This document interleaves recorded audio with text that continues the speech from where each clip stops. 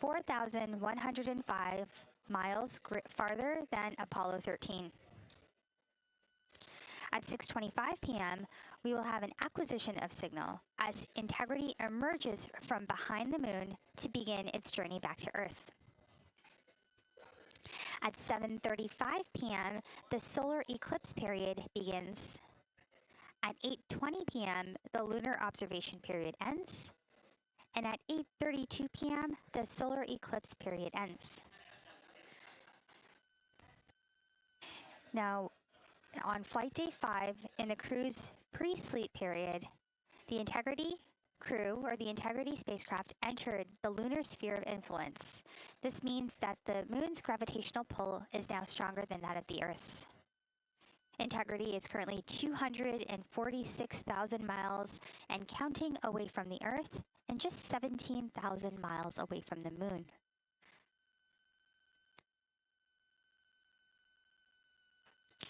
Once the lunar flyby concludes, tomorrow, Tuesday, April 7th, at 12:25 p.m. Central Time, Integrity will exit the lunar sphere of influence and will be about 41,072 miles away from the moon.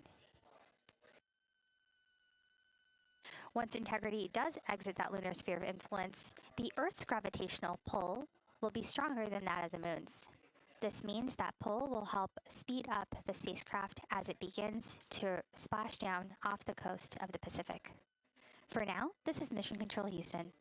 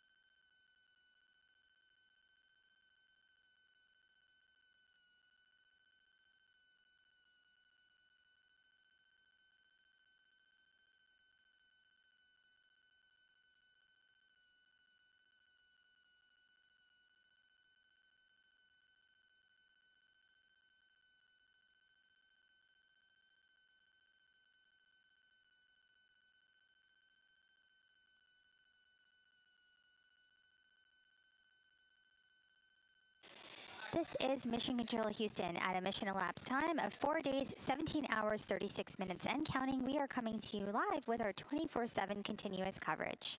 The Artemis II crew is currently in their pre-sleep period aboard the Orion spacecraft named Integrity.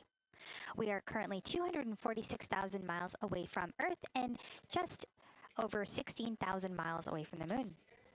We'll continue to follow operations along here in Mission Control. The Orbit 3 team has completed their handover and is handing things over to the Orbit 1 team.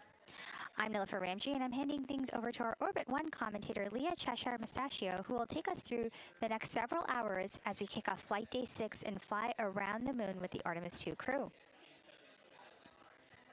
For now, this is Mission Control Houston.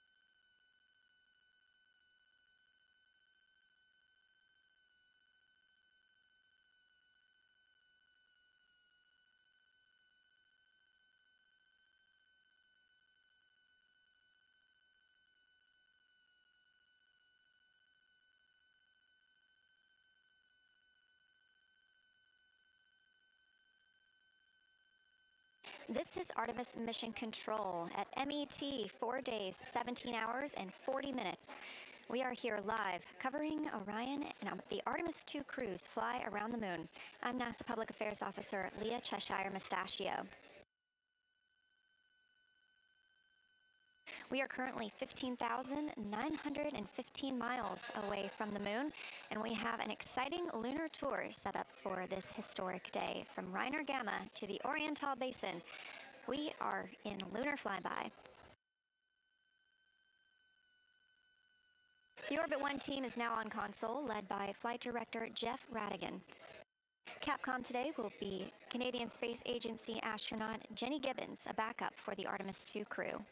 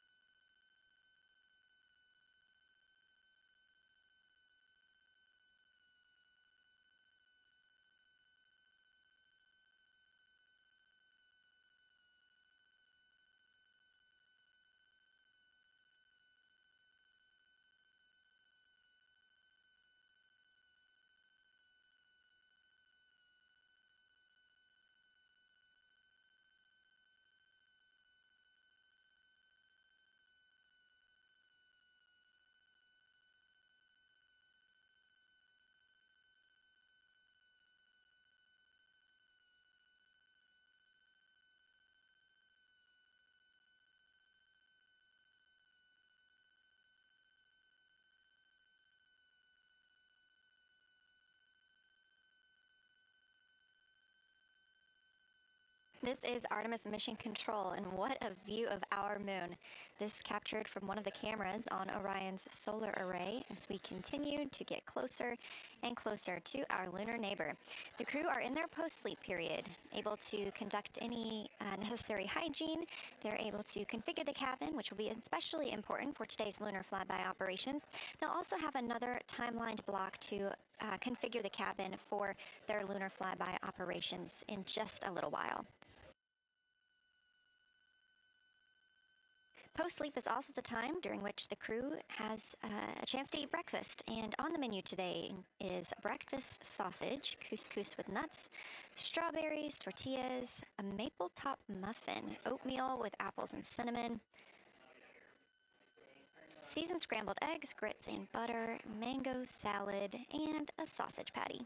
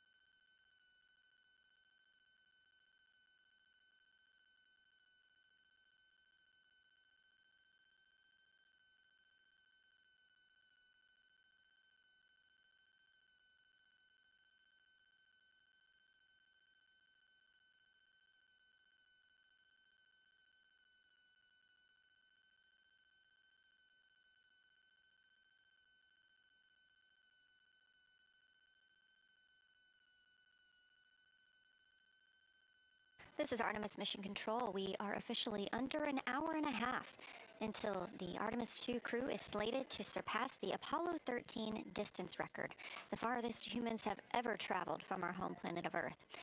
The record set by Apollo 13 in 1970 stands at 248,655 statute miles.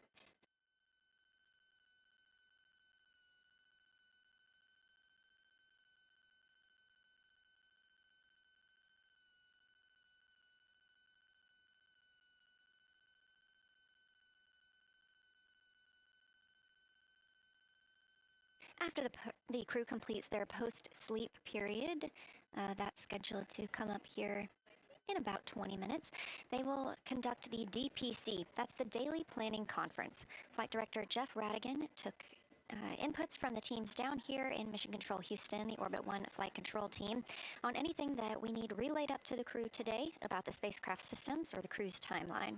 It'll also be an opportunity for the crew to ask any questions of Mission Control Houston before we get into our busy lunar flyby day.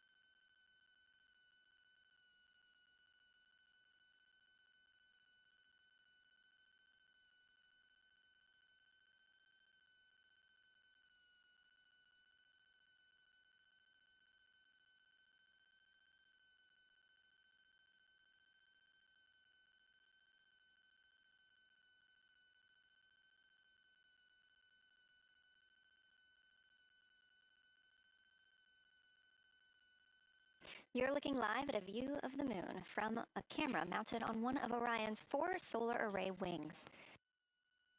It's no secret that today is our closest approach to the moon throughout the Artemis II mission and our lunar flyby. I'll give you a little preview of what you can expect today ahead of the crew's daily planning conference. The crew has about 6 hours allotted to make observations about the moon, and their activities have been timelined. There are 5 blocks of time during which the crew will be observing the moon through Orion's windows. At any time, we have 2 crew members working at the windows in a pair. One will be taking photos and the other one will be making annotations, and they're both going to be making audio recordings of what they are seeing. Halfway through that block, those 2 crew members at the windows will swap roles and positions. Meanwhile, the other 2 crew members not at the windows will be serving in the background as support. One will be conducting science situation reports and call down a few times each hour to discuss what they're observing. The other support crew member will take pictures of the astronauts at the windows and serve as camera support, including swapping out new SD cards as needed. Between those observation blocks, there's a 15-minute time frame during which the 2 support members switch places with the crew making observations at the windows, so everyone gets a chance to see the moon today.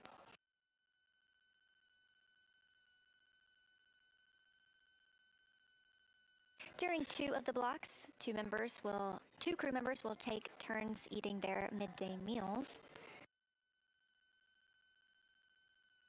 We're also looking forward to seeing an eclipse today. This crew will be the first to see an eclipse from the far side of the moon. If the past couple of days have been any indication, we expect to get great reports from the crew about what they're seeing. They've been training for this day with the science team for years.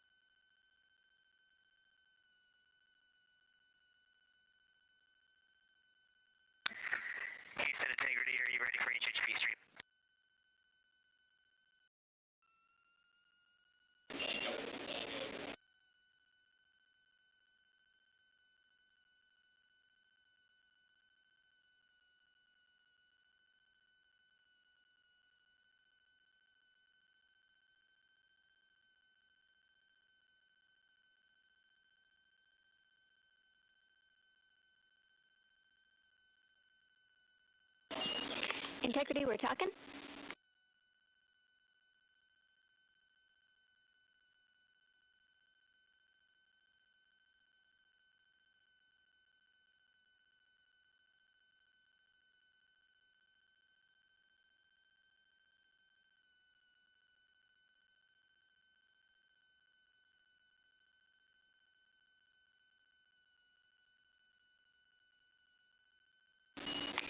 Integrity, we are just finishing off a couple of downlinks.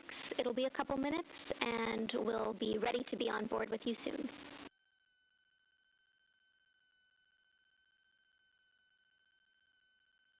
Sounds good.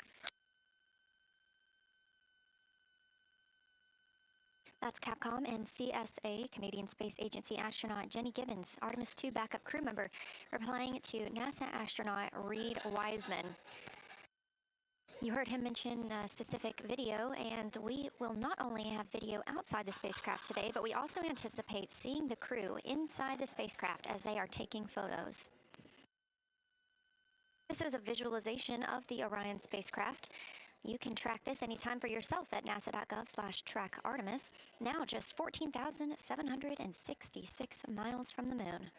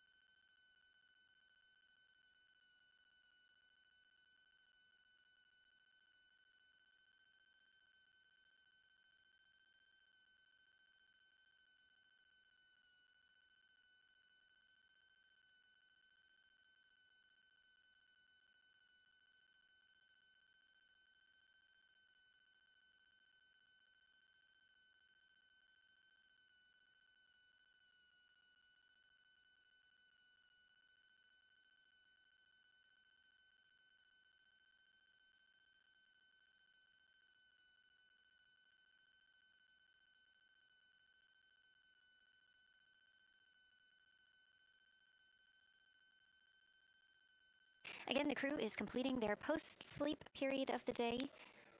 They were woken up this morning. Integrity Houston, we are go for the HHP stream when you're ready.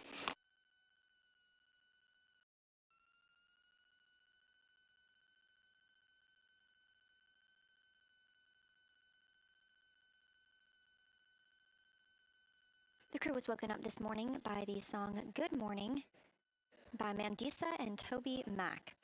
They then heard a message from Apollo astronaut Jim Lovell, recorded prior to his passing, welcoming them to his old neighborhood. We're standing by for the daily planning conference, and we look forward to seeing the crew soon. Integrity, we are on board with you.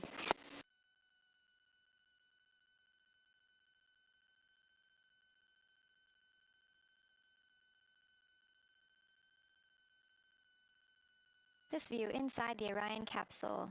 4 crew members getting ready to fly around the moon, the first humans to do so in over 50 years.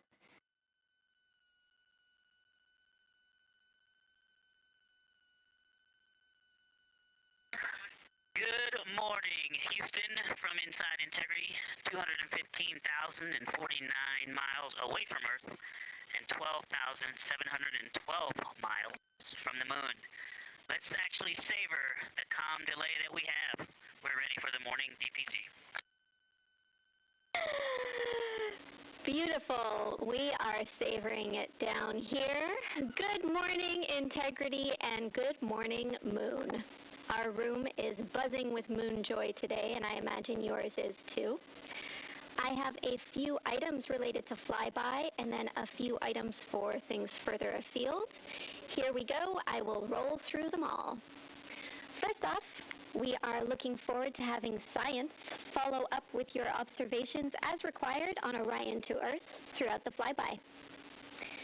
Today, you will pass the Apollo 13 record distance at the end of the pre-lunar flyby conference. We are planning to call you with milestone words at that point, at the end of the conference, not later in the allocated PAO time on Optimus. That will be your opportunity to share your thoughts to celebrate the occasion. As of now, we have one more liquid toilet use left until we hit our nominal limits, and then we will talk about what to do about it more soon. On that note, we're always looking for feedback, so Christina, if you had a chance to review that CCU use message that we mentioned in the mission summary, we'll take it. And finally, we want you to know that after yesterday, the entry folks are talking about allotting additional time for entry prep, including cabin config. It's not related to today's operations, obviously, but it is going on, so you can plan for more on that tomorrow as we focus on the flyby today. That's all I have for you for now. What do you have for me?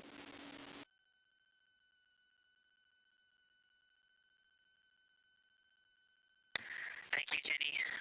That's good to hear, because we were thinking the same thing. It's great to know that our minds are working the same. We are ready to go. We are looking forward to working with and for the science team, and we are just excited to be so close to finally accomplishing what we've been training for so many years. And also, we want to say thank you for that really special message from Jim Lovell. We have a pretty neat emblem up here.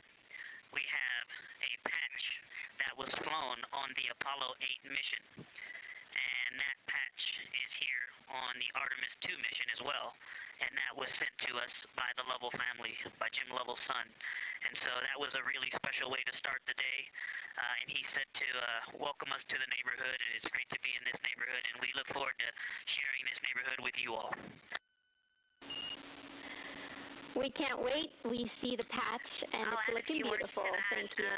When this showed up in our office from his family, we were completely honored, and the Earthrise, which this crew is responsible for taking that photo, has been instrumental both to our crew as our ethos and values, but also just personally to myself. I had the photo up in my room as a kid, and it was part of what inspired me to keep working hard to achieve things I dreamed about. Also, we took a deep dive into the cockpit recordings around the time that picture was taken, and it turns out there was a lot of hubbub, kind of I wouldn't say fighting over cameras, but definitely everyone wanted to capture the shot, so we're happy to carry on that legacy because we often are all glued to windows and looking for cameras too. And I'll just close. I know it looks like a piece of paper in the camera there, but that is actually the original Apollo 8 patch printed on silk that they had done before they launched, and they flew that with them on their journey around the moon, and then the family handed it over to us, as I said, and it's just a real honor to have that on board with us. Let's go have a great day. We are all on board with what you told us, and to have a great day. Thank you, Integrity.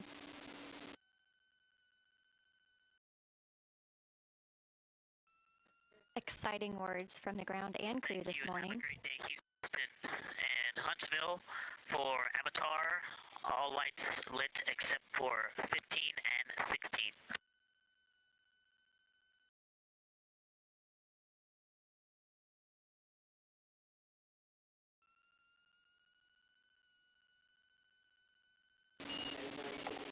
That is a good read on the Avatar LEDs. Thank you. Incredible start to the day for the Artemis II astronauts and the team here in Artemis Mission Control in Houston. We have several streaming partners joining our coverage today, so ahead of that... One cleanup thing from yesterday, I did rediscover the unused chocolate snack from the DFTO. Remind me where to store that for ground analysis.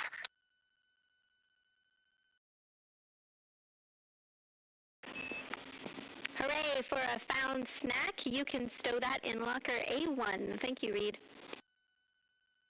With our streaming partners joining us today, we will be going to a slate ahead of our broadcast start in just a few minutes. So just for those next few minutes, you can watch our live coverage on our YouTube stream, our second stream, but we'll be right back here at the top of the hour to kick off Flyby Day.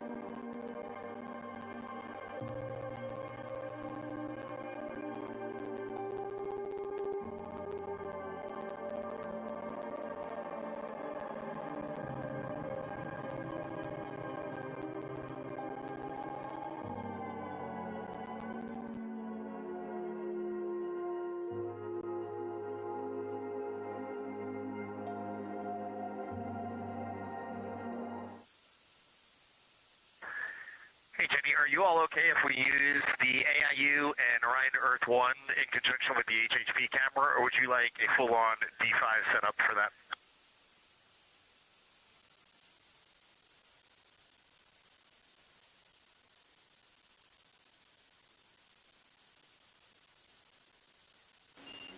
Checking.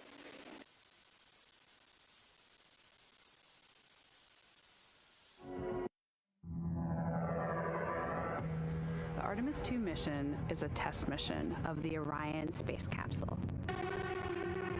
Artemis II will be the first time we put humans on this rocket. We're going back to the moon because it's the next step in our journey to Mars. We were always going to the moon. Pushing ourselves to explore is just core to who we are. It's a part of being a human. And liftoff! We shall return. Continuing to test out every bit of Orion. Coming back to Earth, 7 miles a second.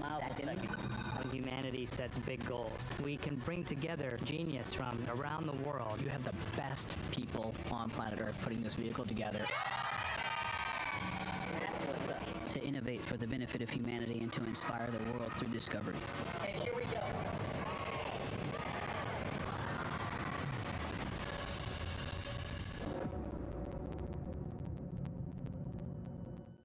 Welcome to Artemis Mission Control here at Johnson Space Center in Houston, Texas. I'm Leah Cheshire Mustachio. Right now, the Artemis II crew and Mission Control are preparing to support today's lunar flyby, the first time we've sent humans around the moon in over 50 years. Integrity, you can use the OEs and your HHP camera for the milestone words at the Apollo 13 record distance. You'll notice that we pause every time we hear communications to and from the crew. They are the stars for today.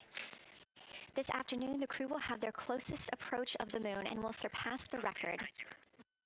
That record just mentioned of the furthest humans have ever flown, set by the Apollo 13 astronauts in 1970.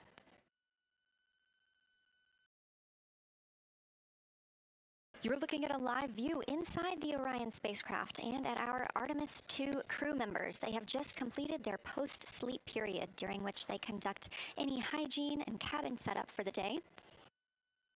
They also had a chance to eat breakfast before we got into our daily planning conference. The flight control team here in Mission Control Houston collecting information from all consoles around the room that we could relay up to the crew ahead of this monumental day. As you can see on your right, NASA astronaut Christina Koch taking a video of NASA astronaut Victor Glover. We expect to have great views of the crew throughout the day, as well as, of course, the moon.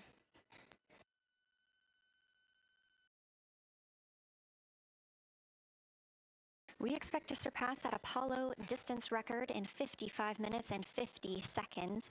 We are now looking live at a camera mounted on one of the spacecraft's solar arrays, pointed to our lunar neighbor. We are currently just 14,200 miles away from the moon and 247,672 miles away from planet Earth.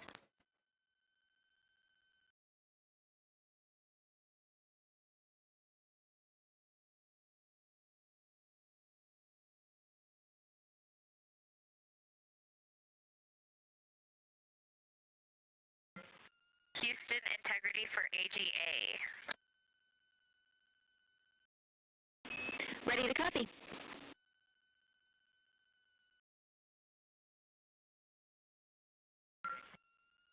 Carbon dioxide 2.3. Oxygen, which has the alarm, 26.3. 73.1 degrees, 10.3 psi. And one follow-on question. We understand milestone words will be directly following the conference. Will that take the place of the PAO event, or will the PAO event still take place per the timeline?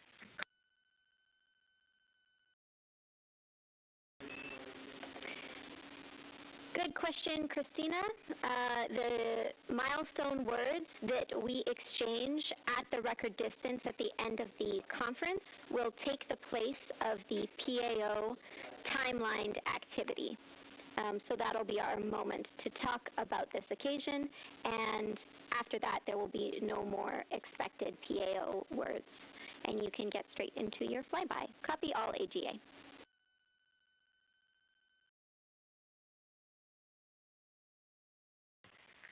Okay, thank you. And final clarification, even though it's taking the place of it, it will all just be on OE1 with HHP camera, no additional video. Is that right? Affirm.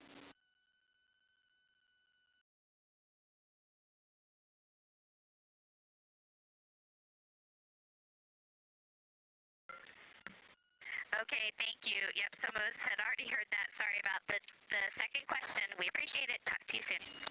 No problem.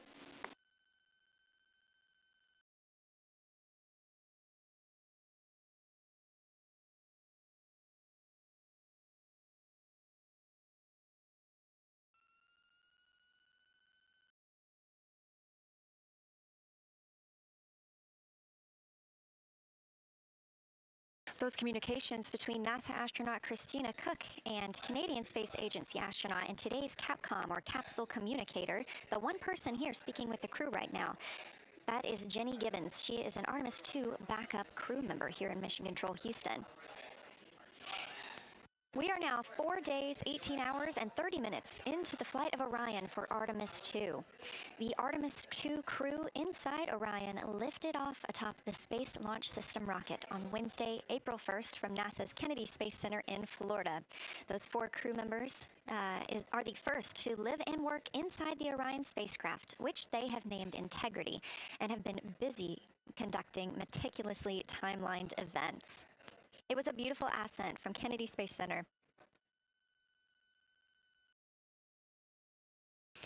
One of those early events was the proximity operations demonstration, during which NASA astronaut Victor Glover, the Artemis II pilot, manually flew Orion after having just detached from the interim cryogenic propulsion stage as if they intended to dock.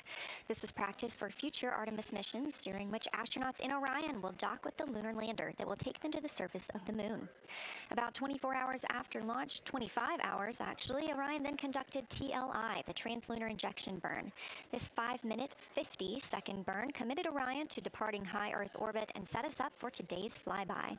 That translunar injection burn also served as the spacecraft's deorbit burn. It slingshots Orion around the moon and sends the crew on a free return trajectory, with splashdown approximately 7:07 p.m. Central on Friday, April 10th.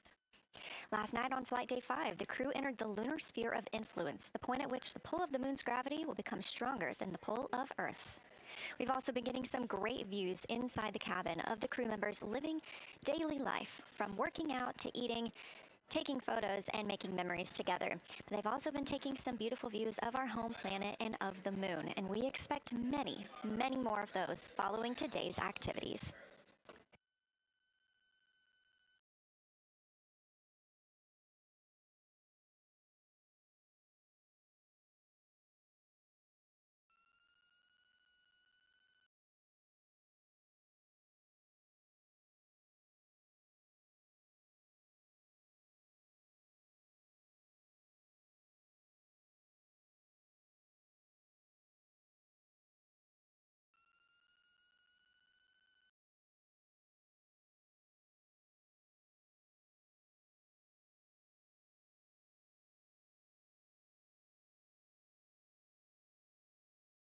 These live views back inside the cabin of Orion, but before we get into flyby, let's take a minute to get reacquainted with our crew.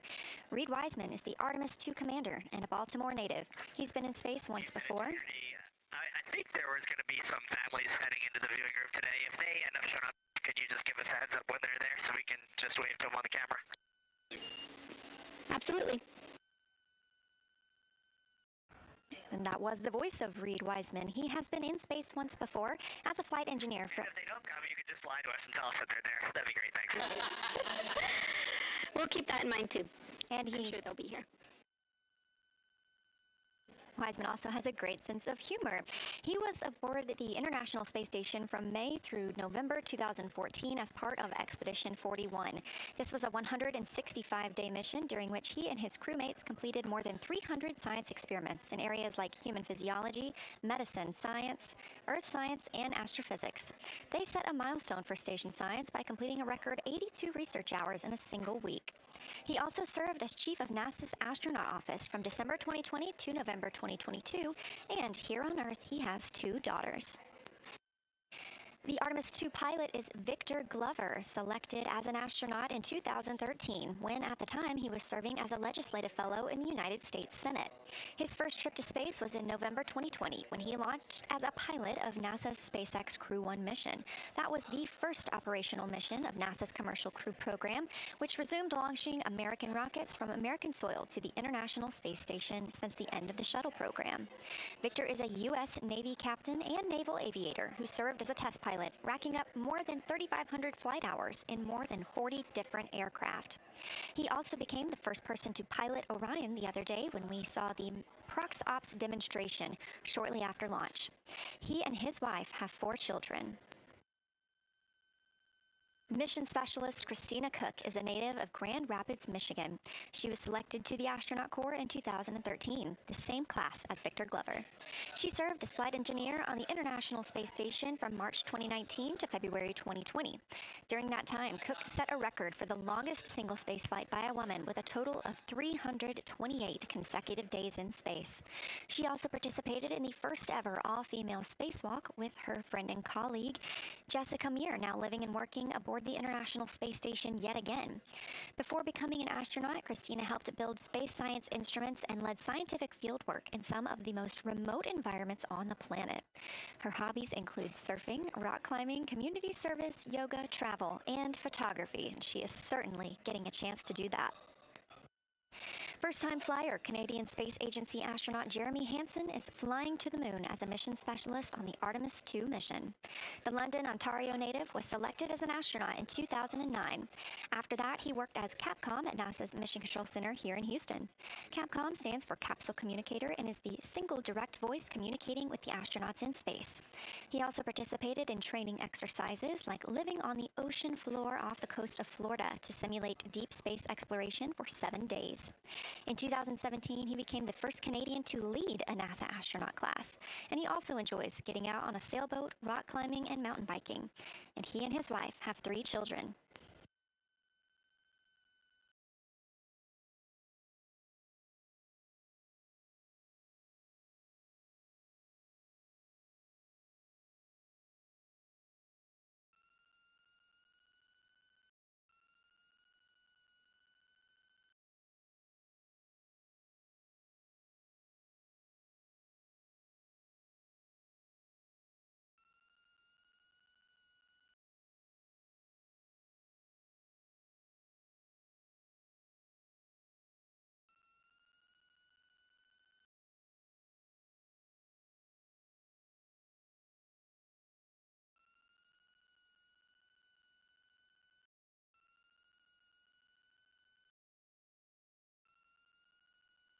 As you can see, the crew members have dimmed the cabin lights inside Orion.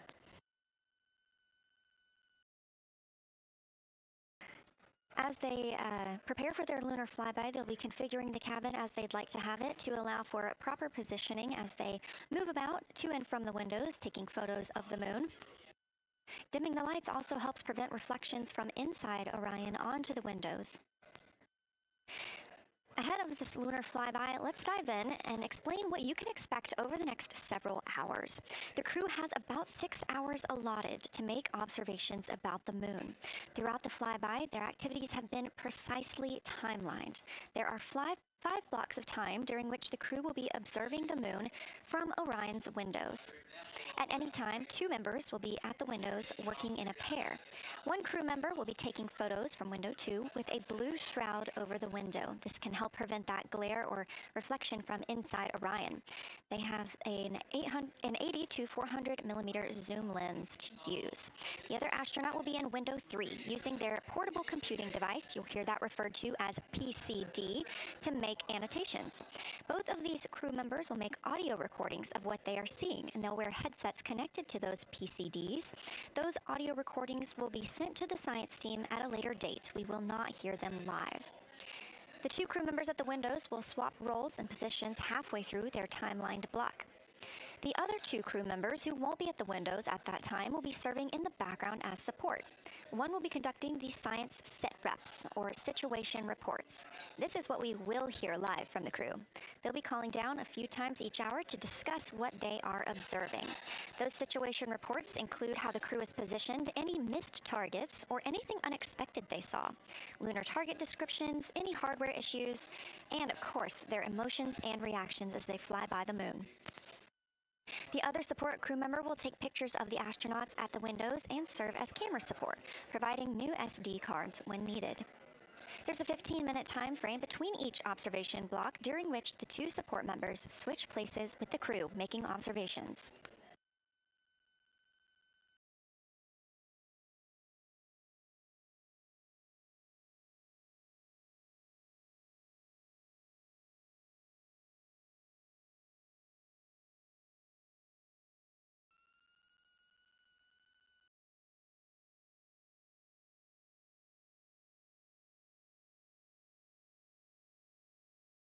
Two views, both coming from Orion. There on the left, the inside of the spacecraft, and on the right, a view of our moon, the destination for today.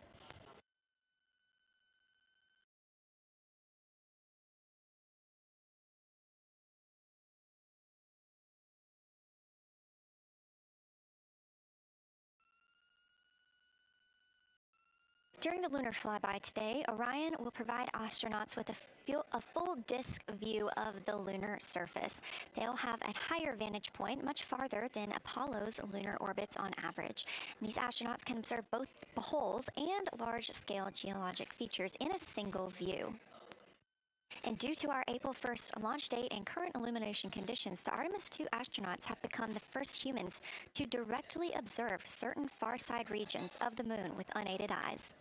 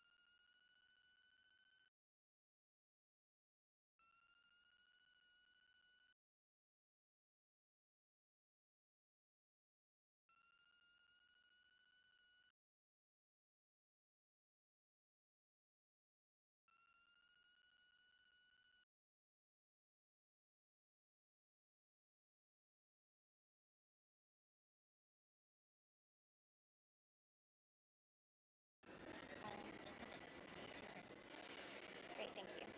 You ready?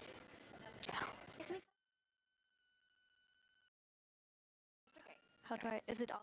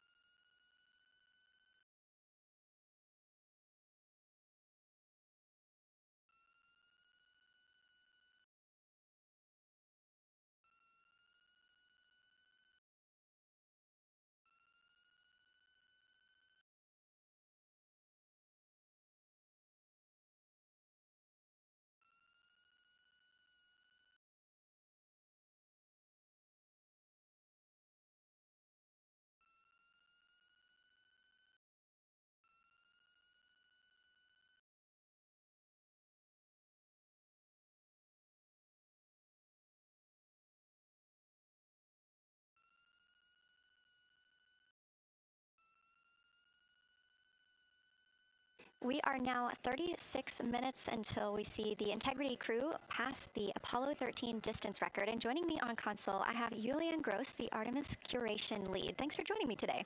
Thanks for having me. I'm very excited to be here. We're very excited to have you. So can you tell me about your role as Artemis curation lead and what that entails?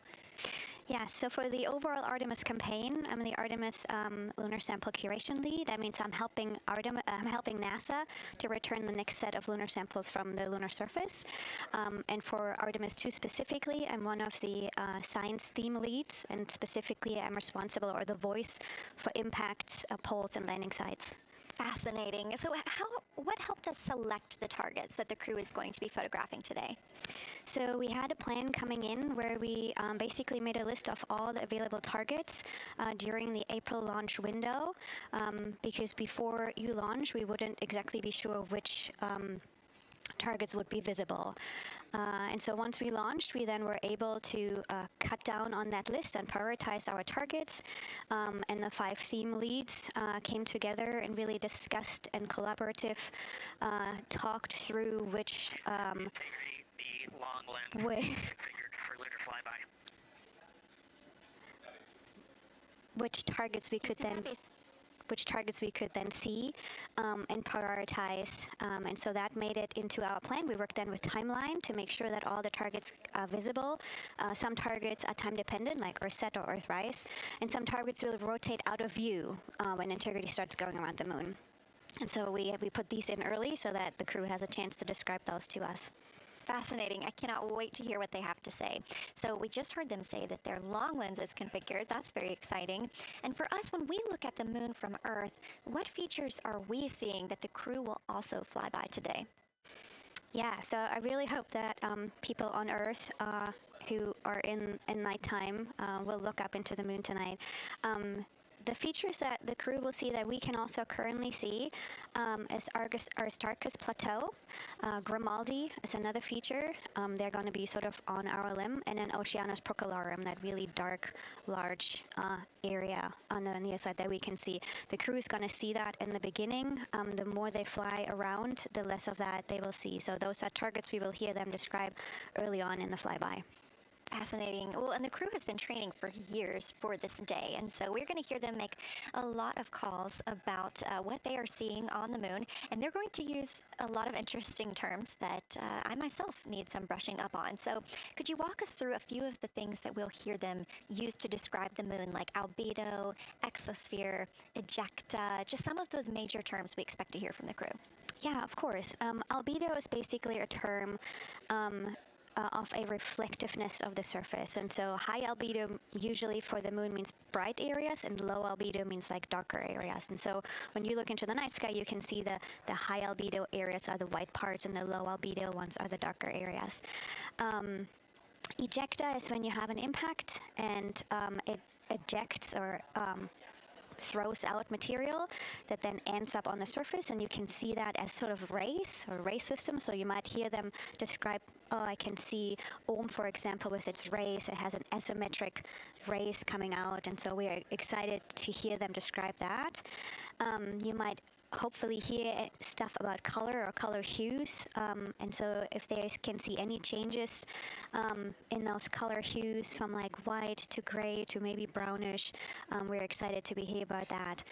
Exosphere is the almost no existing atmosphere of the moon. It's barely there.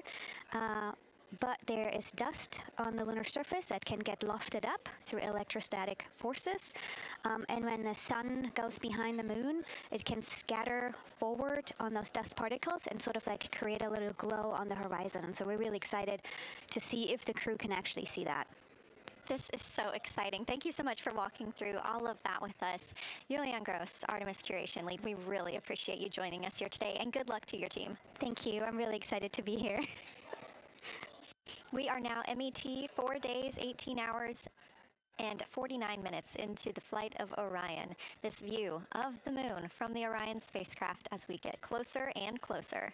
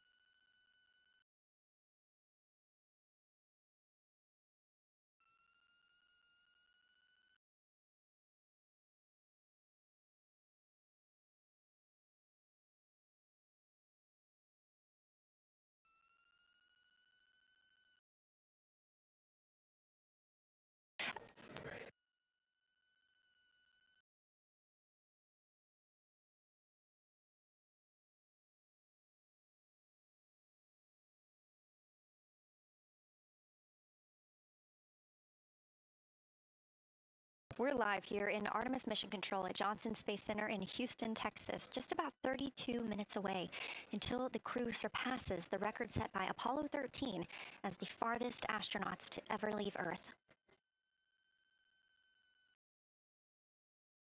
This view coming from a camera mounted on the tip of one of Orion's 4 solar arrays. Each array has a camera on its tip, and so we anticipate getting views throughout the lunar flyby.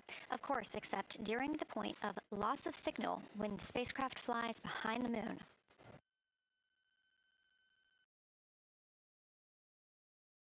Inside the cabin, the crew are configuring the inside of Orion for today's flyby, making sure they have everything just where they want it to help them take the pictures that they are aiming for the science team here on the ground. Coming up in just a few minutes, we will have a pre-lunar flyby conference. During that Lunar Flyby Science Crew Conference, our science officer here on console, Kelsey Young, will be speaking directly with the crew members about their targets, about their goals for today, what they expect to see, and what we are hoping to hear from them.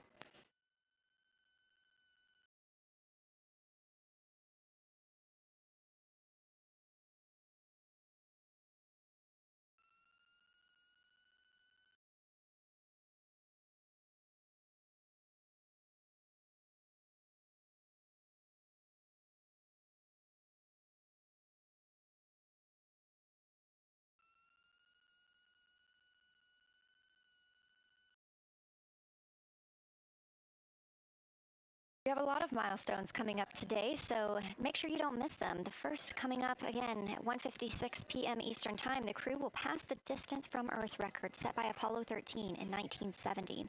At 2:45 p.m., lunar flyby officially begins. The crew will have that time on their schedules to begin photographing and providing audio recordings of what they are seeing on the moon.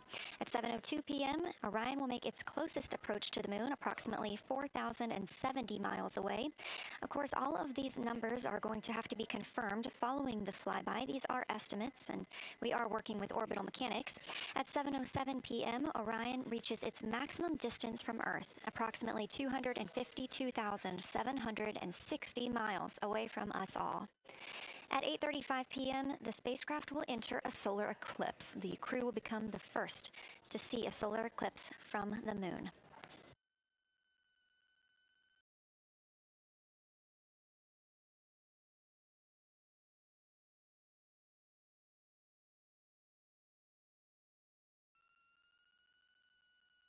Ahead of the official beginning of flyby today, Kelsey Young, Artemis Science Flight Operations Lead, will be conducting a pre-lunar flyby crew conference. She will give information on camera setup, remind the crew of their intended targets, answer questions from the astronauts, and more. Young will help the crew set their targeting timeline, which counts down the time they have to image each target and what they'll be capturing next. She'll also remind them that the ground team will be calling for science sit-reps, also known as situation reports. Those are essentially call-downs to report what they've been observing. They'll continue to do this even through their LOS, their loss of signal, as those communications will come down later on after they reconnect with us on Earth.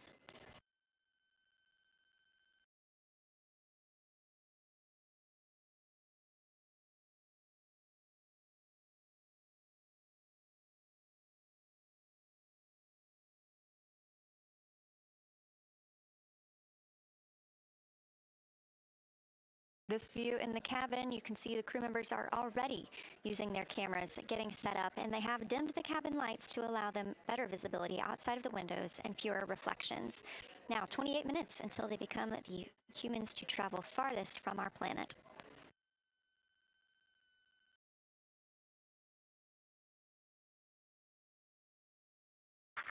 Houston Integrity, we are ready for the conference on your call.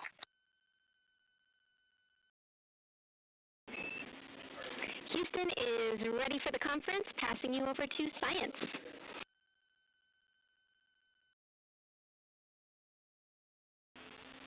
Good morning, crew. This is Science. We couldn't be more excited for a full day of lunar and planetary observations today, the first one in over 54 years. How do you hear me?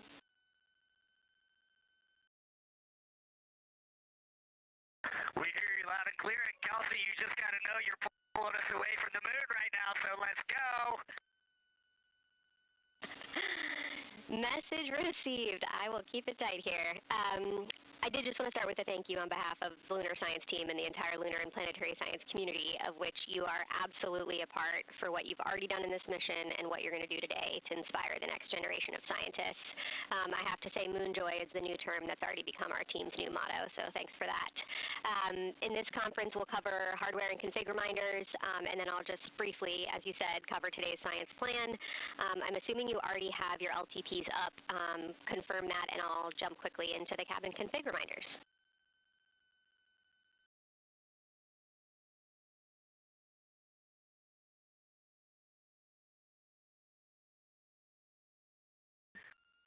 Okay, we have the LTP up just to give you a sit rep on board. You've got Reid and Christina on one PCD, and Ike has his own, and Jeremy has his own. Copy that. That was going to be one of my questions for you, and I'll ask a question back. Is that the config that you and Christina plan to carry throughout the day for PCD use?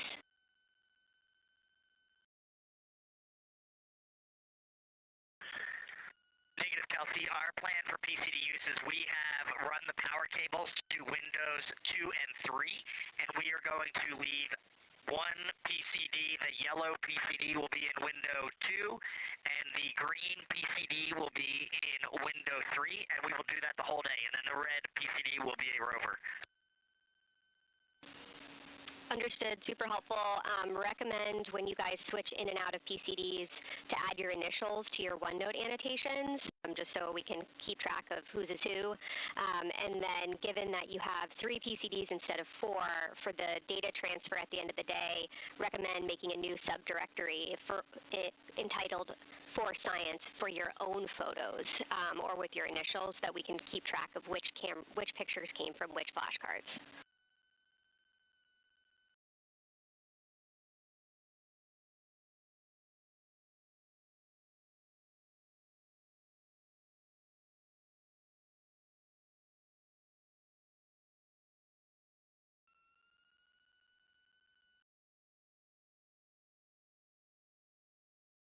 This view. So, Kelsey, I just want to, here's what we're doing. We have community cards in all cameras on board, and then when each astronaut approaches their camera, the intent is they will put their card into that camera for photos, and then put the community card back in at the end of the session.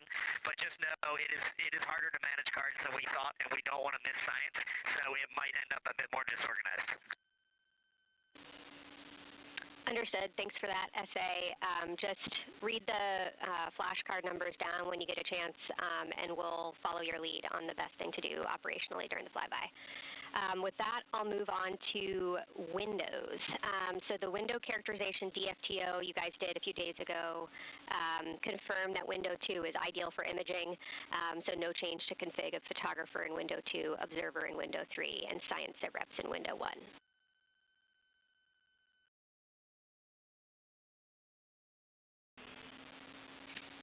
Coming up on the handover. Be back. Hang on, Kelsey. The way we have it configured, tell us if this is going to be wrong. Window 2 is the long lens with a shroud. Window. As you heard, Science Officer called to the crew. We are now in a handover time period. We will regain communications with the crew very shortly. These are tracked, and we are currently on the Deep Space Network.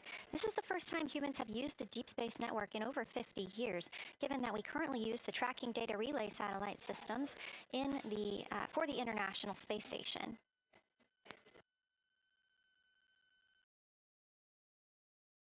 This view from Artemis Mission Control on the right is Kelsey Young. That's who you hear speaking with the crew. Young is the Artemis Science Flight Operations Lead, and we also look forward to speaking with her here today.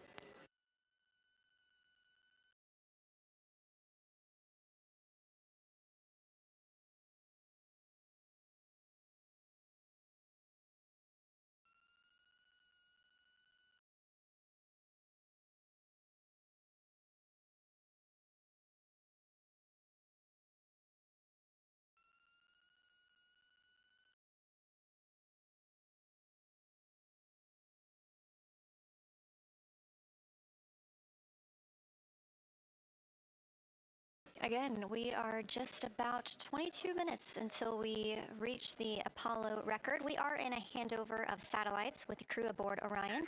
The T-shirt shroud for the Z9 and solar, and then window 3 will be for visual observations, and window 4 is for floater.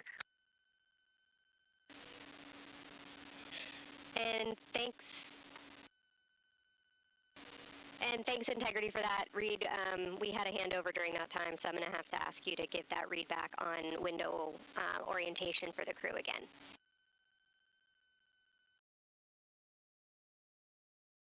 Okay, we are happy to change it, but the way we have it configured right now is window 1 has a T-shirt shroud for the Z9 for solar. Window 2 has the shroud for the long lens for both lunar and solar. Window 3 is for visual observations. Window 4 is for floater. And then the docking hatch window has had a great view, so we've done a lot of mapping through that as well.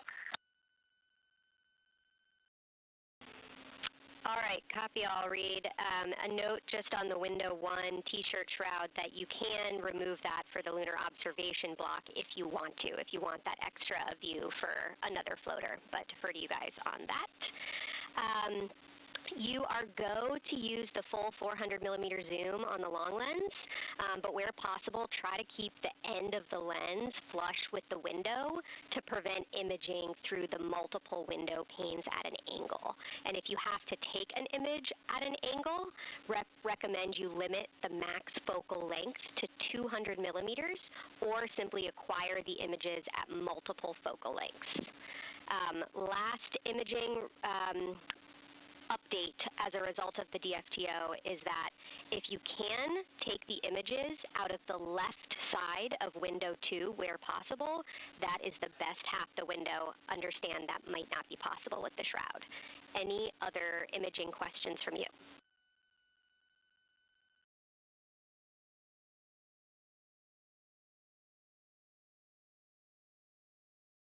Okay, copy that. Okay, last couple reminders. Don't forget the ability to take the WAV files to tag imagery that you are wanting to follow up on using the FN3 button on your camera. And then a couple quick notes on your LTP. We have refined your precise flyby timing since generating the LTP. Optimus has the correct timing for the LOS and AOS, but the LTP identifiers for LOS and AOS are roughly 2 minutes later than they will be in reality. Final LTP timing update is that the green line on your LTP should start automatically 45 minutes before the flyby. If it doesn't appear, let me know and I'll have troubleshooting steps for you. Last updates are on the eclipse, so only for that last hour today. Of course, remember if the sun is in view to use your eclipse glasses. And reminder that we will have a few activities for you prior to the eclipse to reconfigure all 3 cameras for corona and deep sky observations. These activities, some of which will occur during the forward link LOS, so we wanted to flag it for you now. Any questions before I cover the last 2 reminders?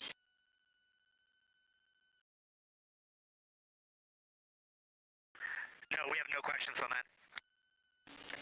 Last couple eclipse reminders, the sunset period and the first roughly 23 minutes of the eclipse will fall during that forward link LOS, but we'll still have a return link, and we're still looking forward to your science sit reps and observations during that time.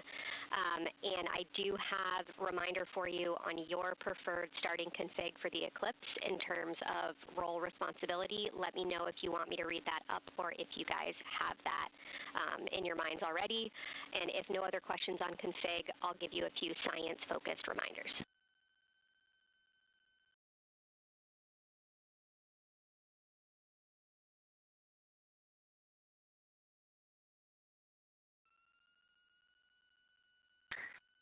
Give us a quick high level, but we see it in Optimus, and I think we got it squared away. But give us your quick Kelsey high level. Okay.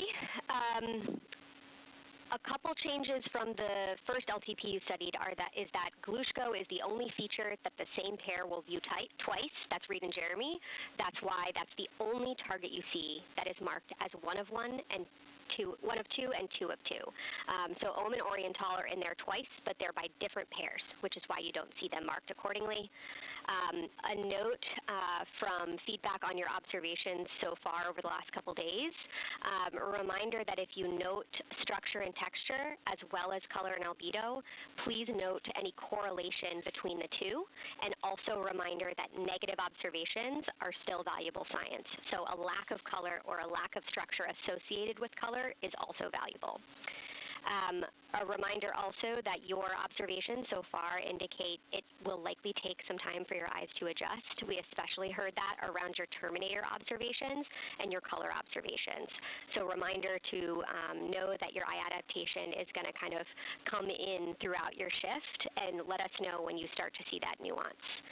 Last reminder is around Earthset and Earthrise. When you're viewing us back here at home, you'll be looking directly at Asia, Africa, and Oceania. So I'm sure people watching from those places here on Earth will want to give you all a wave as you take their picture. Any other questions for me?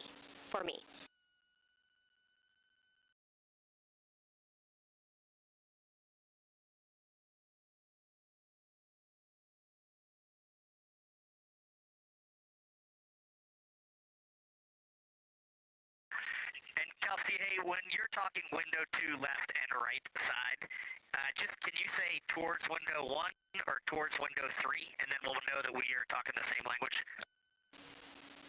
Absolutely. So I mean that the side of window 2 closest to window 3 is preferred for imaging.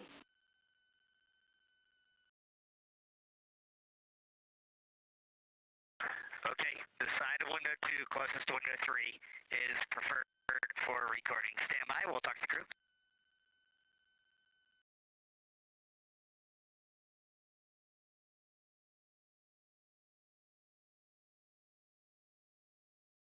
Again, we are in our pre-lunar flyby science conference with Kelsey Young. Kelsey Young is the Artemis Science Flight Operations Lead, speaking with the crew aboard Orion. They've been training for this moment for years, and this is their last opportunity to get some further pointers and information. Kelsey, for the T-shirt shroud, what window does the science team think will have the best view? Is it window 1 or window 4? The only time we're strongly recommending use of the window shroud. The T-shirt window shroud for the eclipse viewing. Which window is primary for Z9? Window 1.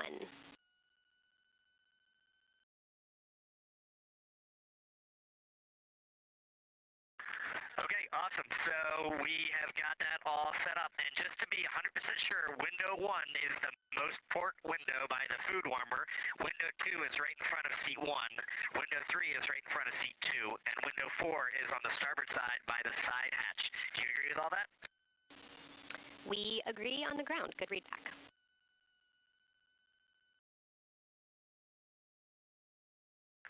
Okay, that's awesome. Kelsey, we're going to close with happy words. It's just incredible. I wish you were up here to see all the smiling faces, to hear all these terminologies being thrown around, and we are just fired up to get started on this day. Let me pass the mic around if anybody has anything to add. Kelsey, it's so great to hear your voice on the loops. I just want to channel everything that you guys are probably feeling right through my eyes and heart. It is awesome to see the side of the moon. You guys made us excited for this day, and we couldn't appreciate it anymore. And we are ready to hopefully deliver on all the awesome training you guys have provided. I'll just add, Kelsey, it is blowing my mind what you can see with the naked eye on the moon right now. It's just unbelievable. Kelsey, and to the whole lunar science team, all of you, all the work you put into this, we're just grateful. Can't wait to get going. And thank you for the tipper, for Carol Crater, and for Integrity. We can see them, and we've imaged them, and can even see with the naked eye. Quite impressive. Thank you so much. Beautiful words, you guys. Thanks so much. And I got video of the science team right now, and they are all absolutely buzzing. Looking forward to today.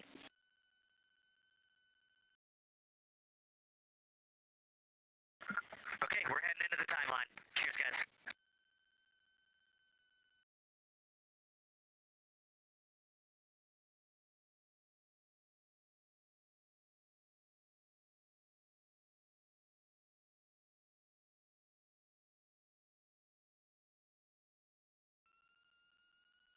Of the pre-lunar flyby science conference with Dr. Kelsey Young.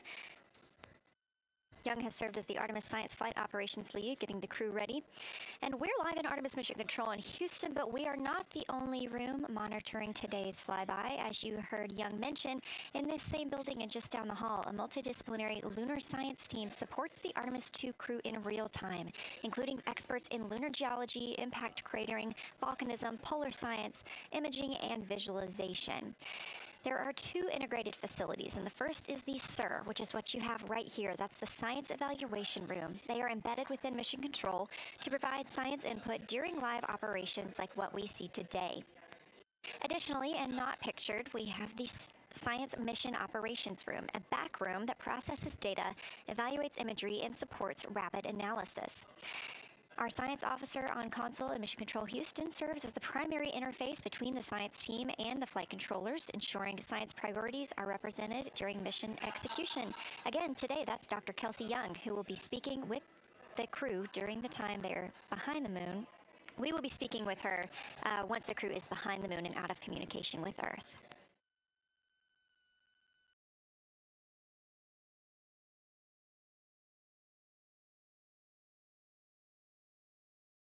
Back inside the Orion spacecraft on your left, closest to the camera, NASA astronaut Christina Koch. To her left, NASA astronaut Reid Wiseman. To his left, Canadian Space Agency astronaut Jeremy Hansen. And all the way in the back, NASA astronaut Victor Glover, our Artemis II crew.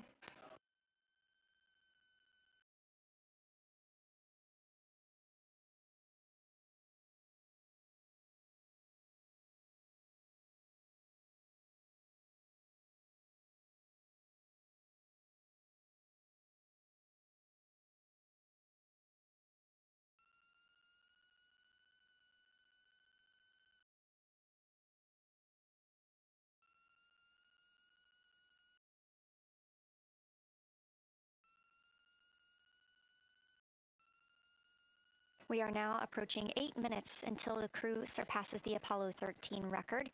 Currently 12,599 miles away from the moon, 248,507 miles away from Earth.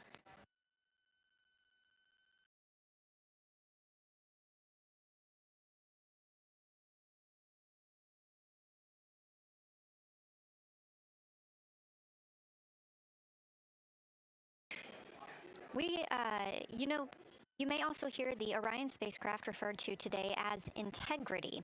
This was named by the Artemis II crew. It is Integrity crew, we have Reid's family in the viewing gallery. You're welcome to say hello.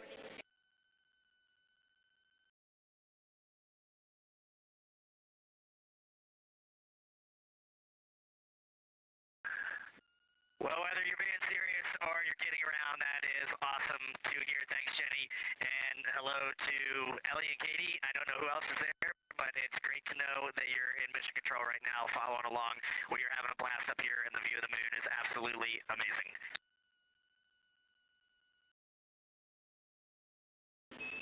I'm seeing a lot of hearts come out of the viewing gallery and even more smiles. Thanks, Reid.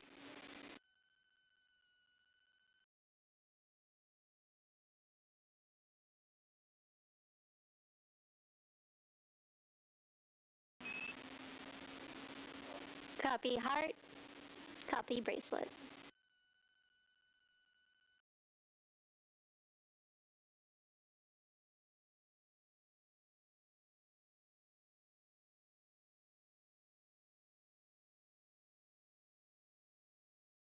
that call from Capcom Jenny Gibbons, Canadian Space Agency astronaut and Artemis II backup crew member, letting Reid Wiseman know that he has family here to support him today in the Artemis Mission Control viewing room.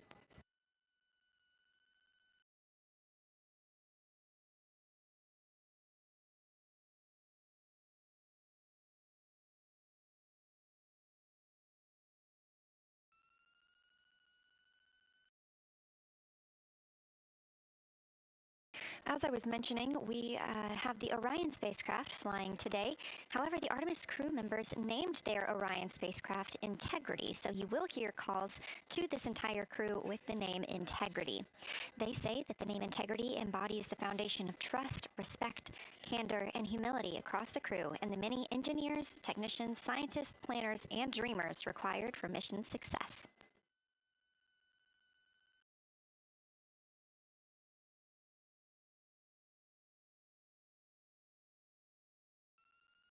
This view live from the outside of Orion as we continue.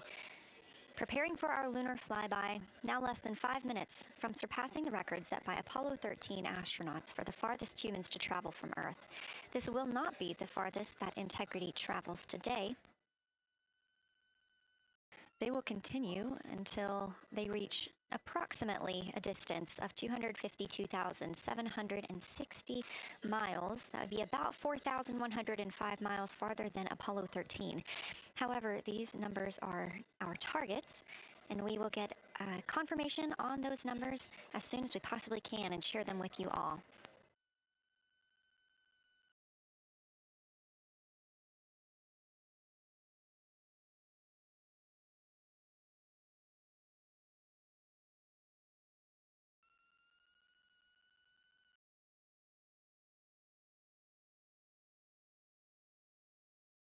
We've talked a little bit about what to expect from the crew, whether that's taking photos or making audio recordings.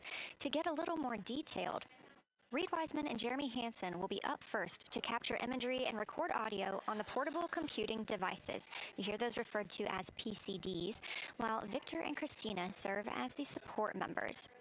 The crew will switch windows and roles halfway through their shift, and 1 hour and 5 minutes later, Victor Glover and Christina Koch will be the next crew members at windows 2 and 3 to take photos and make annotations, while Reid and Jeremy take on those support roles. There are 5 viewing blocks, and the crew will swap out with each one. During 2 of the blocks, the 2 support members will also be able to enjoy their midday meal.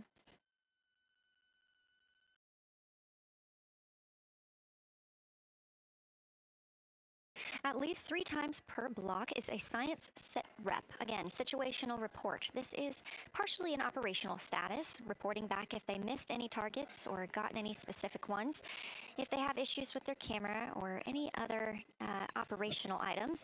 The other part is an actual description of the moon.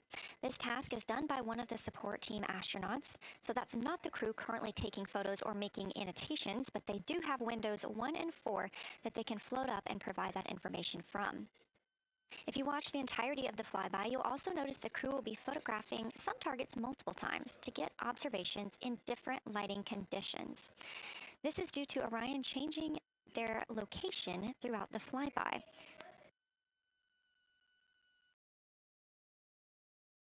What this crew will be able to capture in a couple of hours of the same targets in different lighting would take orbiters years to do because of solar and spacecraft positioning. This crew has studied the moon extensively, and they're also familiar with what the science team calls the Big 15. These are 15 features that they've memorized, so at any time, they'll be able to see 5 of those and help orient themselves and where they are around the moon. Those targets are diverse and complex in their geologic history, and observations of them could help answer some big-picture science questions.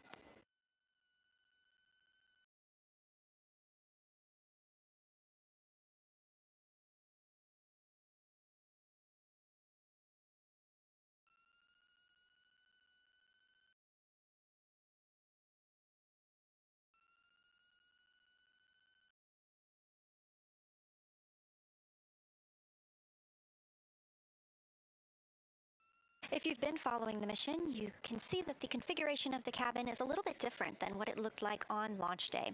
After ascent, the crew were allowed to reconfigure their spacecraft, and you can see that they've taken down seats. They have also taken away footrests. This gives them more opportunity to move about the spacecraft.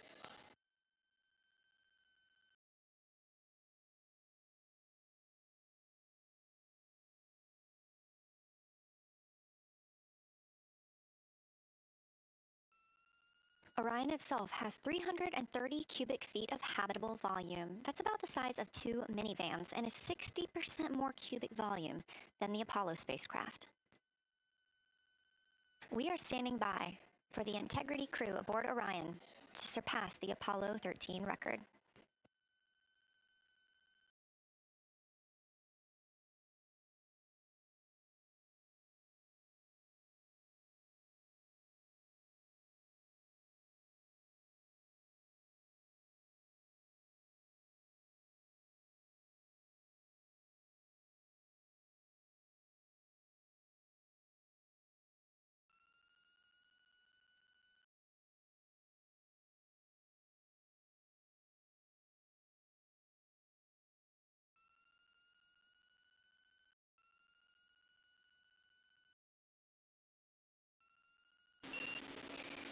Integrity crew, on April 15, 1970, during the Apollo 13 mission, 3 explorers set the record for the farthest distance humans have ever traveled from our home planet. At that time, over 55 years ago, Lovell, Swigert, and Hayes flew 248,655 statute miles away from Earth. Today, for all humanity, you're pushing beyond that frontier. Integrity, over to you.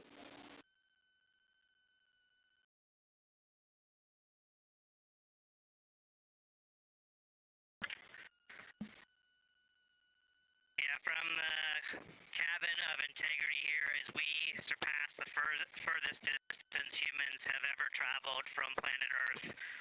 We do so in honoring the extraordinary efforts and feats of our predecessors in human space exploration. We will continue our journey even further into space before Mother Earth succeeds in pulling us back to everything that we hold dear. But we most importantly choose this moment to challenge this generation and the next to make sure this record is not long-lived.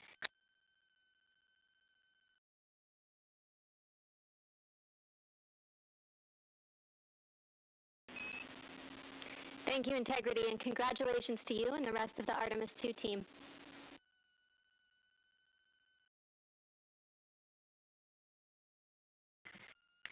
Thank you, Houston. We have a couple more things we'd like to take this moment for. Our science team helped us out with a couple of relatively fresh craters on the moon that have not been previously named, and our crew would like to propose a couple of potential names for those items or those areas. And we spent a bit of time this morning looking out the window, and we're able to see them now both with our naked eye and through the long lens, and so we feel this is a good time to send this down, and a special shout out to Kelsey for helping us with this. The first one we'd like to suggest is a named crater in honor of our great spacecraft, Integrity. And so if you were to look at Oriental on the far side and then draw a line straight up to Ohm on the far side, relatively in the middle is an unnamed crater, and we would like to suggest it be called Integrity in the future. And the second one, and especially meaningful for this crew, is a number of years ago we started this journey in our close-knit astronaut family, and we lost a loved one. And there's a feature in a really neat place on the moon, and it is on the near side, far side boundary. In fact, it's just on the near side of that boundary, and so at certain times of the moon's transit around Earth, we will be able to see this from Earth. And so we lost a loved one. Her name was Carol,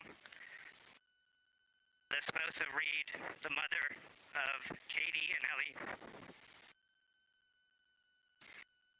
And if you want to find this one, you look at Glushko, and it's just to the northwest of that, at the same latitude as Ohm, and it's a bright spot on the moon. And we would like to call it Carol, and you spell that Carroll.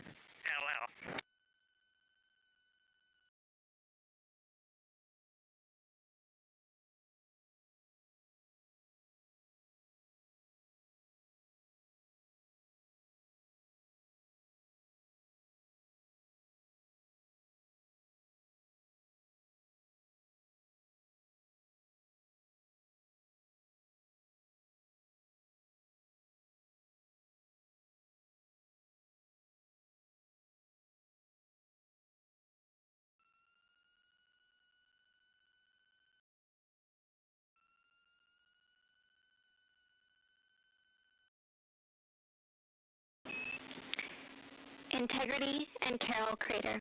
Loud and clear. Thank you.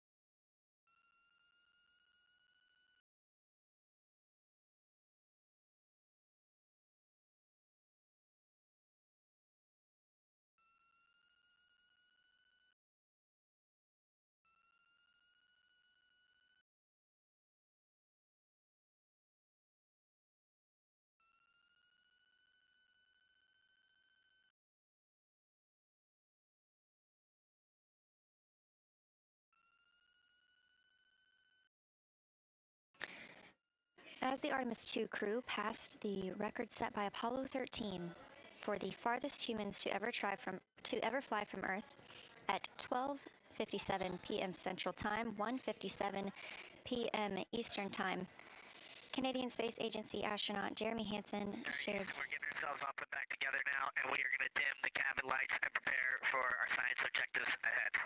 Thank you. Sounds good. We're doing the same down here, and you're maneuvering to your observation attitude.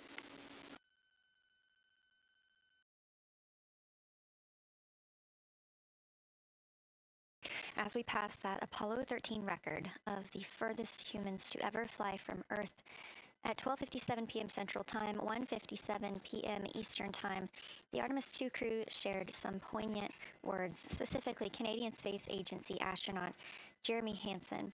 The crew also called down 2 craters not yet named that they would like to name. One, Integrity, in honor of their spacecraft, which they have named. That's near the Ohm crater. Another near Glushko, which is a bright spot, named Carroll, in memory of Reid Wiseman's wife.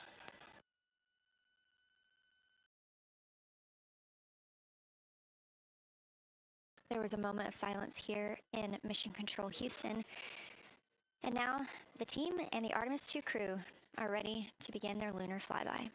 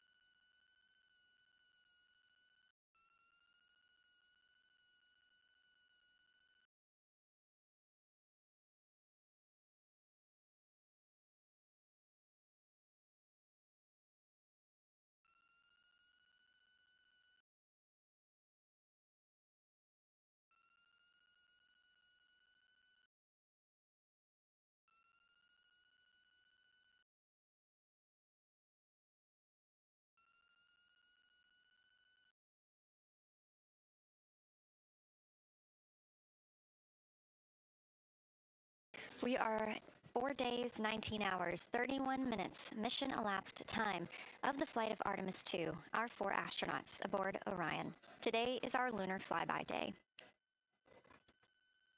The spacecraft is currently about 12,000 miles away from the moon, and you can keep up with the distance from Orion to the moon and Earth by visiting nasa.gov/track Artemis. Or you can just stay with us here because we're going to be telling you throughout the day. They are currently 248,834 miles away from planet Earth.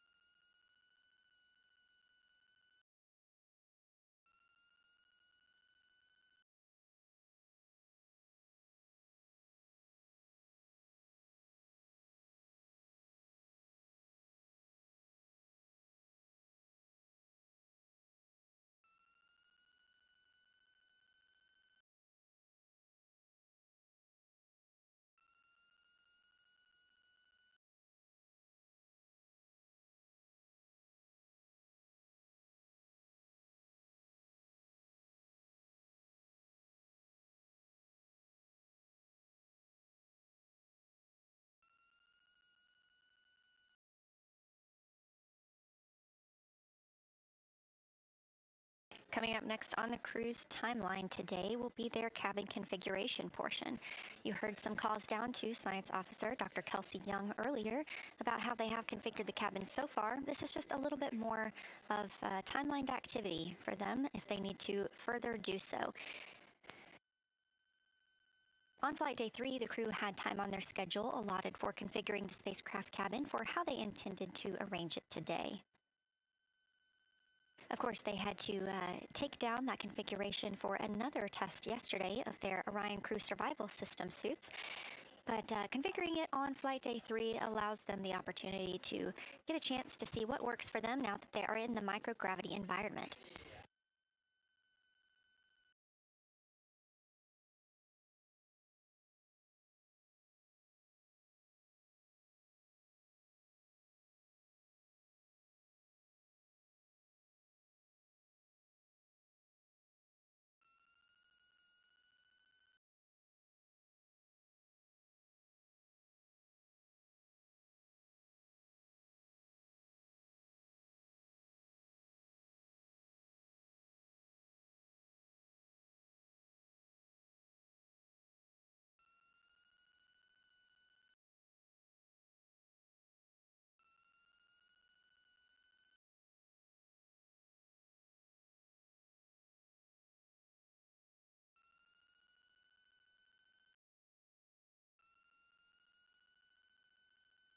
Again, the crew is about to begin their cabin configuration portion of their timeline, though they have been working that already, as well as potentially during their post-sleep period this morning.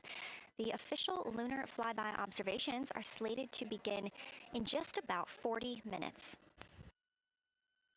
That's when we'll have the crew at the windows photographing the moon, as well as making calls down about what they are seeing.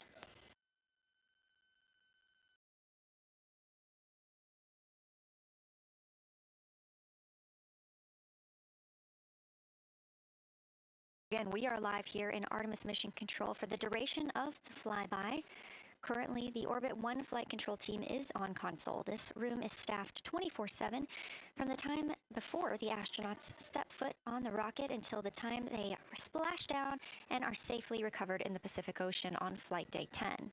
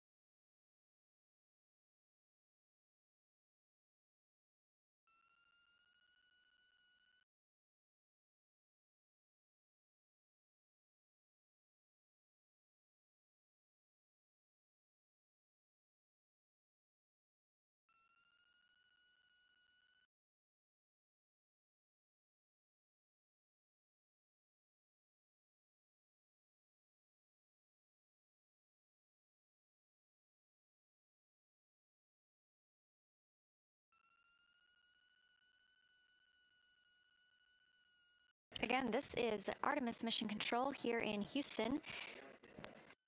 We are now 11,777 miles away from the moon. We did pass the Apollo 13 record of farthest humans away from Earth at 12:57 p.m. Central Time, 1:57 p.m. Eastern Time. That distance, 248,655 statute miles from the Earth, continuing to be exceeded by the crew. They will reach their farthest distance from the Earth around 6:07 p.m. Central Time. At that time, they will be in an LOS, or a loss of signal, with us on Earth, as they'll be flying behind the moon.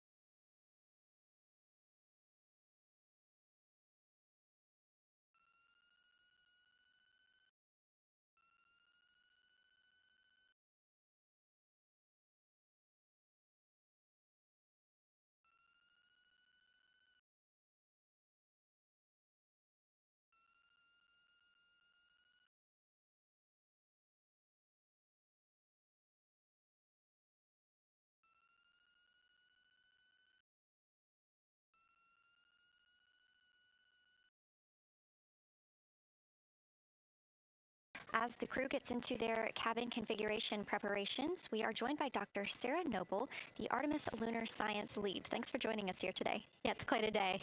Yeah, we are very excited. I can only imagine how you guys are doing over there. So tell me a little bit about yourself and what your role is for Artemis II.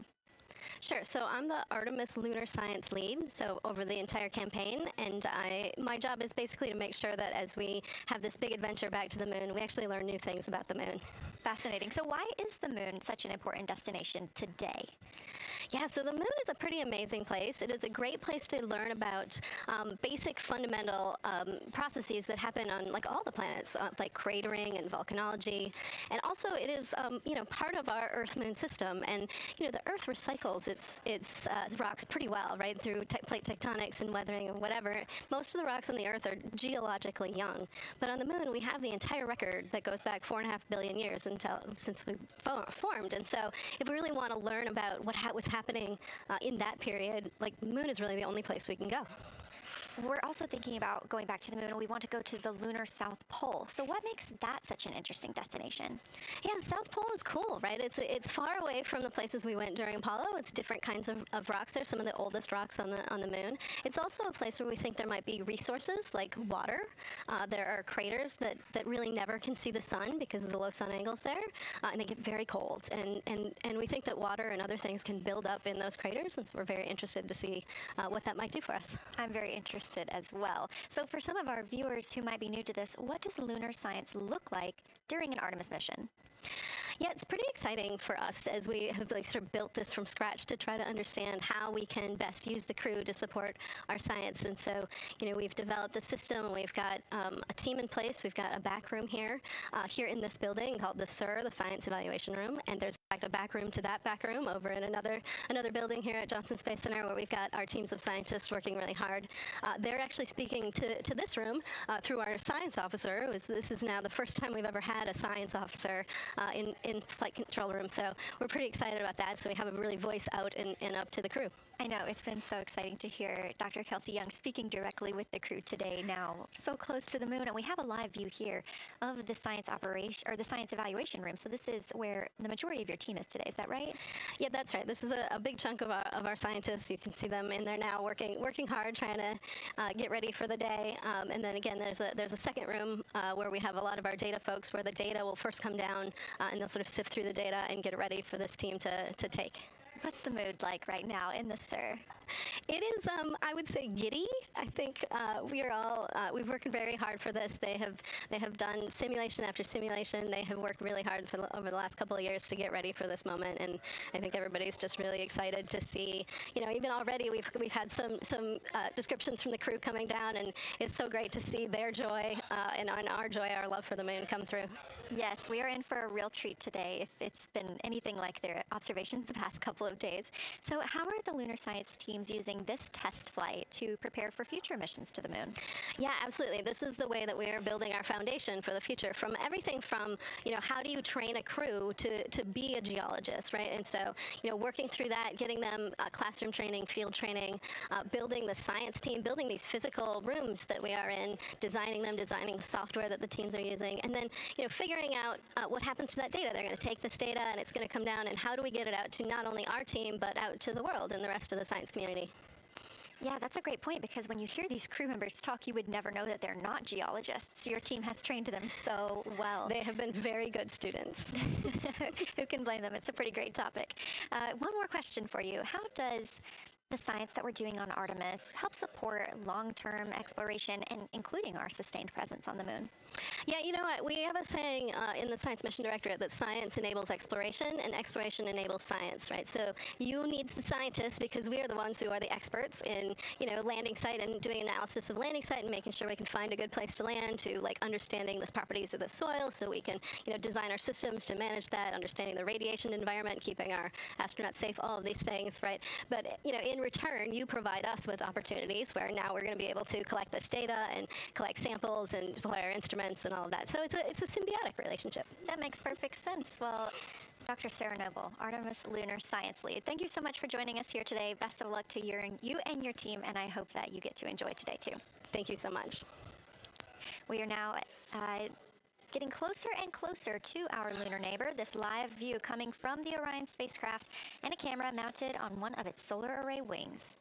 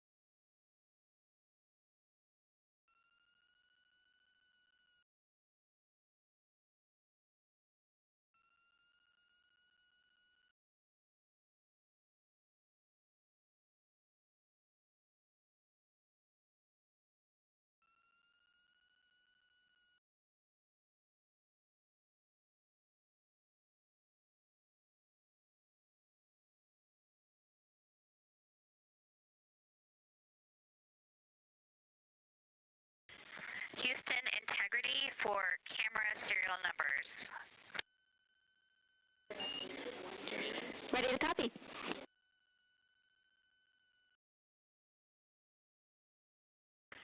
Hey Jenny, these are card numbers for the various positions.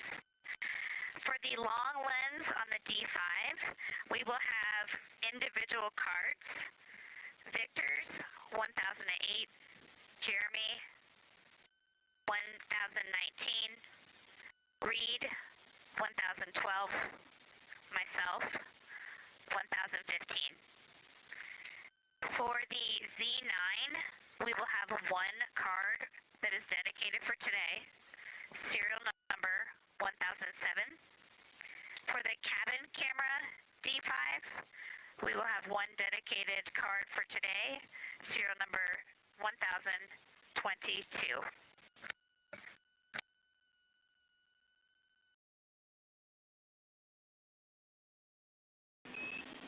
All right, Christina, we copy all. Thank you.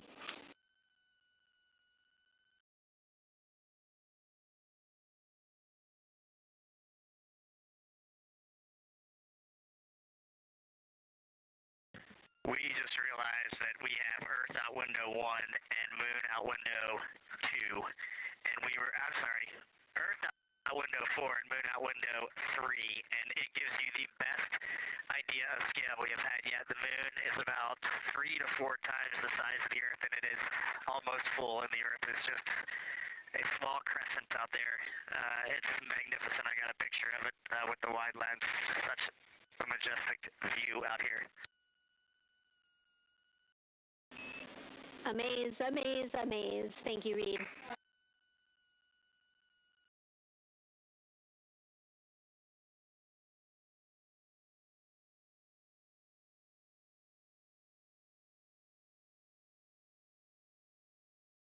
Those are some of the communications we're excited most about today. Commander Reid Wiseman calling down their view right now. Obviously a little bit different than what we can see from the solar array camera.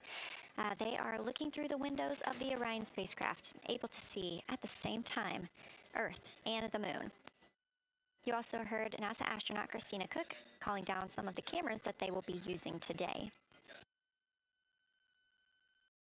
The crew is in that cabin configuration portion, and we expect the lunar flyby observation period to start in just about 20 minutes.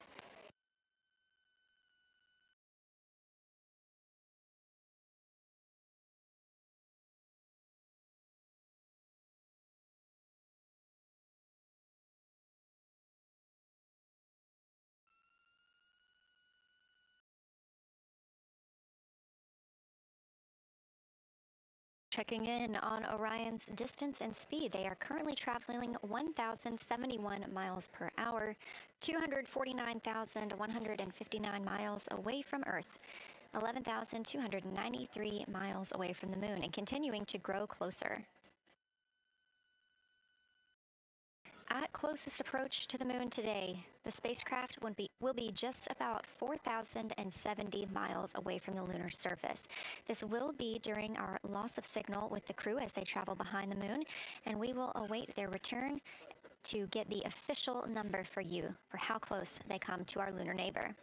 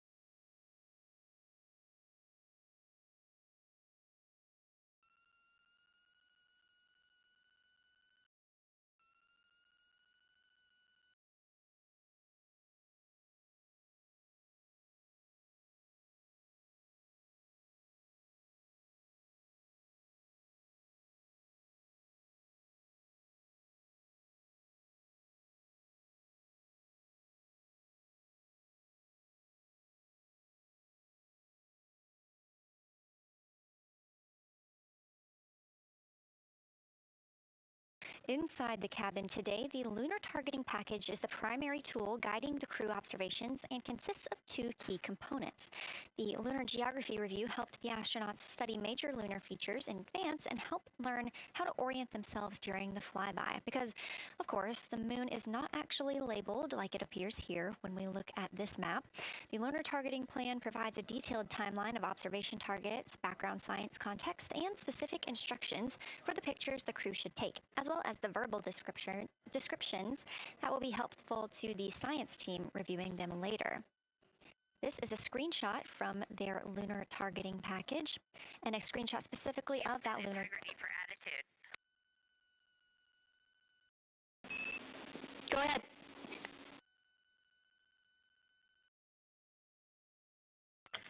Hey, Jenny. Understanding we are in final attitude now for the lunar flyby, would it be possible to pitch the vehicle down 5 degrees? That would allow us to get the D5 long lens flush and have the least amount of window distortion.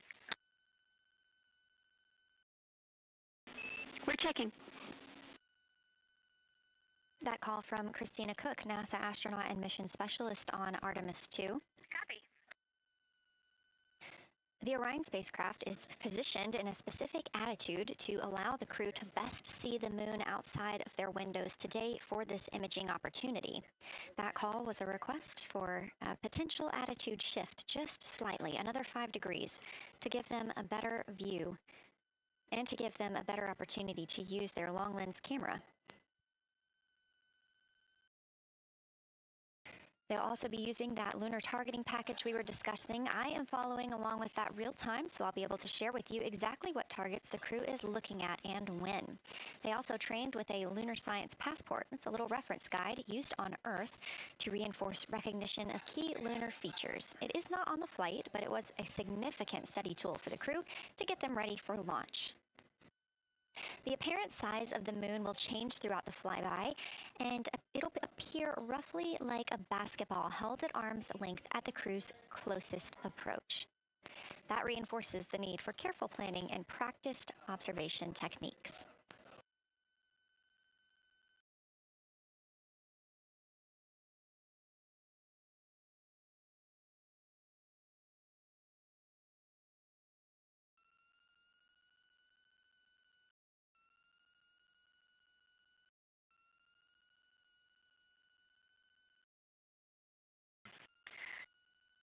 Houston, integrity for timeline.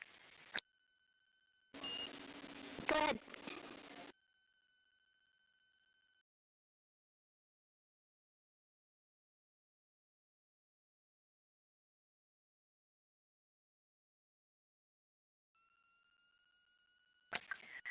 Hey, Jenny, just to make absolutely sure that we start observations when expected, we are showing in Optimus that observation time starts in about 15 minutes, and in LTP that our first target, discussion 1, starts in about 29 minutes. Can you confirm you'd like us to start discussion 1 in 29 minutes at 1900 GMT?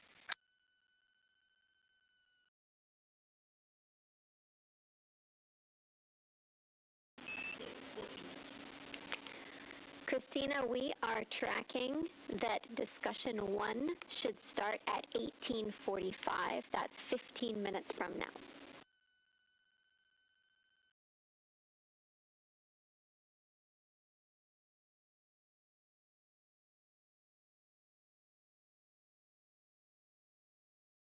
Okay, copy all. It may be a granularity issue with LTP, but understand that we start that observation in 15 minutes, and I bet when we get there, the green line in LTP will match the start of the white band for discussion 1.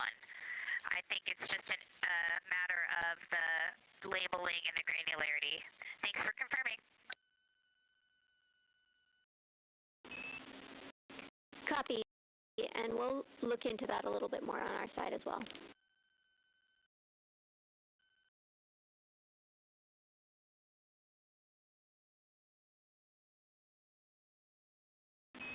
Christina, can you verify for us that your green line is moving on the timeline page of your LTP?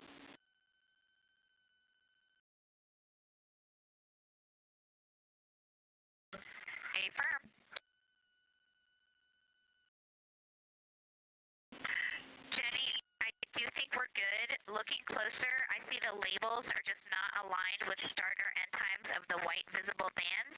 It fully makes sense now, so I think we are all set. We'll look forward to starting some observations in about 13 minutes.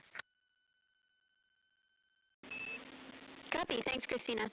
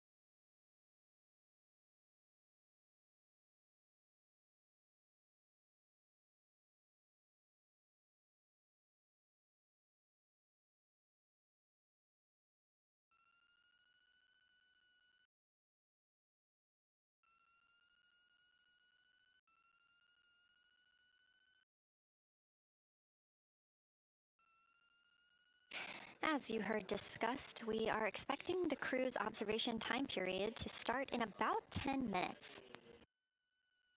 First, they'll be conducting a warm-up, warming up to their science observations of the moon. They'll be discussing with each other, helping each other orient using the major landmarks that they've studied, asking what is familiar. If we roll left, port 5 degrees, that would get the moon closer to the left side of window 2.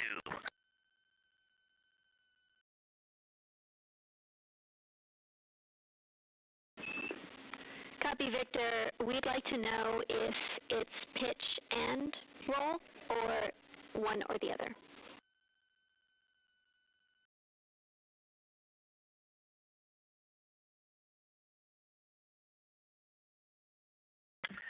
Jenny, we actually thought you already put the pitch in.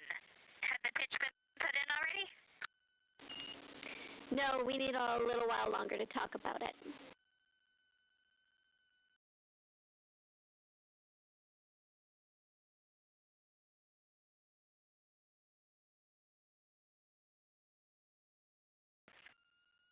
So Jenny, I guess what's happening is just as our orbit's changing, where it is in the window is changing, so maybe these fancy little adjustments aren't worth it. It's going to continue to move in the window. Or is the spacecraft going to keep the moon at the same point of the window if we adjust the attitude? I assume the previous.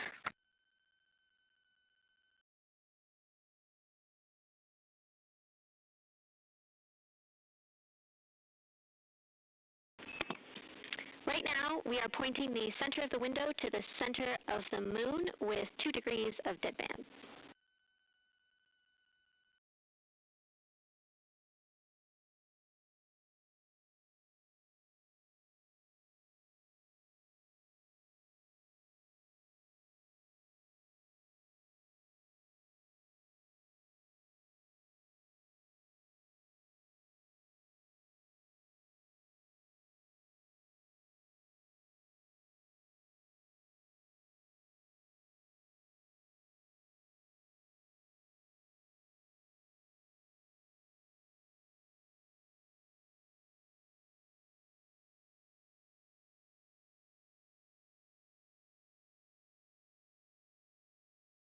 The conversation you hear happening now between the astronauts aboard Orion and Artemis Mission Control here at Johnson Space Center in Houston, Texas. They are in the center of your screen, seated at the CAPCOM, or Capsule Communicator Console. That's Jenny Gibbons, Canadian Space Agency astronaut, and Artemis II backup. She was also the lead Capcom for Expedition 63 aboard the International Space Station.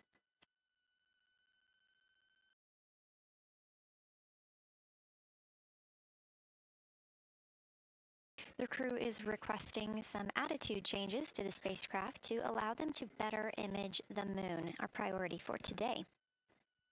Of course, those have to be discussed on the ground before they are put into work aboard the spacecraft, so the team is taking some time to do so. You also heard Gibbons reference that we are in 2 deadbands. Deadbands are essentially keeping us in the lane in which we're traveling. If you're familiar with lane assist in your car, very similar in this case.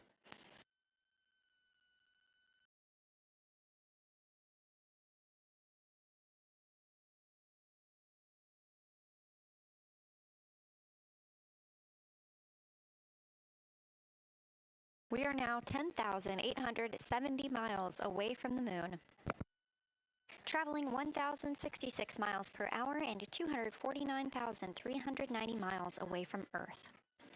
Again, we recently surpassed the Apollo 13 distance record of farthest humans have ever traveled. And upon calling down some words during that milestone, Canadian Space Agency astronaut Jeremy Hansen noting that he hopes that this record that they are setting today is soon broken by future explorers.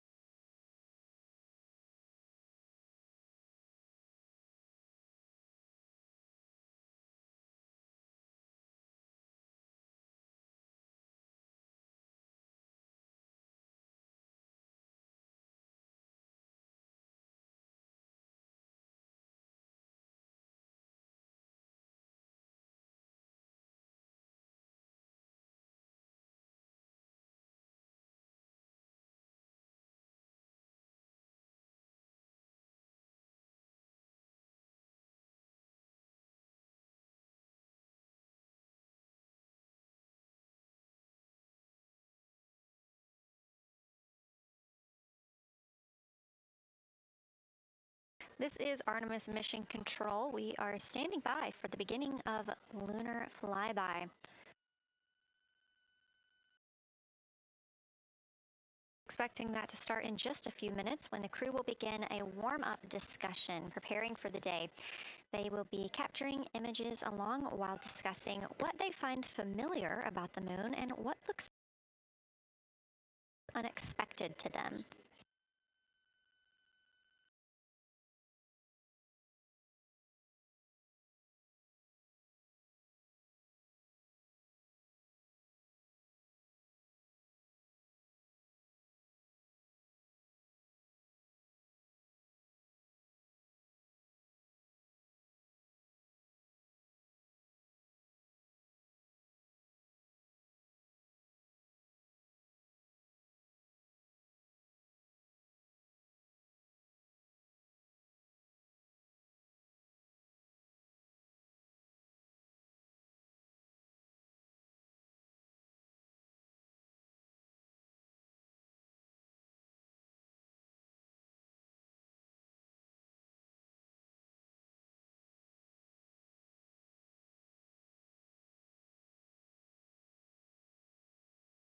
Again, just minutes away from the official start of lunar flyby, or when it is timelined for the crew.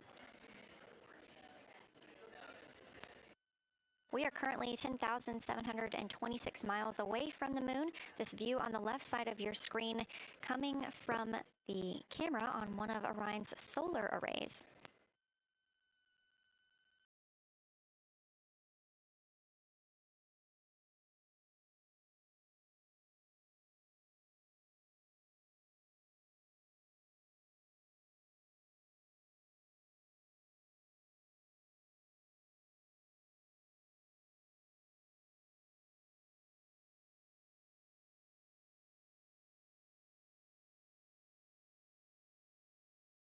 Other conversation points while the crew are getting ready for their flyby today. They'll be looking to orient themselves using major landmarks and annotating their observations along with their discussion. They'll have 10 minutes for that warm-up discussion.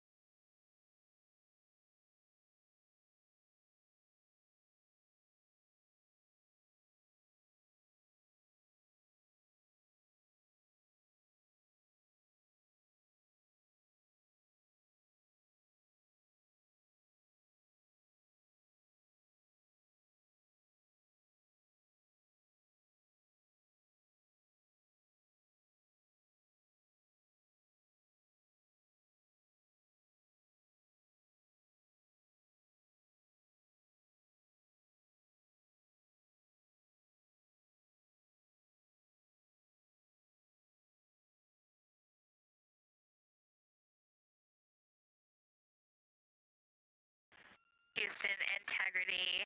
We have two folks at the window deep in discussion talking about all of the awesome features that they're seeing. We just had a huge moment realizing that Hertzsprung is about the same size as our incredible Oriental. We're really excited about this target that's kind of new to us. We're orienting on things like how we talk about albedo, finding some of the prevalent things that we're used to from all of our training, and just overall taking in this view. We also are noticing that the moon is still getting noticeably bigger as we go, even when you're watching it continuously. It's great to see these two guys get warmed up. We love the report, Christina, thanks, and you nailed it on why we added Hertzsprung. As you'll see in the prompts, we're looking for comparisons to the comparatively much older Hertzsprung compared to the younger Oriental. Great words.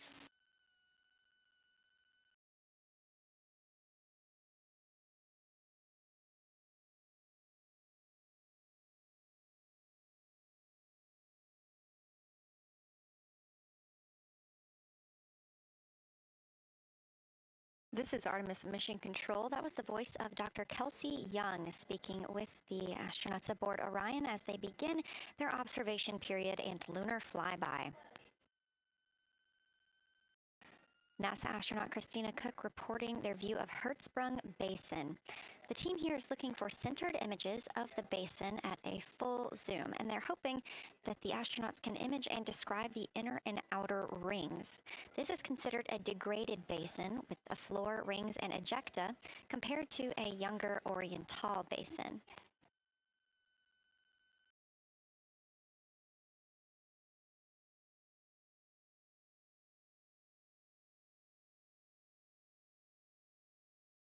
We spoke earlier with Julian Gross, the Artemis curation lead, about some of the terms we will hear the crew use today.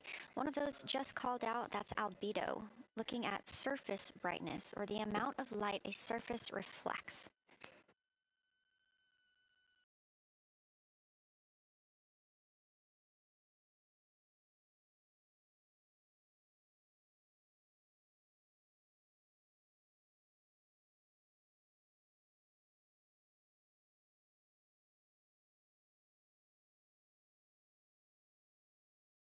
A few more terms that we hope to hear today during the crew's sit-reps or situation reports include embaying. This refers to one feature that surrounds another. That usually is a higher relief feature.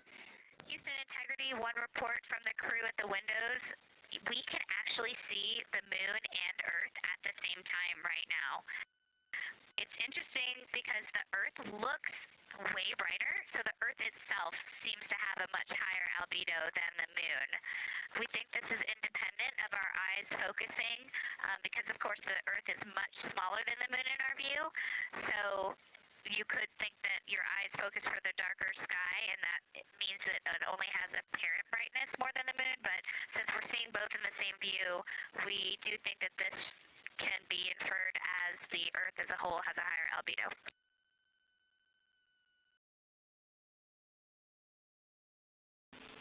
Great observation, Christina, and reminder that as you're starting to look for those subtle color and albedo variations on the moon, the relatively bright albedo Earth might make those a little bit difficult, but as your eyes continue to adjust, we expect you to start to see more nuance on the moon. Thanks.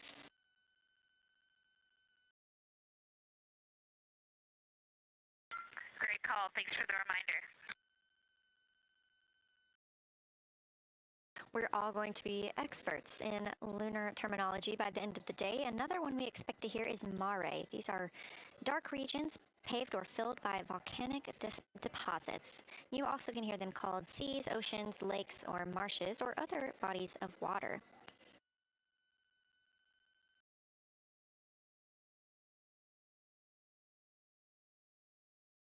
Again, we are live in Artemis Mission Control, but on the right side of your screen, that is the Science Evaluation Room, team members who have been preparing for this day for years. The crew has significantly darkened the cabin of Orion. This allows them better views outside the windows and fewer reflections from inside. They reported being able to see the moon and the Earth out the same window at this time. We are really hopeful to get those photos. Right now, this view on the left side of your screen coming from a camera mounted on one of the solar array wings on Orion outside the spacecraft. The crew is equipped with 80 to 400 millimeter zoom lenses.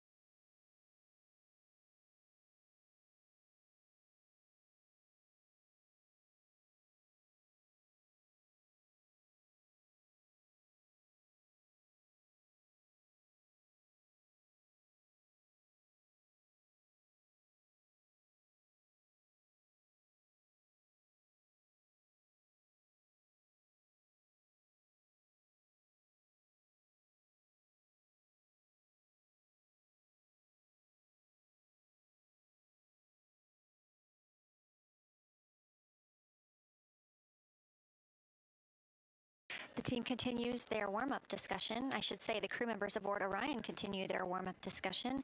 However, they are about to be prompted to move on to discussion number 2, which is near side and far side.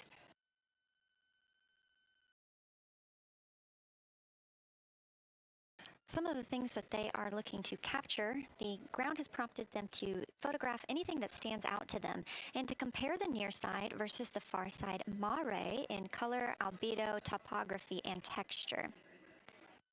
They also want the crew to compare the appearance of rayed craters in the near side mare versus in the far side highlands. Of course, a reminder that some of the items that the crew, or some of the landmarks the crew are seeing today, is the first time that humans have ever laid eyes on those portions of the moon.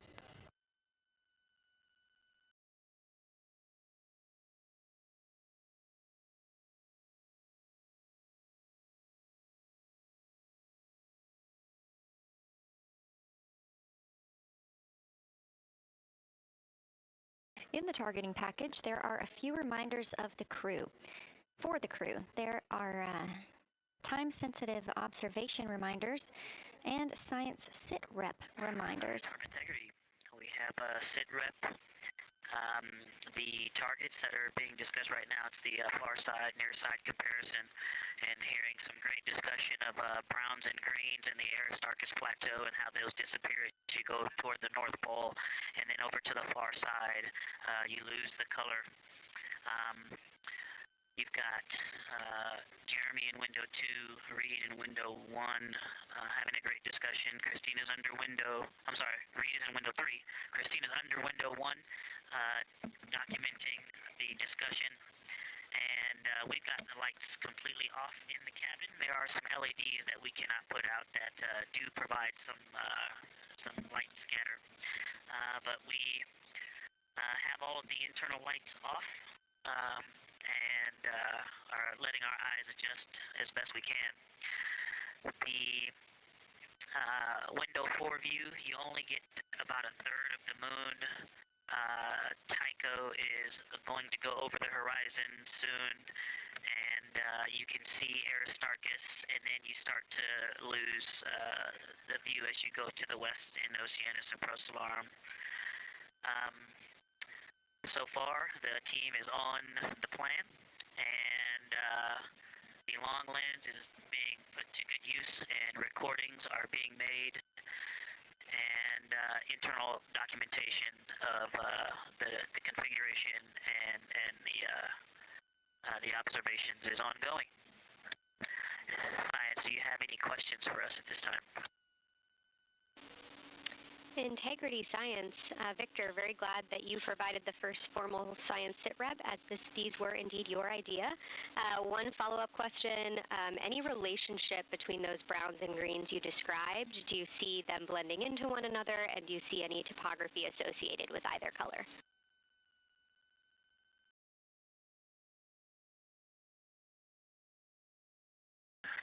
I don't want to bother the window team. I just heard that, overheard that, and so I'm sorry I don't have that detail yet. I will eavesdrop and see if I can pick that up. I will try to answer that at some point. I also heard a comparison of the albedo in Aristarchus, that crater, the very high albedo spot you can see on the near side. There is a feature called, I believe, Burgess Alpha that is equally or maybe higher albedo.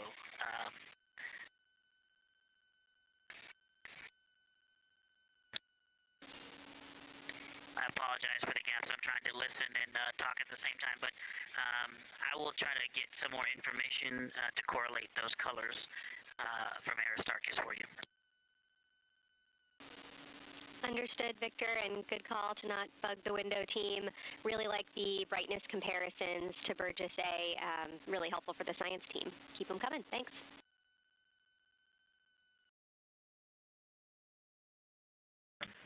I also heard a discussion about the albedo of Grimaldi being a 10, and how many of us, when we were a little further away, saw that as the darkest albedo, and that the bigger mare off to the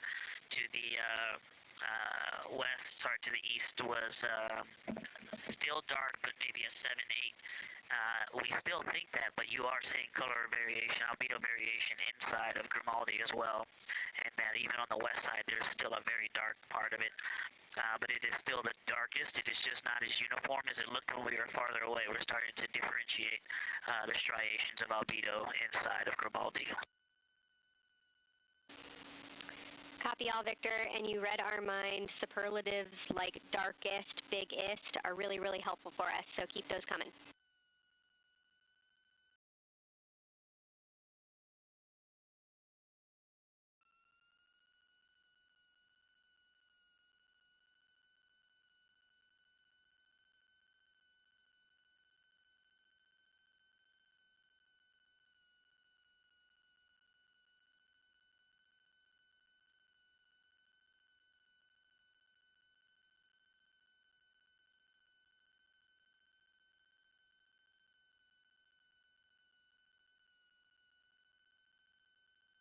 As we were just mentioning, the crew is slated to perform these science sit reps. They are prompted to do so by an icon in their lunar targeting plan. That one coming down from NASA astronaut and pilot of Artemis II, Victor Glover.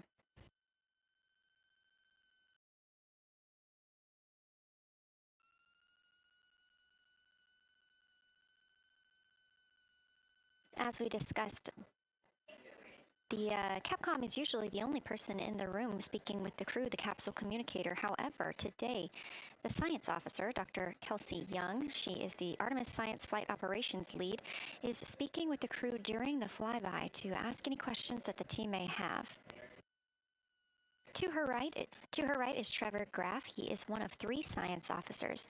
Those would be Kelsey Young, Trevor Graff, and Angela Garcia, who will also join us later for an interview.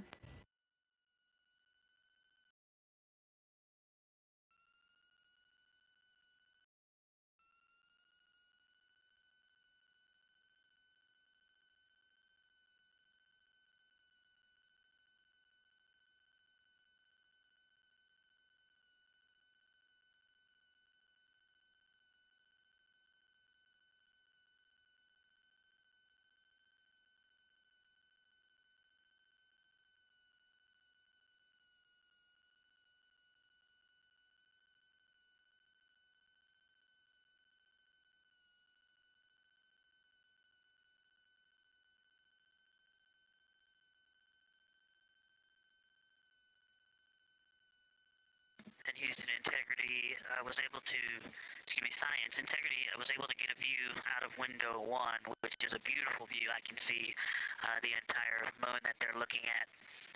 We left the T-shirt up there, so I was kind of peeking through the opening in the makeshift shroud there. And once I was able to get 2 eyes on it, what jumped out at me was Vavilov. It's just peeking out of the Terminator. It's clear of the Terminator now, but it just really jumps out because it's still got the low light, the low sun angle. And so where the, Vavilov has that impact over the top of another crater, where the 2 craters intersect on the eastern edge. So on the side closest to Orion's Hall, where the 2 crater rings intersect, the shadow there is the highest peak in the interior of Vavilov, and so you can see that terrain is, there's some real variation in the terrain there, that there's a nice peak where those peaks intersect, where those rings intersect, and we'll get a picture of that. Love the description, Victor, especially the comparison and relationships you just described about topography. And if it's easier for your observations, do feel free to remove the T-shirt shroud from window 1.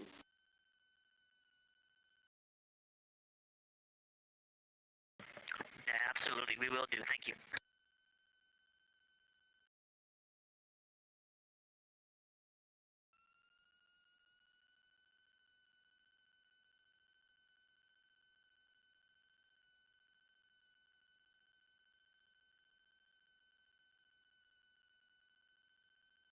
Those calls coming from NASA astronaut Victor Glover. As we discussed, the crew is working in pairs at the windows.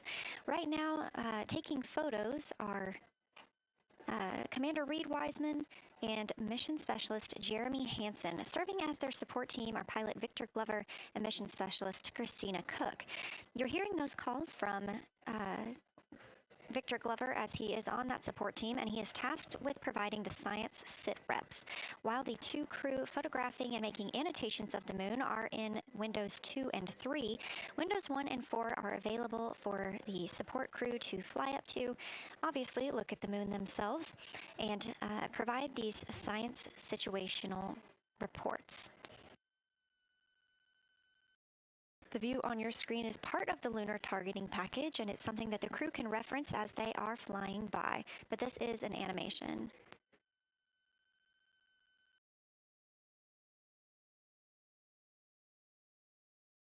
You also heard Glover mention Untoz. Untoz is a major feature that the team is interested in today, and it's known as the Grand Canyon of the Moon. Until this mission, the Untoz Basin had never been seen in sunlight by human eyes.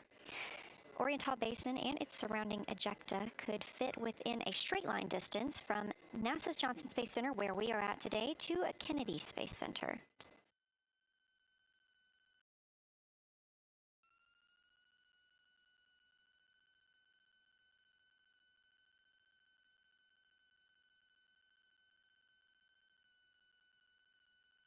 This a live view in Artemis Mission Control in Houston, Texas, where the teams are monitoring all systems, not just for today's flyby, but on the spacecraft themselves. Again, this is a test flight, our very first flight of humans on the Orion spacecraft. This team has been this team has been monitoring the entire time of the mission, as well as we have been live the entirety of the mission, and we will be continuing to do so all the way through splashdown and crew recovery from the Pacific.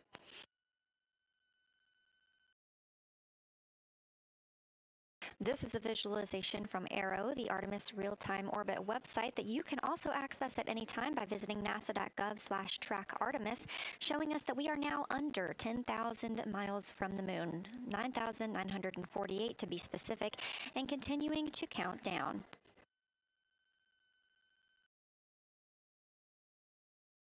Again, our closest approach to the moon today should come about 6:02 p.m. Central, 7:02 p.m. Eastern. However, we will be out of contact with the crew at this time as they begin transiting behind the moon.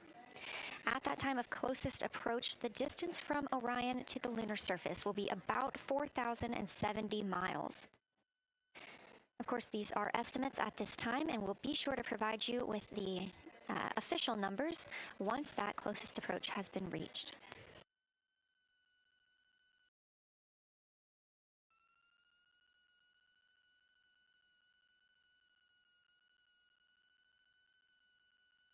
This shot live inside the Orion spacecraft, where our 4 crew members are continuing with their lunar flyby activities. They have just begun those activities really about 20 minutes ago, so we've got several hours of moon view opportunities. This is still a live view inside that capsule. However, you can see just how dark they have turned down the lights. Actually, they've turned them all the way off. There are a few LEDs that they cannot power off, but turning down these lights gives them better views outside of the spacecraft's windows while they photograph the moon. This also prevents any reflections from inside the spacecraft bouncing up on the windows and interfering with their photography.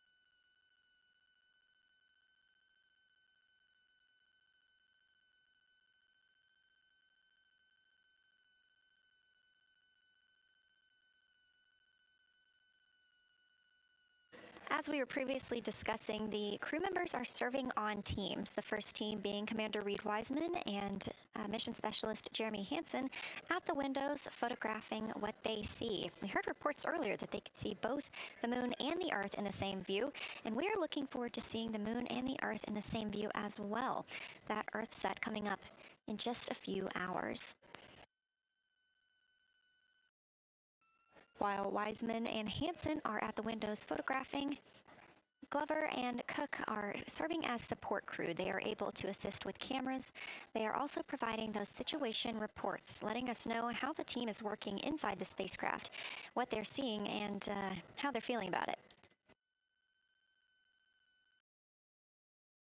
Those first blocks of teams will last about an hour, and the crew members are approaching the halfway point into their first observation block. A reminder, we have 5 of those blocks today. So they're approaching this halfway point, during which the crew at the window will switch roles. One will begin taking pictures, and the other will be making annotations on their PCD, that's portable computing device. Both of those crew members at the windows are recording audio of what they see. They are putting on headsets and recording audio into their portable computing devices. Obviously, we are not hearing this right now. This is going to be sent down to the science team, and they will be able to analyze that at a later time. What we are hearing, though, and will continue to hear, are those science sit reps a few times every block. Once this block is complete, about 40 minutes from now, we will have the teams switch. That means pilot Victor Glover and... Science integrity, looking at a window 1. I think I may have misreported earlier saying that it was Tycho going over the horizon. That was Copernicus I was referring to. Apologies. It was Copernicus is what is farthest bounding to the east, and that is now like on the horizon or just past it. And Korolev is now a few degrees from going over the horizon. And then, next it'll be Aristarchus Plateau. And so on the west, we are getting a much better view of the Terminator. It looks like we have about 80% illumination of the moon. And Vavilov and 1 Vavilov diameter to the west is where the Terminator is right now.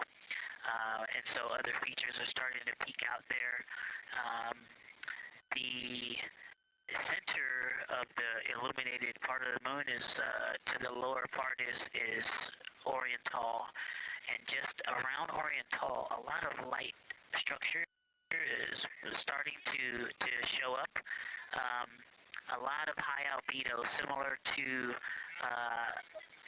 the feature, I cannot remember, Burgess Alpha, and Aristarchus type high albedo in the ring. So when you look at the interior ring and the external ring, it's almost as if the edges are starting to dry up and turn white. If it was something that was wet and got dry, the edges would be the part to dry first.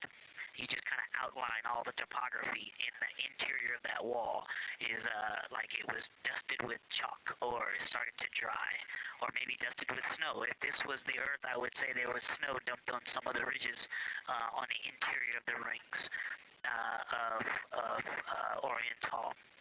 Also, an interesting part of the discussion that I heard between Reid and Jeremy is that from Glishko to Grimaldi, there are 2 dark features there that look like commas, but in the wrong direction. But there's also a lot of interestingness, just a lot of geometry and squiggles and dots and lines that are starting to stand out as more small features come into view. And there also is a lot of variation in albedo.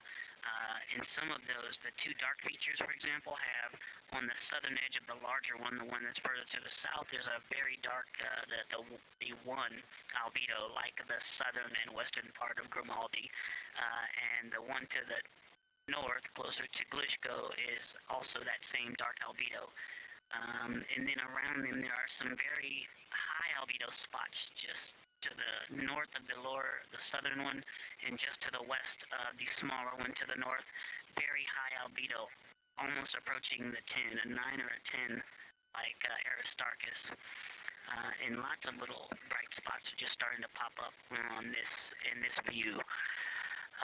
To the north, as you look up at the North Pole, there is a very distinct crater with a lot of very defined central peak that is also 3 in albedo, and all of that area past it, going to the horizon, gets lighter and lighter, and is very, very high albedo. And I will go look and find the name of that feature if I can look that up. And then to the south, really getting some interesting geography and topography in the South Pole Aitken Basin. And the view of the South Pole is quite amazing. We've got some Terminator there, as well as the limb view, and there is a very distinct crater right at the South Pole. And I'm going to go look up, I don't believe that is Aiken, but I'm going to go look up the name of that one because it's also giving a lot of good topography due to the shadows that I'm seeing. But that's, I was trying to bound the view that I'm seeing for it and got distracted by all of these interesting albedo variations that are popping up in the interior. But that's the view that we see just a Vavilov diameter to the west beyond is where the Terminator is. Just beyond, I think Copernicus is the easternmost feature that we can see. A very nice ringed, very nice structure crater to the north with a great high albedo central uplift to the north, and the south is dotted by a very characteristic crater with a lot of terrain, shadow features, and I will go try to find some landmarks to put names with those. Any questions for the observation team? Integrity Science, love the descriptions. You're definitely looking odd up there. Appreciate seeing the training being implemented.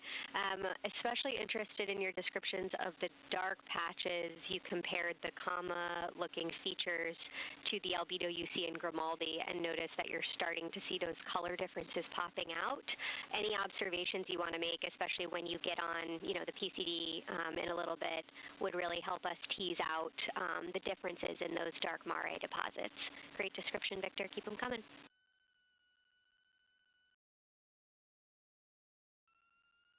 Absolutely will do, and I know you've got descriptions on both of the window observers right now as well. Keep them coming.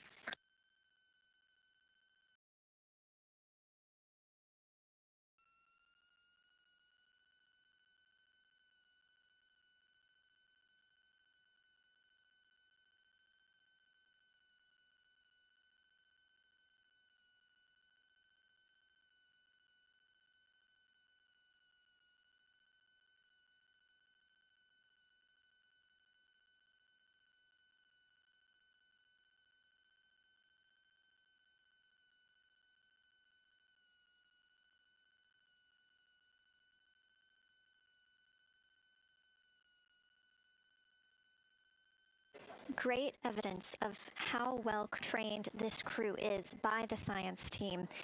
NASA astronaut and pilot of the Artemis II mission, Victor Glover, calling down a situation report, noting several different features on the moon and such descriptions, even saying that it looks like snow on some of the peaks. Obviously, we do not expect that to be snow, but referencing that as some of the lighting on how it looks to the Artemis II crew from their current position.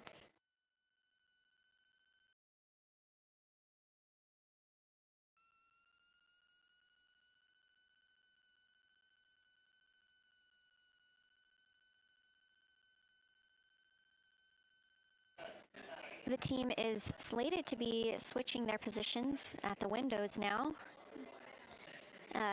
Both Reid Wiseman and Jeremy Hansen have been at windows 2 and 3, one taking photos, one making observations and annotations on their portable computing device.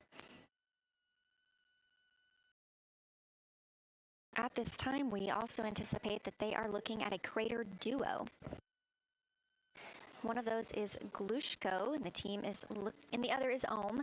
The team is looking to know the extent of Glushko's ray system and how its rays differ in the Mare versus the Highlands.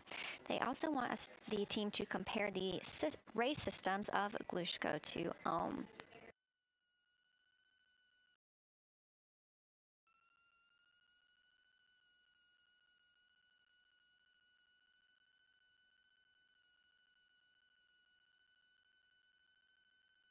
Ohm is considered a young crater. And if you've ever seen a photo of the Richat structure, it's also known as the Eye of the Sahara. It's 40 kilometers in diameter, and that could fit within Ohm's interior.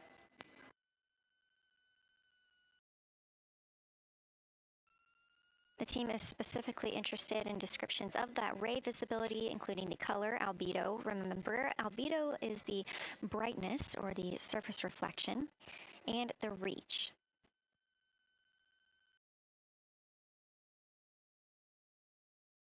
Again, I am using the same lunar targeting package that the crew is referencing on board right now. This helps keep them on time as well as prompt them for when they need to make a call down to the science team and report what they're saying. It also gives them reminders of when they need to swap positions at the windows. Additionally, I'm using the Artemis II Lunar Science Passport developed by Amber Turner and the Artemis II Lunar Science team. Now, this passport did not fly with the crew, but they used it extensively as a study guide here on Earth. So a lot of the descriptions and comparisons you hear today are developed directly by the science team. We are now 4 days, 20 hours, and 43 minutes. Science integrity, that crater to the north, that is, it's like we've got one in the north that looks like just a textbook crater, and one on the South Pole as well. The one on the north, I think, is Pythagoras. And what I wanted to highlight about that is it is either a very distinct central uplift or just a very defined area of high albedo. If a majority of the crater, especially the floor of the crater, is, say, an albedo of 5, this center, and gosh, only a tenth of the diameter of Pythagoras is an albedo of 2, maybe 3, but it's very bright and it stands out. And then between that crater and the actual, what is the horizon from here, there seems to be another crater right on the horizon, and right on the edge of that is another patch of that albedo. It seems to be between the two craters. It's hard to tell from this grazing angle, but there is another spot just further north beyond Pythagoras. Between the two, I can draw a picture of this one and show you where that very high albedo, again, another 2 albedo surrounded by 5 and most of the area bounding it.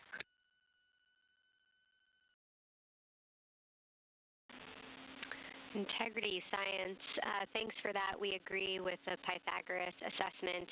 And as a follow-up to your previous report, the SIR had questions about topography comparisons between the North Pole and the South Pole of the Moon, if you're willing to provide words on that.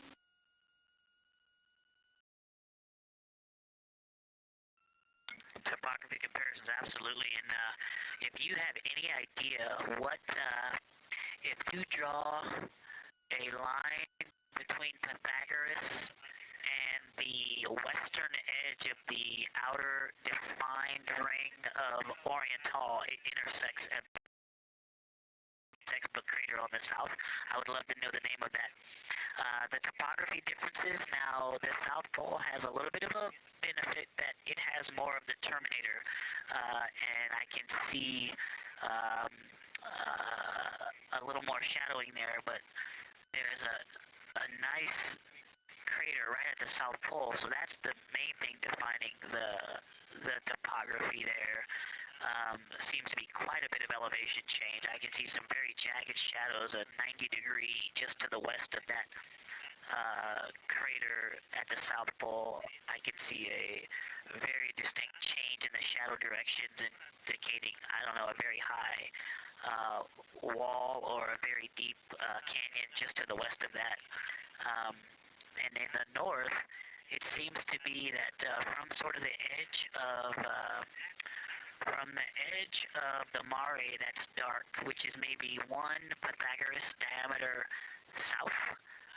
If you draw a ring about that, maybe the top 7 degrees of the moon, and just draw a ring around that. The near side is an albedo of 5 and looks quite smooth from here. And then along the same edge of the mare, the edge of the mare that kind of Grimaldi's just outside of, Glushko is just outside of, Carroll Crater is just outside of, and you start to see the stark differences between the darker 7/8 and the 5s and 6s. The 4s and 5s. If you follow that line up to the north, that line is also where the change in topography happens at the North Pole. The line defining the light and dark on the edge of the mare that you can see from Earth. Draw that line, roughly the midpoint of all that, straight to the North Pole. And on the side facing the Earth, you see smoother topography and dotted by Pythagoras and its next door neighbor crater. And then on the far side, you see a lot more cratering and a lot more topography. And again, the far side has the benefit of a little terminator there, but I am seeing a variation in the topography. It seems to be more jagged and a more challenging place to find a place to land and to even traverse in the south. All around the South Pole. And at the North Pole, it seems to be it would be more challenging to translate on the far side of the North Pole compared to the near side of the North Pole around Pythagoras. Copy all, Victor. You really help paint a contextual picture of what you're looking at. We really appreciate the way that you're guiding us into the areas you're seeing by drawing comparisons between recognizable features. Thanks for that.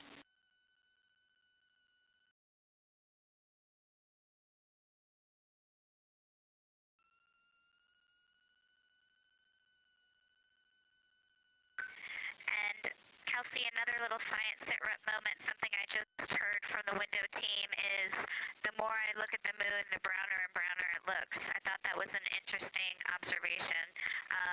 The 2 observers have been on timeline, no hardware issues. They did start to talk a little bit about another feature that you'll hear more about on the recordings that they call the handprint. That was at the end of their Glushko and before they moved into their current target. They thought that was worth chatting a little bit more about. And they're preparing to switch after this. Houston copies and concurs.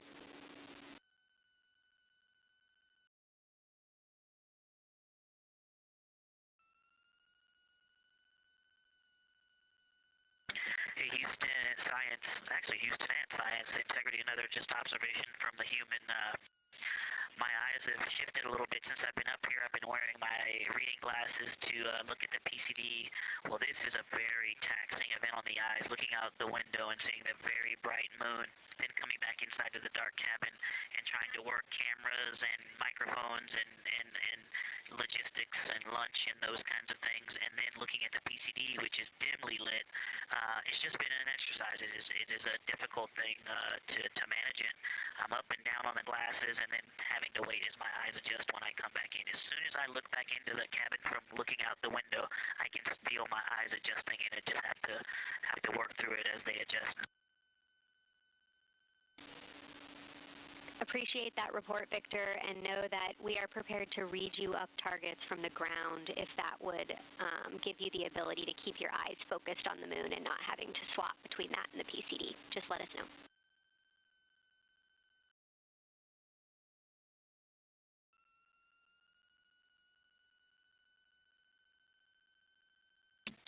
Yeah, we appreciate that, science, and we will also do that for the window teams, and we'll back each other up that way as well. But we appreciate that. We may take you up on that. Thanks.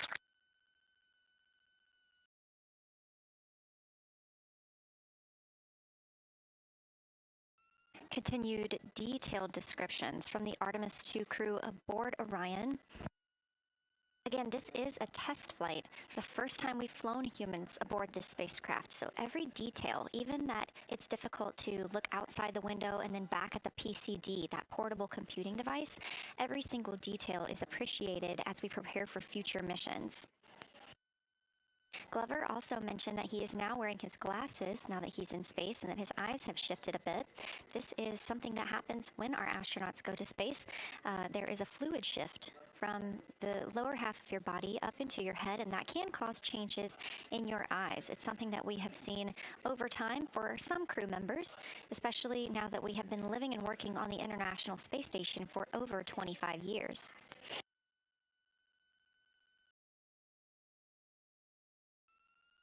Again, it's clear that these Artemis II astronauts have undergone extensive lunar science training, including classroom instruction, fieldwork, and high-fidelity simulations. Training expeditions even took place in analog environments like the Icelandic highlands and the Kemasassen impact crater in Labrador, where crews practiced identifying and describing geologic features under varying conditions.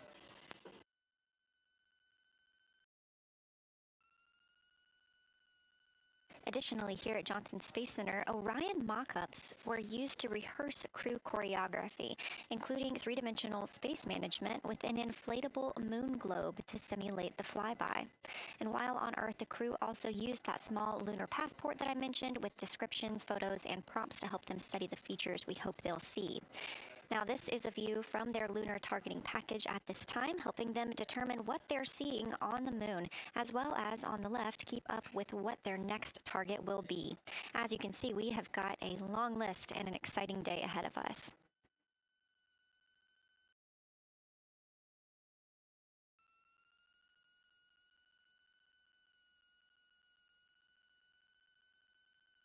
It's now been 4 days, 20 hours, and 53 minutes since Orion launched atop the Space Launch System rocket from Kennedy Space Center in Florida with our 4 crew members aboard. NASA astronauts Reid Wiseman, Victor Glover, and Christina Koch, and Canadian Space Agency astronaut Jeremy Hansen.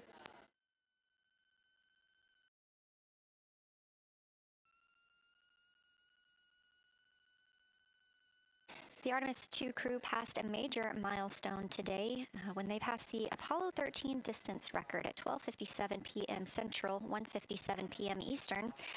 That Apollo 13 distance record was 248,655 statute miles from Earth. And Houston, another observation, whole moon.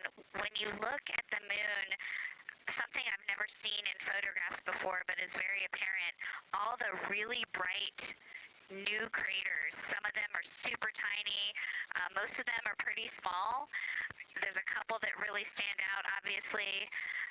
And what it really looks like is like a lampshade with tiny pinprick holes and the light shining through. They are so bright compared to the rest of the moon.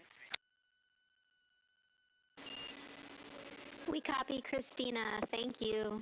Looks like you guys might be doing it, but remind you to swap positions at the window and take your SD cards with you. We're loving everything that you're calling down, so keep it up.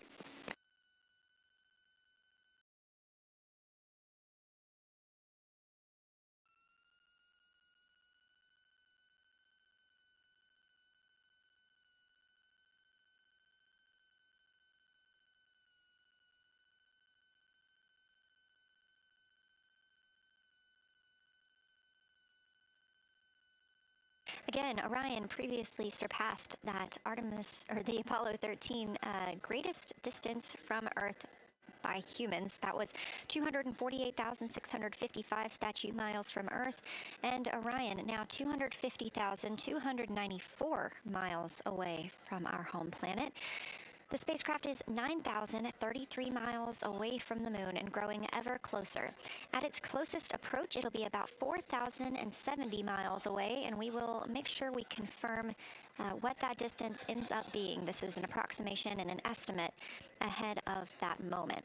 We're anticipating them to make that closest approach at 6:02 p.m. Central, 7:02 Eastern, when they are in a loss of signal, transiting behind the moon. They will be the first humans in over 50 years to fly behind the moon and lose contact with Earth. We will regain that contact about 40 minutes later as they reconnect to the Deep Space Network, emerging from behind the moon, and we will look forward to seeing an Earthrise.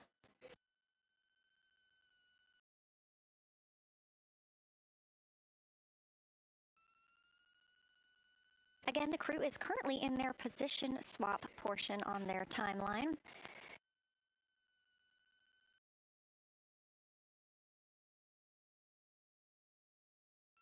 This allows crew members the opportunity and the experience of all roles necessary during today's flyby.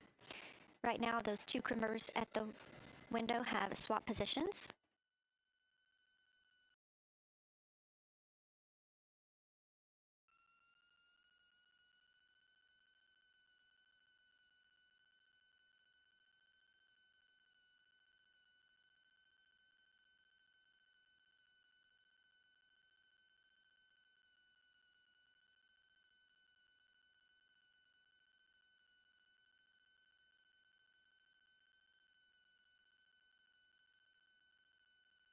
Again, the crew at the windows swapping positions.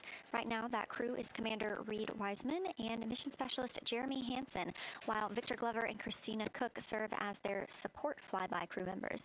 That's why you are hearing Victor and Christina during those science situation reports.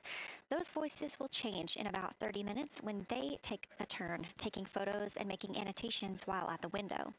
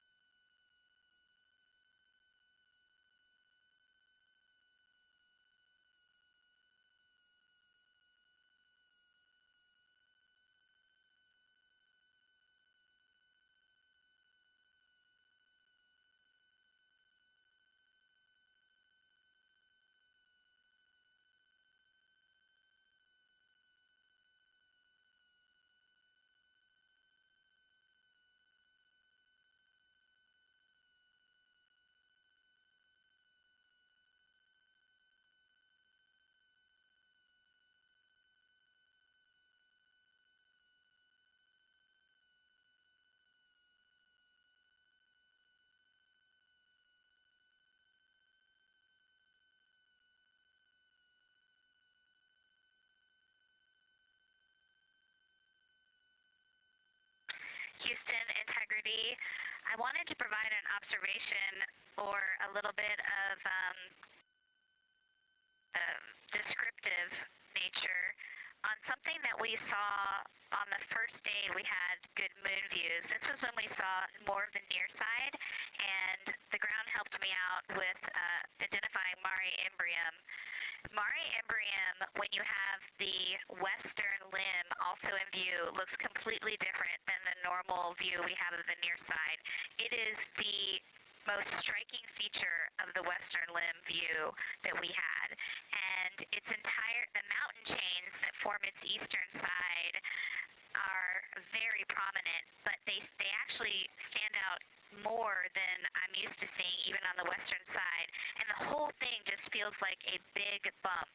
It actually looks like a large healing wound with a high albedo forming the mountain chain around the impact basin. And I just don't think I had enough chance to describe how striking it was on that western limb view as we were coming in a couple of days ago.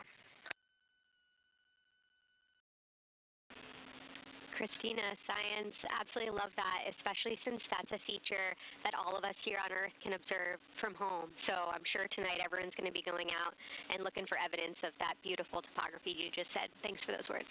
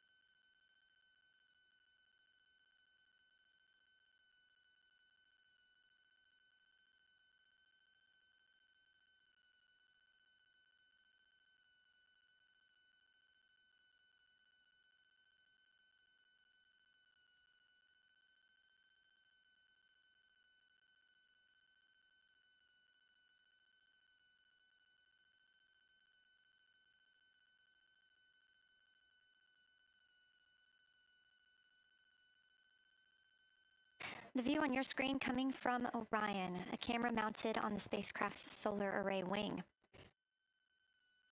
Toward the right of your screen, the near side is the hemisphere we see from Earth. That is identifiable by those dark splotches, which are ancient lava flows. Science integrity. A question and a comment. Question is it possible that we're seeing a Schrodinger basin from this vantage point in the Terminator at the South Pole? And the comment is the rays coming out of Ohm are less distinct. We are not seeing the bright rays coming out of it, but the sort of 9 o'clock wedge that is formed by the change in albedo from the interior portion that is to the northeast to the surrounding lighter mare that's 270 degrees to the west. That 90 is very distinct and interior. You got some great descriptions from the two at the window about the colors in there, but in that darker part, in that wedge, you've got some really interesting color, even though the rays, the distinct difference in the albedo almost look like rays, but it's not the rays coming out, it's the just change in that albedo. Integrity science, that is very intriguing, those color rays coming out of Ohm rather than sort of albedo. And as answer to your question, we do not think you can see Schrodinger. It's in darkness as of now. But thanks for that Ohm description, and it sounds like the pair at the window's got great descriptions that we're definitely going to dive into tonight.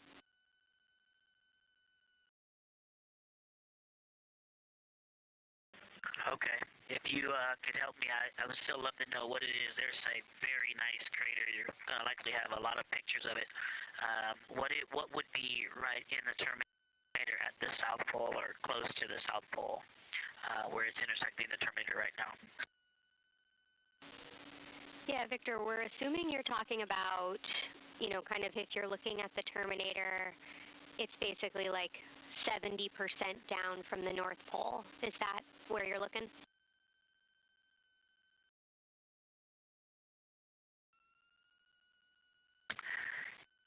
Contact, yes, that is where I'm looking.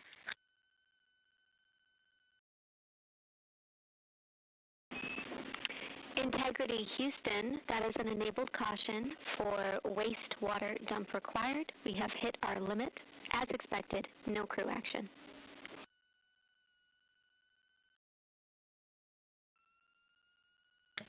Copy, no crew action.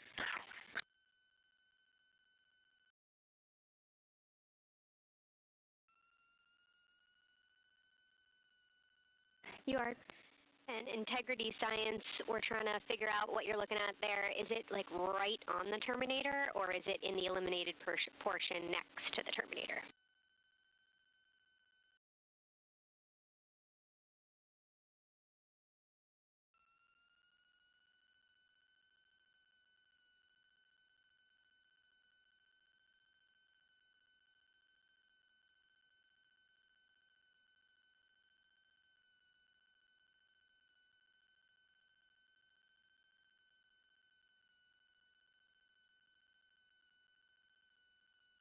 While we wait for a response from the crew, the Terminator is that difference between day and night, or brightness and darkness, that you see on the moon.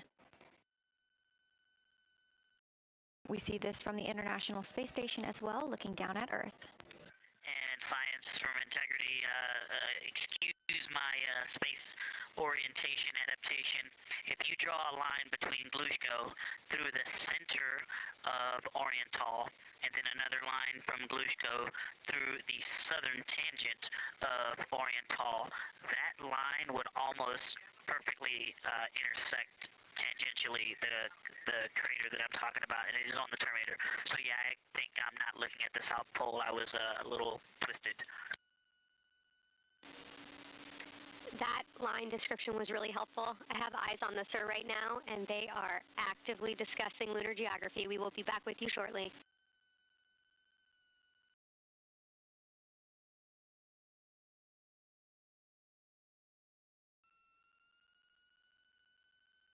You're hearing a couple of voices today in Mission Control Houston. One of those is Dr. Kelsey Young. Integrity science, we believe that's Zeeman Crater.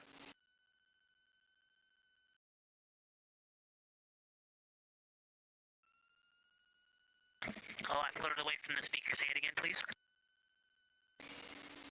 We believe that that is Zeeman Crater.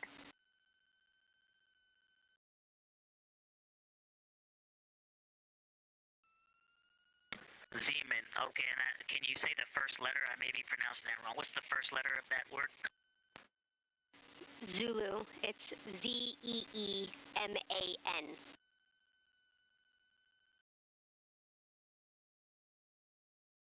Copy.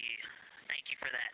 Yes, we've got a great view of that. And when I went back to the window just now, the view has completely changed. Our trajectory is taking us to a new view, and I'm looking more into Vavilov. I've got a nice, great view into Vavilov.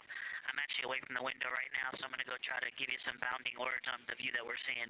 But I've got to get back to a window in a minute.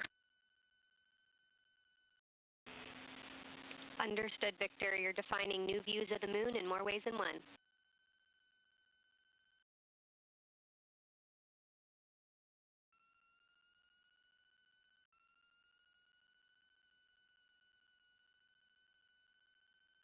Again, when you hear calls down to science or from science, that's Dr. Kelsey Young, the Artemis Science Flight Operations Lead, here at a console in Mission Control. You also hear communications with the crew from Canadian Space Agency astronaut Jenny Gibbons. She is the Capcom for today. She is a backup Artemis II crew member. Those calls from pilot Victor Glover asking about a feature he was seeing, specifically a crater on the moon. Meanwhile, the team here in the science evaluation room was actively working together to determine which feature he was describing.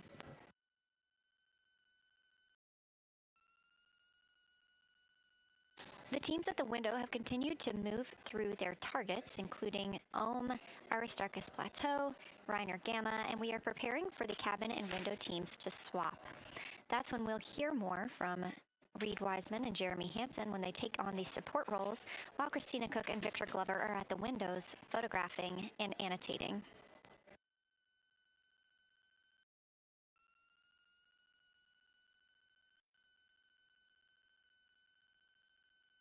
As we briefly mentioned, if you look towards the right side of the moon, essentially,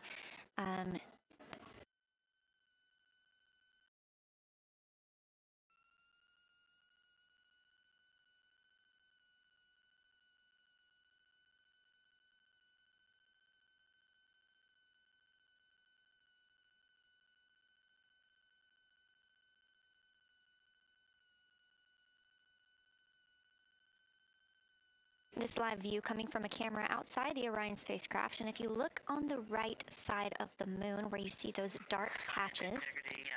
Wow, yeah, I wish I had some more time to just sit here and describe what I'm seeing, but the Terminator right now is just fantastic. It is the most rugged that I've seen it. From a lighting perspective, there are little islands. There are islands of terrain out there that are completely surrounded by darkness, which indicates some real variation in terrain.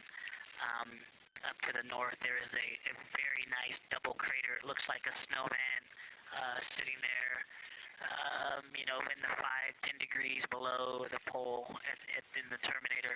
And then on the southern edge, there's almost like a hole. Looks like a hole, and it's the diameter of Vavilov size, just blackness, and then a wall of bright.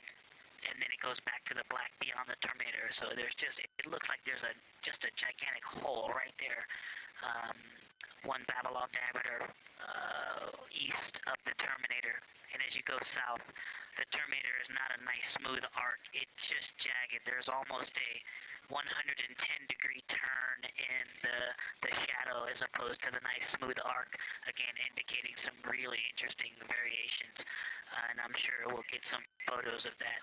And then one of the craters further to the south of Vavilov, maybe halfway down to the South Pole, is not only looks like just a deep hole, and then there's like 2 island rays pointing off to the west and north that indicate very high ridges and very deep canyons. coming up out of that crater. So again, just some really interesting visual illusions going on with the shadows there. Like I said, there look to be islands out beyond the terminator because some of the things, maybe even a Vavilov diameter into the terminator are catching sunlight on the peaks up to the north and to the south. It's very, very interesting to see. Integrity Science, oh my gosh, that was an amazing picture you just painted. I glanced over at the SIR video and I literally saw fist pumps in the air.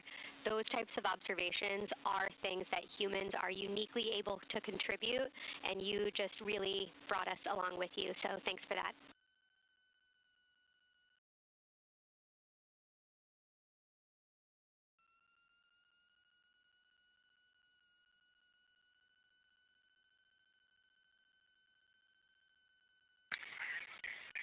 That's awesome, Kelsey. Did you get a sitrep updating you on a slight change in logistics for PCD use? Christina, this is Houston. We did not, but we will take it now.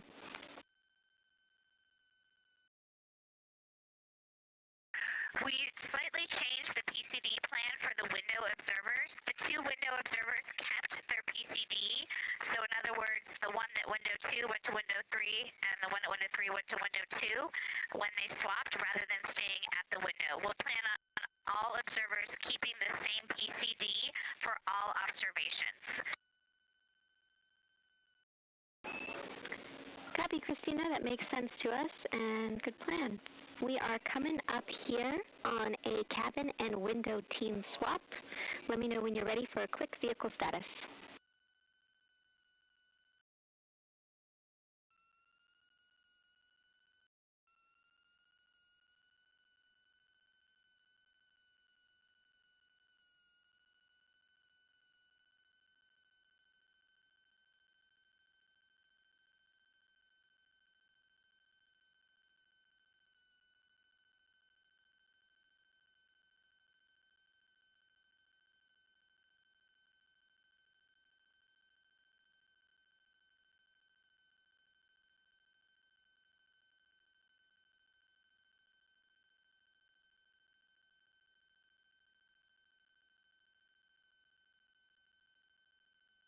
As you heard, Science. Go for the vehicle system update. Howdy, Reid. We don't have much for you. We just wanted to let you know that toilet right now is no-go for use as we stick with the predetermined limit for now. All crew members, please use CCUs. Otherwise, Orion is looking very good. And you have 15 minutes in this handover time where we expect Victor and Christina to switch to the windows and you and Jeremy to be in the cabin assisting. Let us know if you have any questions.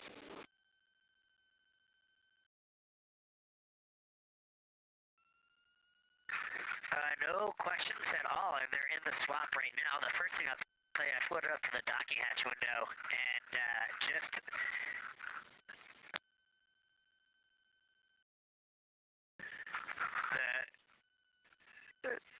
what I'm going to call the Mari around Untoz just looks so different out the docking hatch right now. It's quite a bit darker. It's the same darkness, if not a little darker than Grimaldi.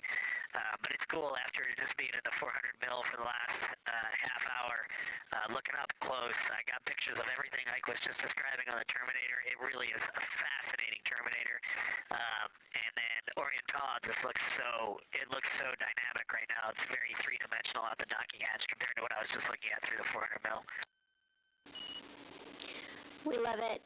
We are getting a sneak preview from one of our SAW cameras of what you're looking at, and we see some of what you're describing. We cannot wait to see your photos. Thanks.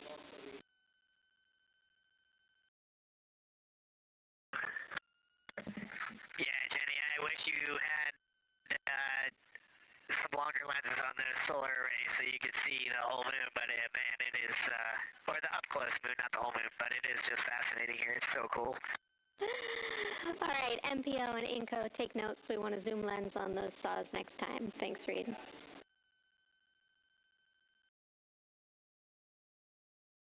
Affirmative.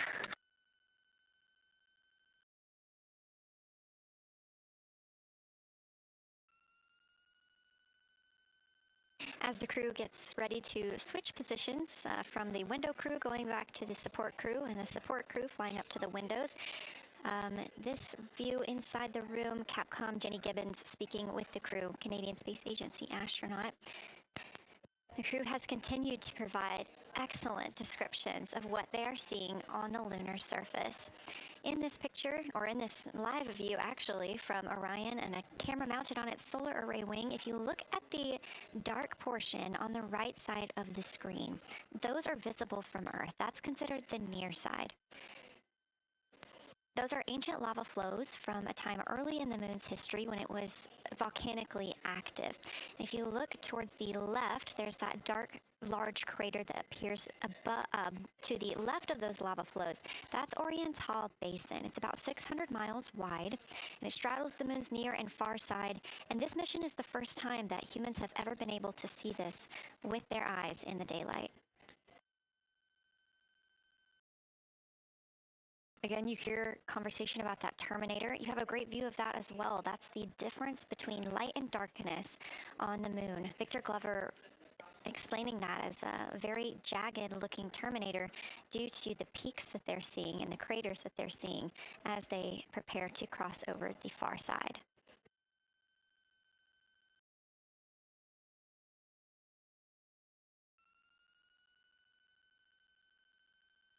You also heard science officer, the Dr. Kelsey Young, Artemis Science Flight Operations Lead, sharing with Victor Glover that his responses are truly something that only human eyes can discern or provide.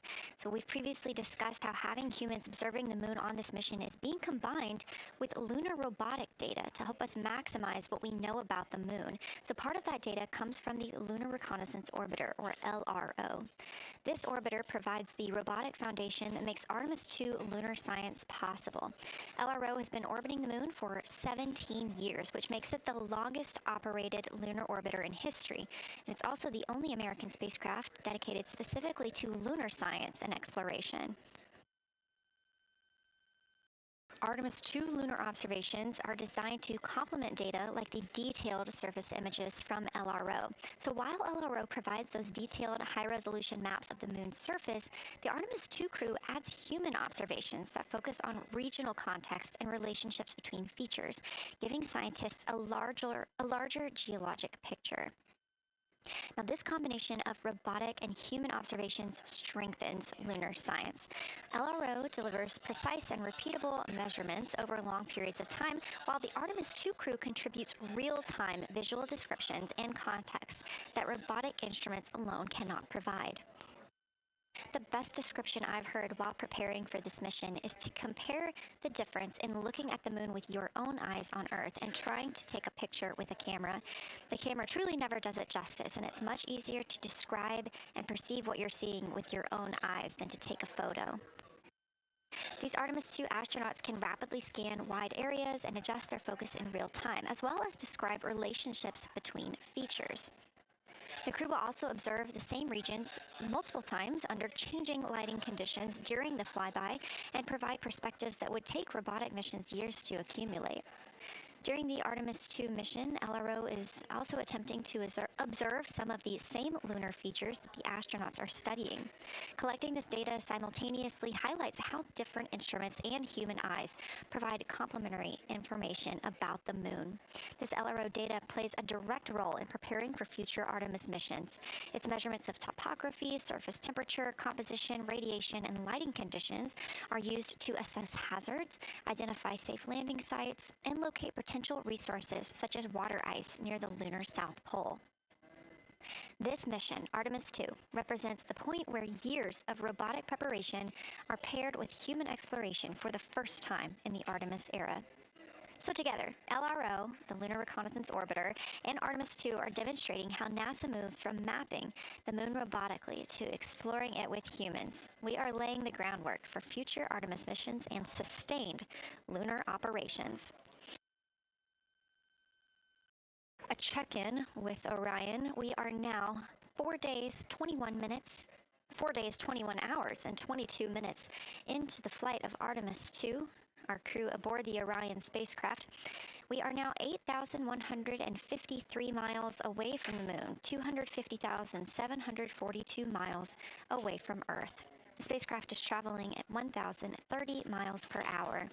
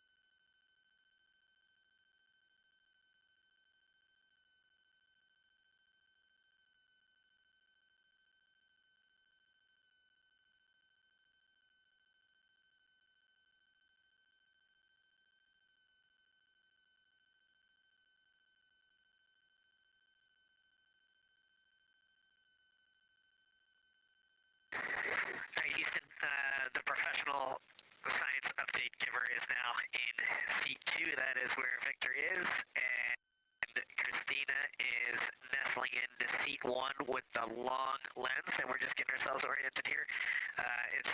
It's a cool view in the cabin. It's actually a cool view to be off the camera now and looking at my crewmates getting up to their observation posts and looking in. It's super fun.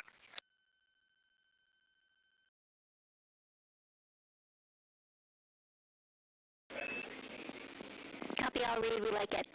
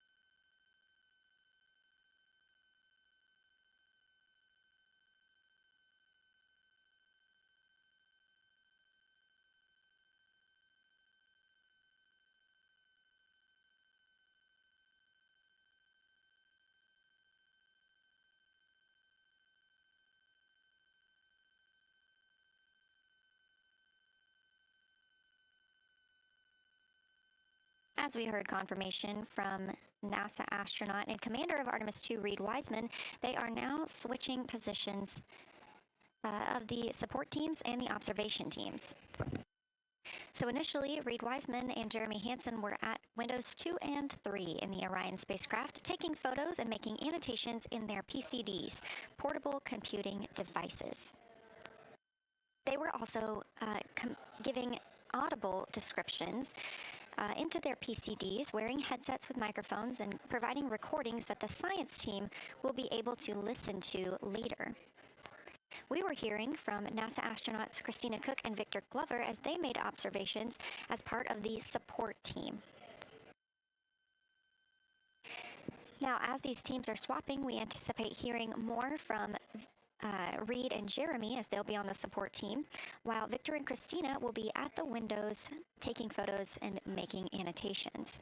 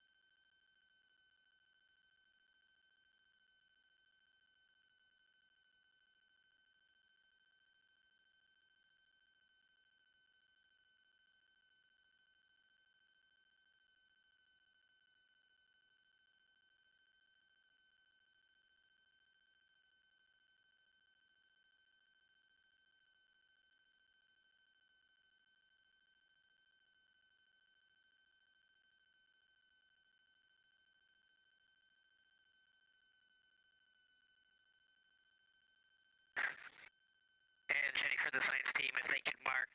This time I just covered up window 4 to block out the ambient light from a very bright planet Earth. And it'll be interesting to see if in the data Victor and Christina see any differences from me and Jeremy with that window blocked. It's a lot darker in the cabin now.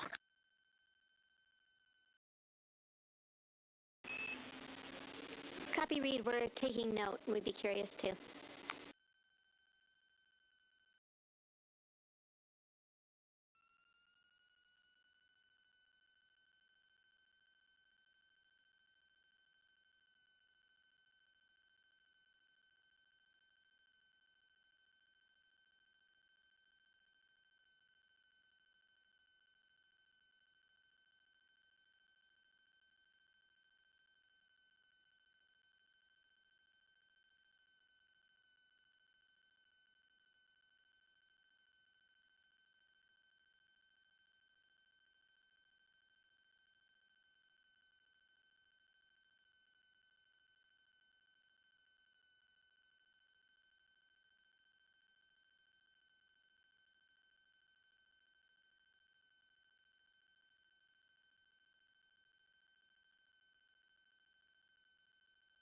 We are live in the Artemis mission control room during the lunar flyby of the Artemis II crew, the first humans to fly by the moon in over 50 years.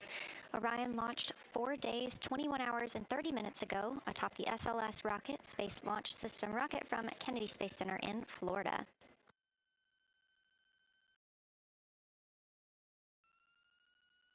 Our 4 crew members inside the spacecraft are transitioning their positions. The cabin and window teams have swapped. Currently at the window, we have Victor Glover and Christina Koch, NASA astronauts, and serving as support, Reid Wiseman and Jeremy Hansen.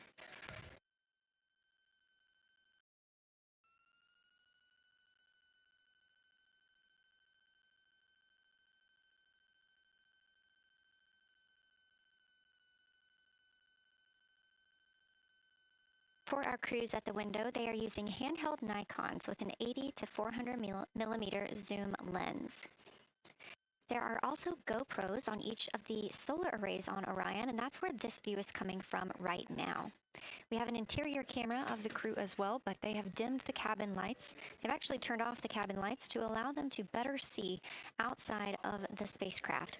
This also helps prevent any reflections from lights inside the spacecraft reflecting onto the windows while they are photographing the moon.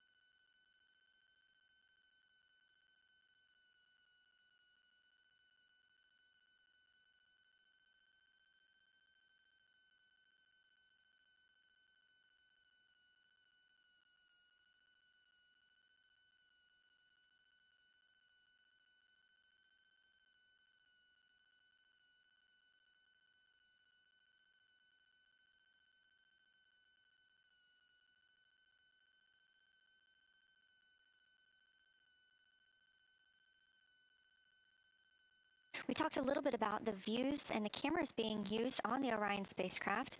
And again, we do have GoPros on the tip of each solar array wing.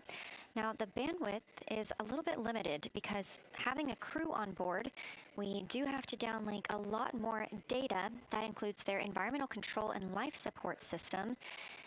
We are not the only data, this view that you see, coming down from the spacecraft, and so we do rely on sharing some of that with the other flight controllers in mission control. This helps the team monitor all systems aboard the spacecraft and ensure the safety of our astronauts.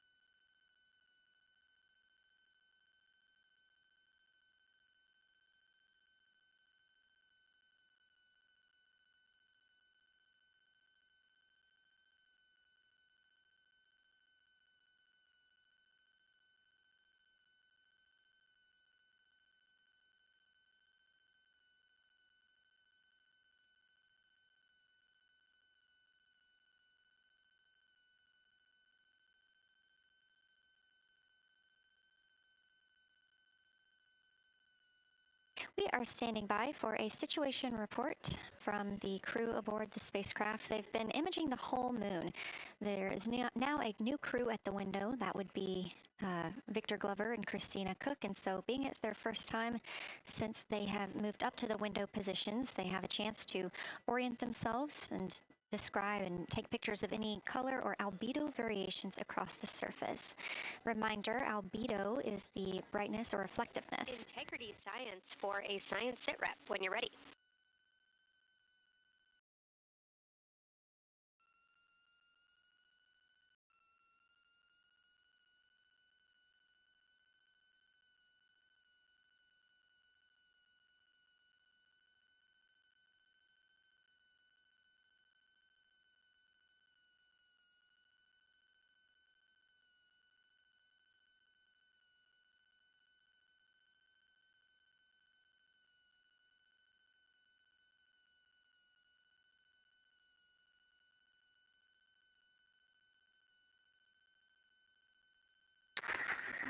Houston Integrity, we have no external view of the moon right now for the floating crew members, so my only science sit rep is that we have Victor in window 3 doing observations and Christina in window 2 with the long lens.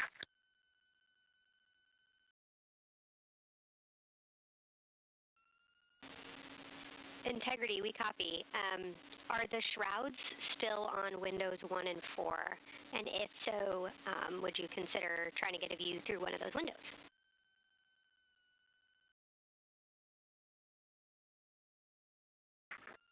We cannot take the shroud off of 4 because the Earth is too bright and it's impacting Ike's peripheral vision. And then I can get a grazing glimpse out the docking hatch window. I can see Oriental south down to the South Pole.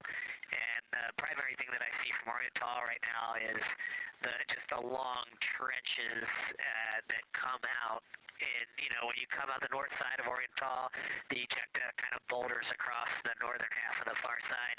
But coming out the southern half of Oriental, I just see those large, here they look like gorges. They're almost like rain when it comes down the Grand Canyon and fingers off into the desert, kind of what it looks like. Also, Burgess Alpha is extremely bright. It's the brightest thing that I can see. Even brighter now than Aristarchus, which is heading off to the Terminator. It's almost impossible now to see Aristarchus, something that Jeremy and I looked so much at. I can just barely see the crater rays from Ohm, and I would say for albedo right now, I would go back to Grimati is still extremely dark, especially in that southwest corner, and there are parts of Oriental and the outer ring of Oriental that reach that same level of darkness, especially the rings of Oriental reach the same level of darkness as Grimati. And then south of Grimati, Jeremy and I were noting a few other just really dark areas of cratering, Mare there, and those have that same darker albedo. But Burgesshoff is the brightest, and Grimati is the darkest. Integrity Science, that was a great description. Thank you, and thanks for the docking window geometry to give us that description. Any comments before you go on the annular ring in Oriental?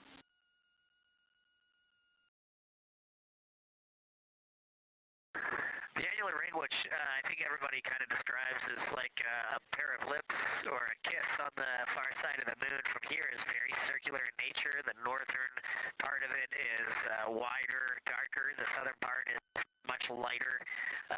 It is very neat looking, and but it is far more circular than I remember it looking in our training. The darkness of the northern side of the annular ring is the same darkness from here out this docking hatch window as the center mare in Oriental. Not quite as dark as Grimati, but it is probably only because dust and lunar regolith has kind of impacted over time. Reid, that's exactly what we were looking for. Thanks so much. You have heart hands coming out of the SIR.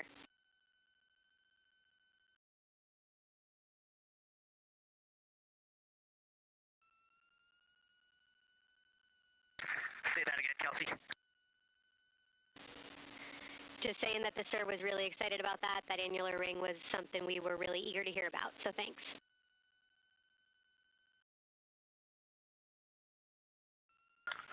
Yep, you bet. And now Victor and Christina are moving on to Oriental. I got them situated over there a little bit late.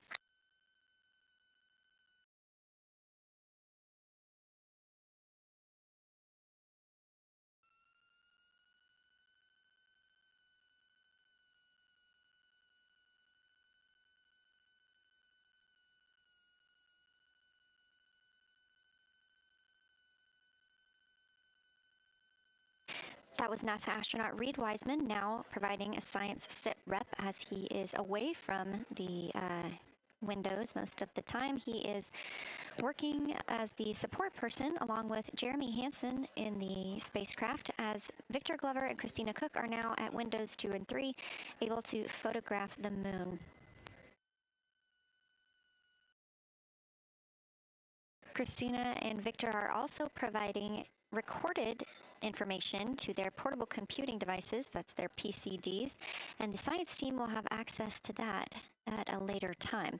They will then review it and compile all of this data to help further our understanding of the moon. One of the items you heard mentioned was Oriental Basin. This has been a very exciting opportunity for the crew. They have all been very excited about seeing Oriental, as well as the science team has been looking forward to it.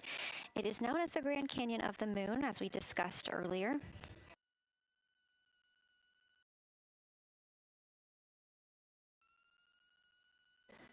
From the pictures, the science team is hoping that the crew will take centered images of the entire basin and surrounding craters in a single frame, but also use those 80 to 400 millimeter zoom lenses to create a mosaic entire basin.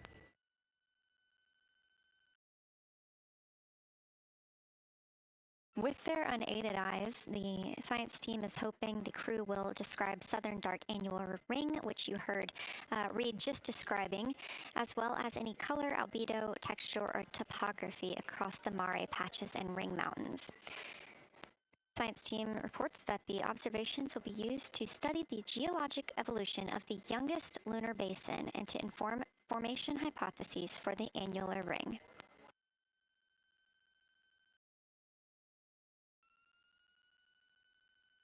And again, another fun fact about Oriental is the diameter is the same distance between Johnson Space Center, where we are today, and Kennedy Space Center, where the crew launched on April 1st.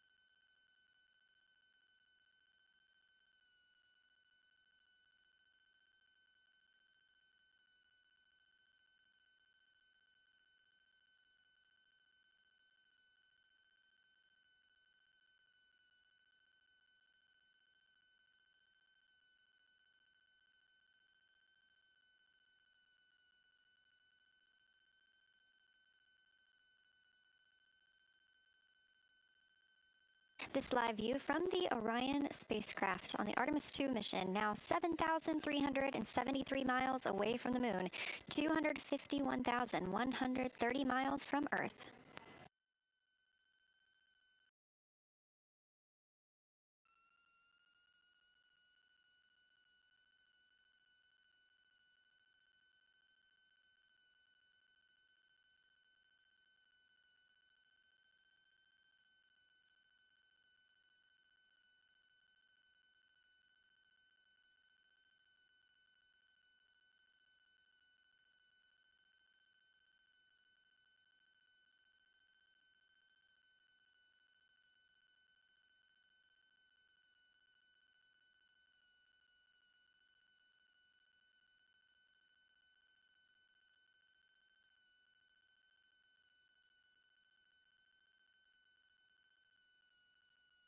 Again, the Artemis II crew passed the Apollo 13 record of the humans farthest from the Earth today at 12:57 p.m. Central Time, 1:57 p.m. Eastern Time.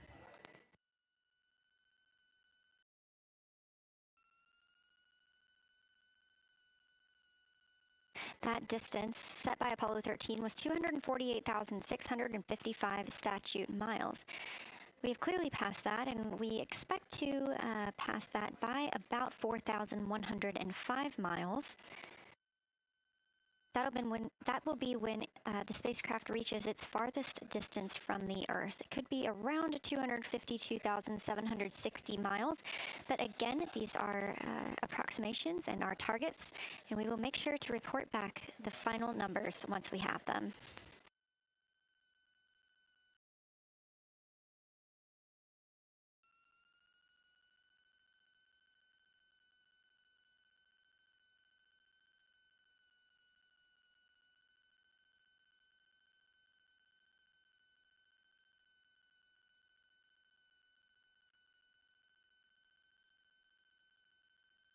We have some refined times of when we expect to have Earth set of Earth behind the moon while Orion flies behind the moon. That would be about 5:41 p.m. Central, 6:41 Eastern. The spacecraft would make its closest approach to the moon at 6 o'clock Central, 7 Eastern, and that would be about 4,066 miles. And then at 6:02 p.m. Central, and the spacecraft will reach its farthest distance from the Earth. We anticipate that'll be about 252,755 miles, which would be 4,111 miles farther than Apollo 13.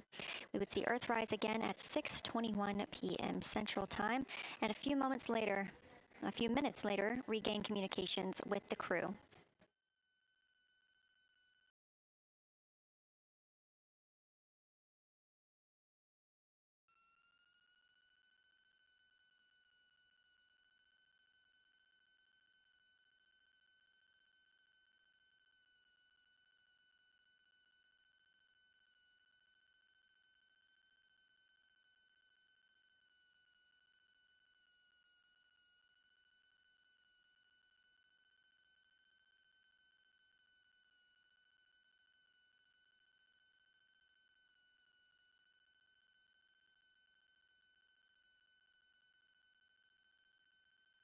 Currently aboard Orion, Victor Glover and Christina Koch are the two team members conducting lunar flyby observations, meaning they are using the Nikon cameras to photograph the moon, and their PCD, or the portable computing device, to conduct annotations.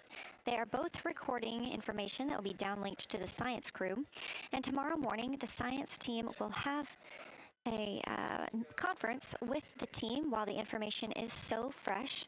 They'll be speaking with the crew about their observations and their data collection.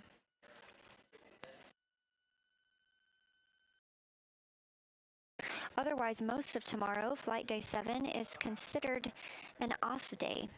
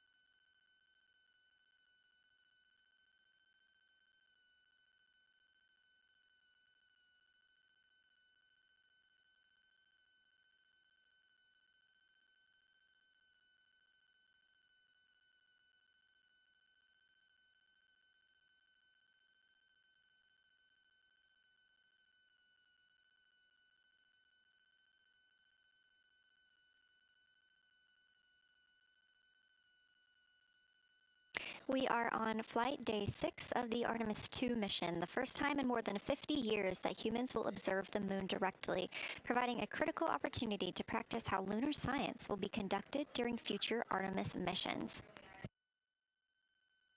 If you're just joining us, the crew is well into their lunar flyby observations, and we anticipate that we will hear from them soon. A few times every hour, they are slated to call down with science sit reps or situation reports. We most recently had one from Commander Reid Wiseman. He and Jeremy Hansen, mission specialist, were first at the windows today to photograph and make annotations of what they were seeing. Therefore, we heard more from Victor Glover and Christina Koch earlier in the day during those first blocks. But now that Reid Wiseman and Jeremy Hansen are on the support side, they are the ones calling down what they are seeing from windows 1 and 4. Earlier, we heard that the Earth is so bright in window 4, they have had to temporarily cover it with a t-shirt.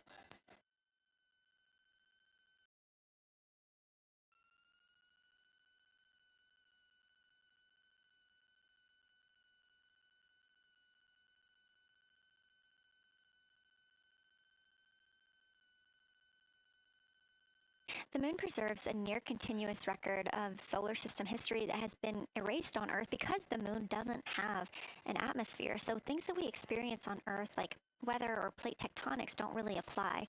So the lunar surface retains evidence of ancient impacts, volcanism, and solar activity that scientists can study today. And studying the moon helps scientists understand how planets formed and evolved, how the moon influenced our own planet Earth's history, and how the sun shaped conditions across the inner solar system.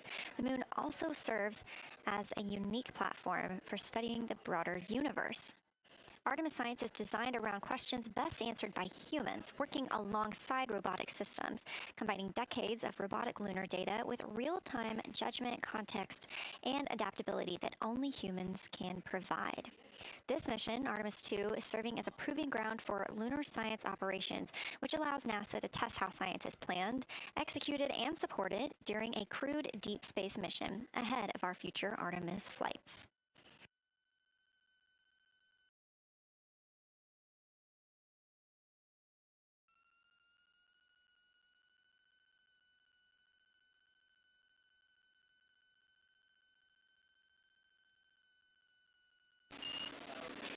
Integrity, time for a window team position swap. So Victor and Christina, please switch places if you've not done so already, and remember your SD card for the camera.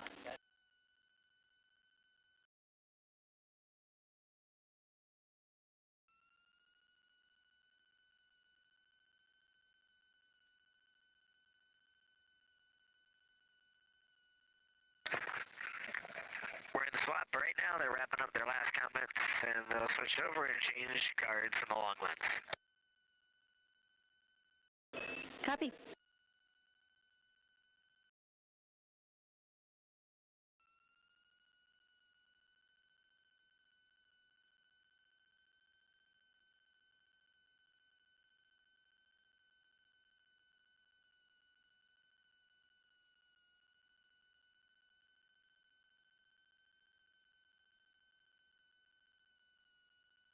As you heard in that call, it is now time for the team members at the window to swap positions.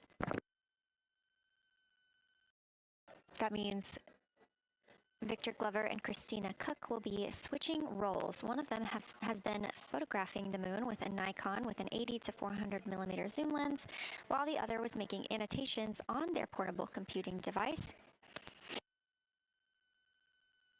And both are recording audio that the science team will be able to listen to.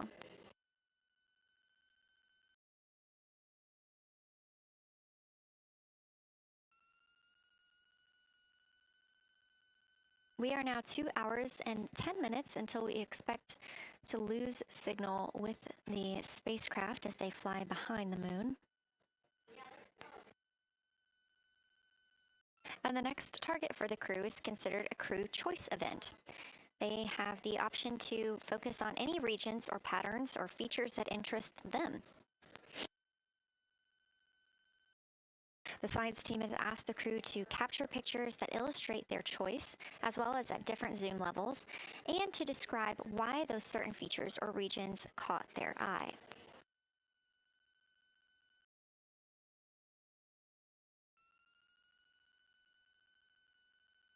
Those recordings are part of what are being saved on their PCDs, portable computing device that will be sent to the science team for analysis.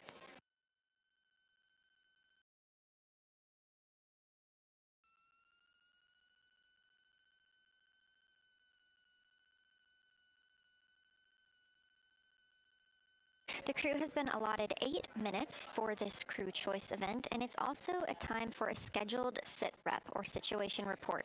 So we expect to hear them calling down what they are seeing soon.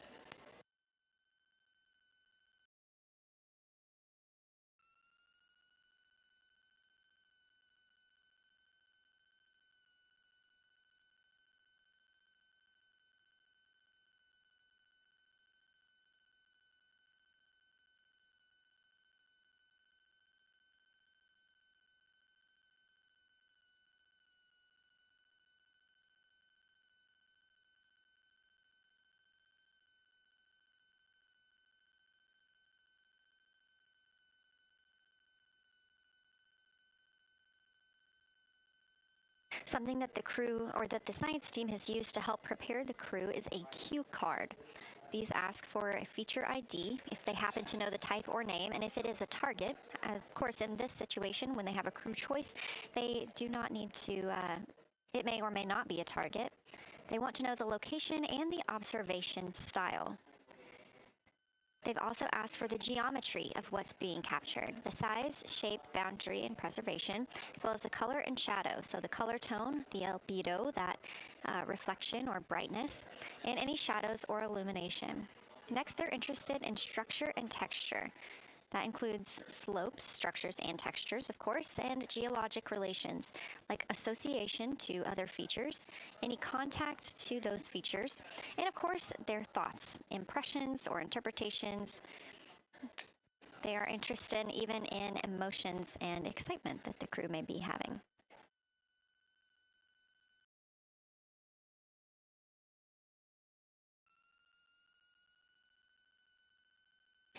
This flyby day has been practiced in many ways, even in Sims here in Mission Control Houston. The team also conducted some field work, learning how to look for specific geologic features. They also photographed a large globe, and the science team helped them determine which features they would be targeting and how to look at those.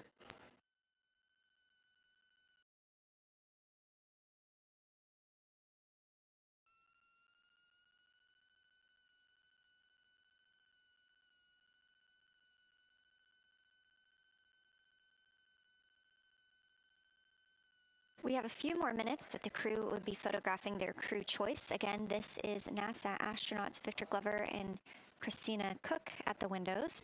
They will then move on to another discussion portion. This is for the far side albedo, that reflectiveness, and color that they are seeing. We heard earlier about some browns seen on the moon, which is very interesting, especially here from Earth, where we are just seeing whites, grays, and maybe even black at some points. When they get into that discussion for far side albedo in a few minutes, the theme is looking to know how that color and albedo is, what those variations look like across the far side.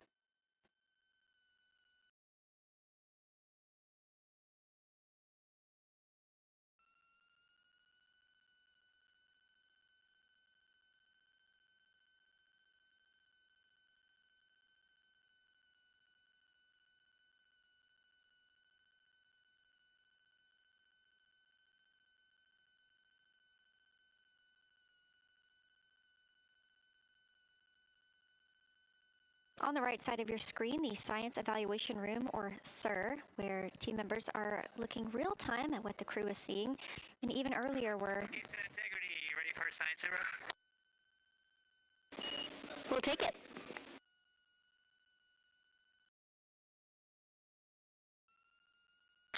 Okay, the crew has swapped positions. They're in their crew choice.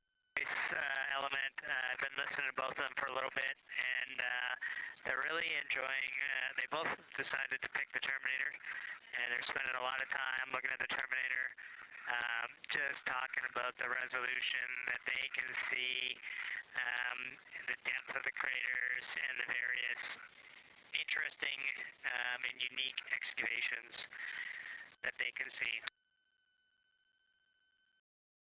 So Victor's on the long lens, and Christina is just looking out the window, and I'm sneaking a peek in T-shirt window. It looks like, I don't have the best angle here, but it looks like Aristarchus is on the limb of the moon now. It's amazing how quickly it changes as we speed around the far side of the moon, stuff that's leaving our field of view, and now we have a lot of the dark side of the moon that, it's missing for us right now, but it would be in view if it was lit at all. Jeremy, science, thanks for that sit rep. Do have a question. A few times we've heard you and the other crew describe change during the course of your flyby. Would be interested in future descriptions of more verbosity about how it's changing. Thanks for the great sit rep.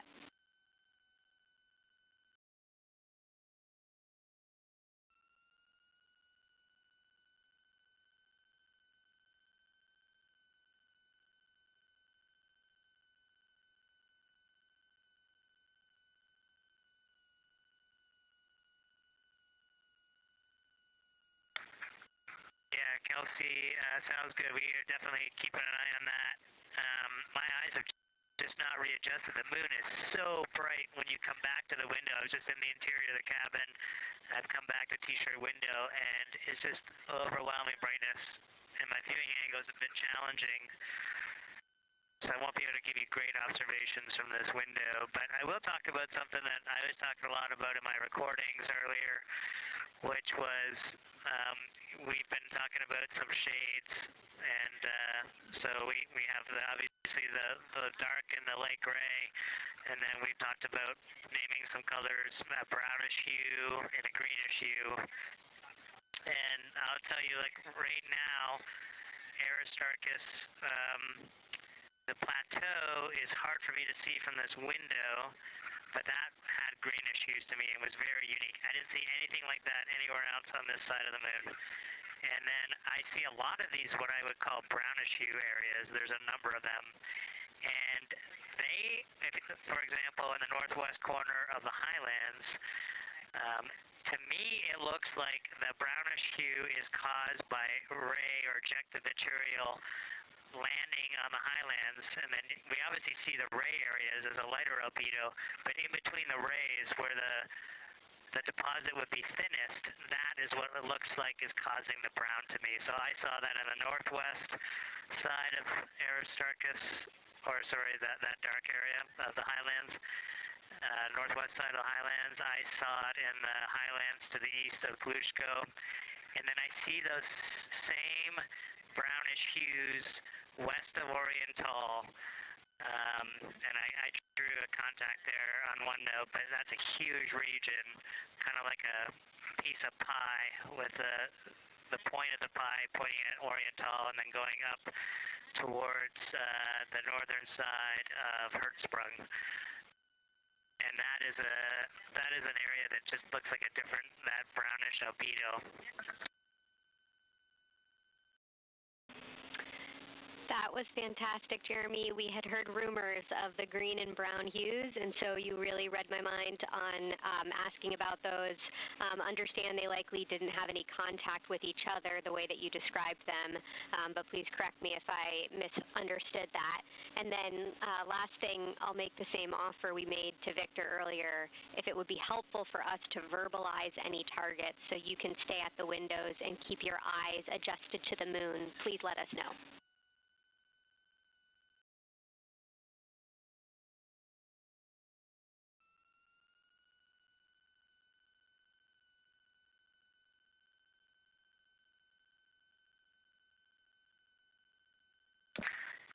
If you got something you want us to look at, Kelsey, you can send it on up.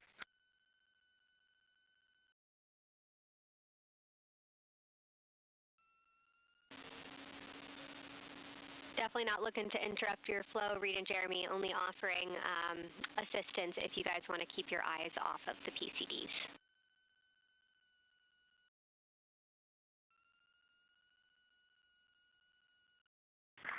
Oh, I see what you're saying, okay.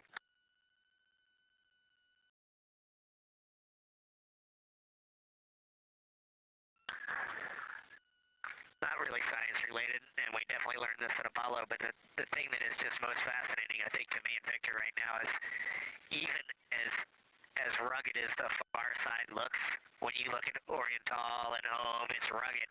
But man, when you look at the Terminator, it is just like impossibly rugged, and it reminds you that the whole far side is that way, and just the Terminator is really bringing out the shadows and the hills and the valleys, and it is just, it's unbelievable. It's like no surface of the Terminator is not marked by meteor impact, and it's just, it is very impressive to look at that, and you realize that that is true across the whole far side. You just can't see it due to sun illumination right now. Reid, Houston copies, and we were commenting on the same thing. Even from our view, the Terminator looks absolutely alien because there's just so much texture in there that we're just not used to seeing. So thanks for sharing that with us.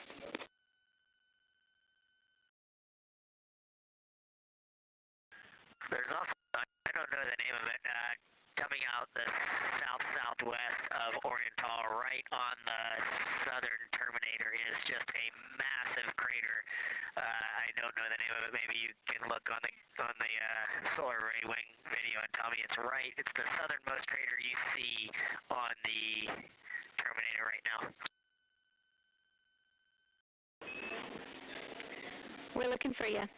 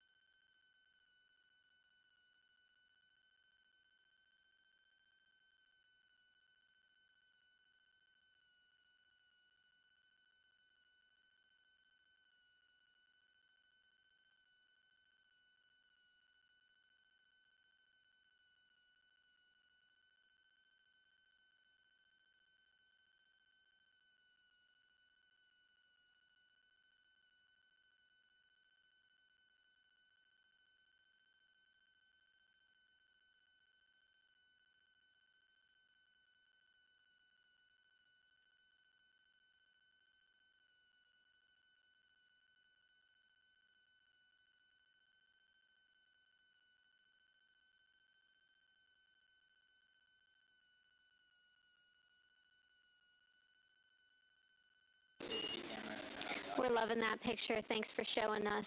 And Reid, as an answer to your last question, we believe that that is Chebyshev crater. And the sir agrees with that.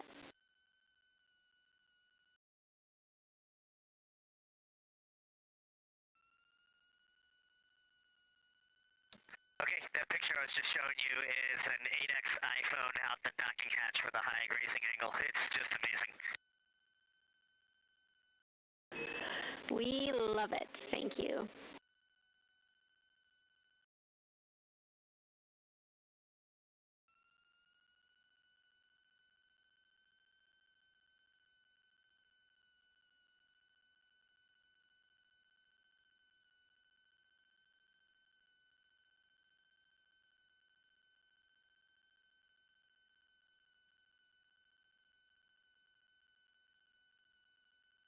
This is Artemis Mission Control in Houston, Texas. Mission elapsed time, 4 days, 22 hours, 12 minutes into the flight of Orion.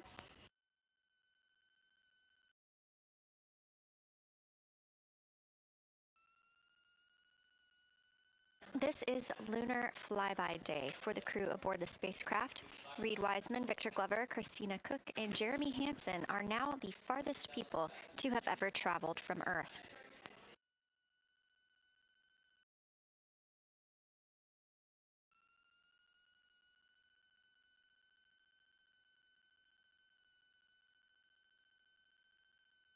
This a live view from inside the spacecraft. They have turned off the lights so they're able to see outside and photograph the moon better with no reflections from inside.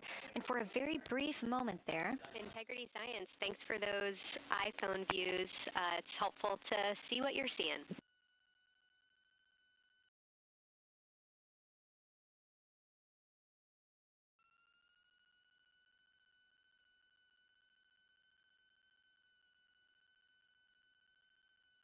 We very briefly saw NASA astronaut Reid Wiseman showing a picture he took on his phone of the moon. We do expect to get all of the photos that the crew is taking today, and we cannot wait to share some of those with you. But pretty cool in the meantime, just to see one quick shot from what the crew is seeing. And this view from outside the spacecraft on Orion's solar array wing. Orion is now 6,643 miles away from the moon and continuing to grow closer. Again, their closest approach will be about 4,066 miles. The best comparison is if you held a basketball at arm's length. That's about what it would look like to the Artemis II crew at their closest approach.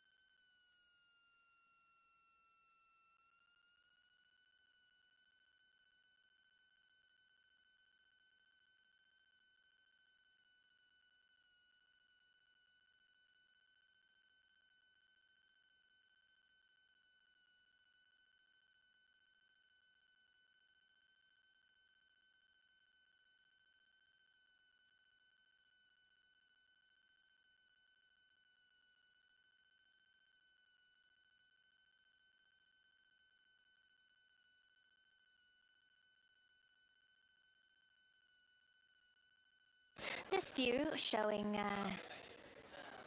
at the very top, a camera coming from Orion, continuing their flyby of the moon. We have 3 more flyby observation blocks after the completion of this one.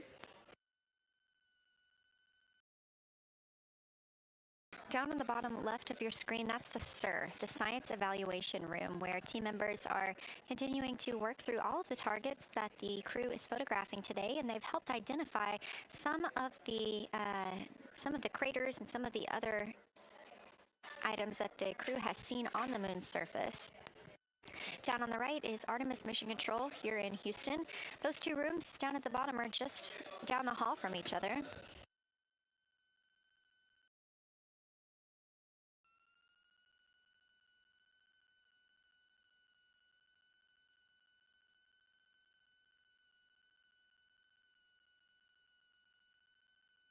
And we are just a few minutes away from the next cabin and window team swap. That means Victor and Christina, who have been at the windows, will fly to the cabin, the background essentially, and be their support crew for Reid and Jeremy. Reid and Jeremy will move back up to the windows.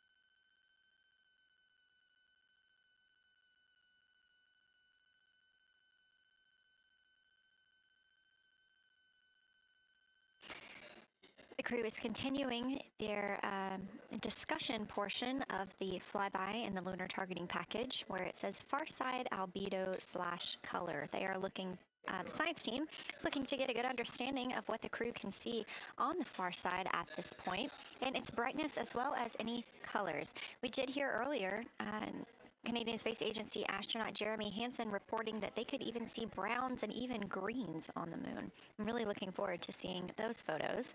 And in just a couple of minutes, the teams will swap from the cabin to the window.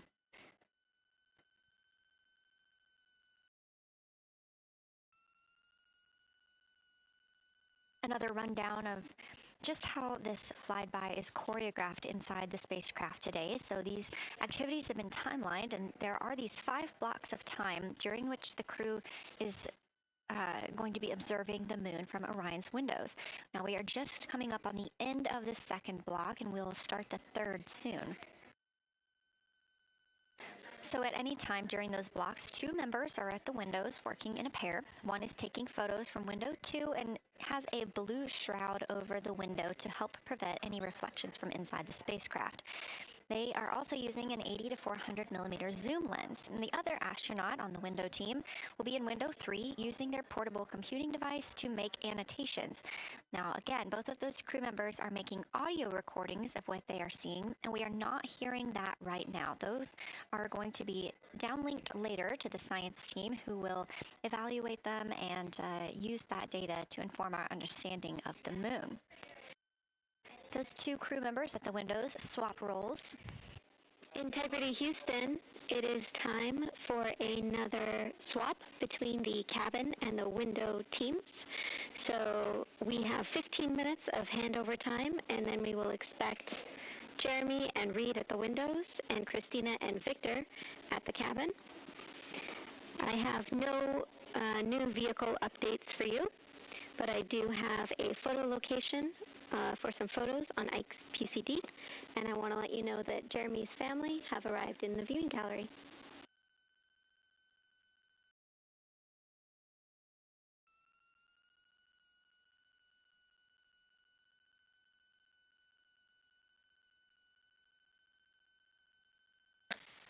Okay, Jenny, we copied most of that. The only thing we're missing is what you meant about the photo location on Victor's PCD. And hello to my family. I think that must be Catherine and Devin that are there. And I'm glad they made it into the viewing room. And we copy it time for crew swap. The A team's coming out of the windows and the B team's going in. Okay, copy. All I meant to pass for Victor's PCD is that there are some late load photos that were requested that are now in his favorite photos folder. And you're exactly right. We have Catherine and Devin here. They give you a big wave, and they're super excited and happy to see part of what you're seeing.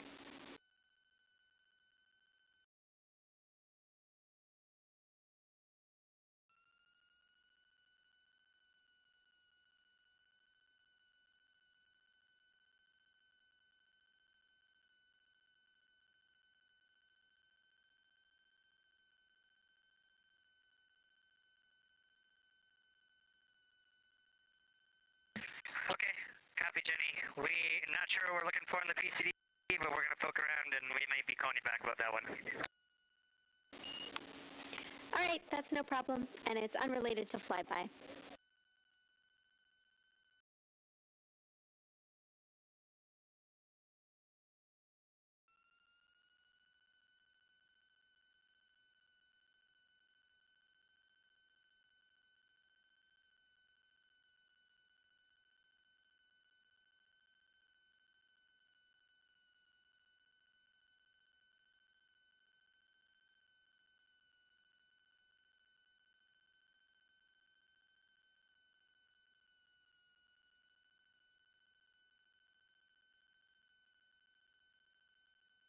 This is Artemis Mission Control here at Johnson Space Center in Houston, Texas. And as you just heard, Capcom, or Capsule Communicator, Jenny Gibbons, Canadian Space Agency astronaut and Artemis II crew backup, relaying to the teams in Orion that it is time for a swap from the cabin to the window teams.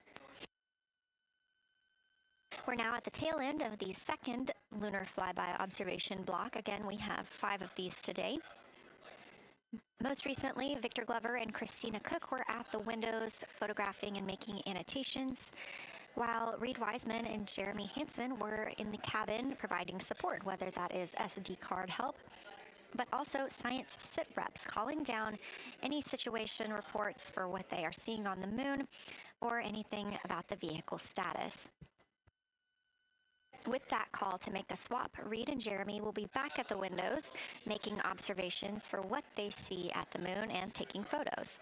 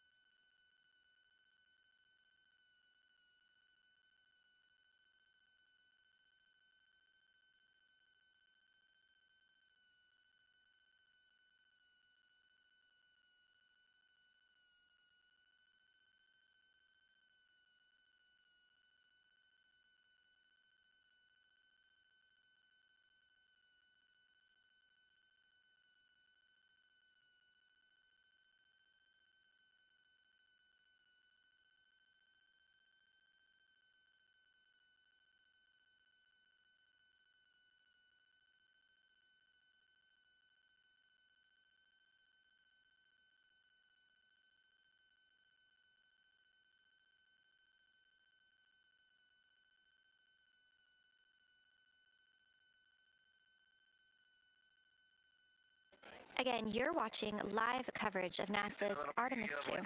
But something that's really awesome up here is we now have the moon and the Earth in window 3 simultaneously, and the moon is a gibbous, and the Earth is a crescent.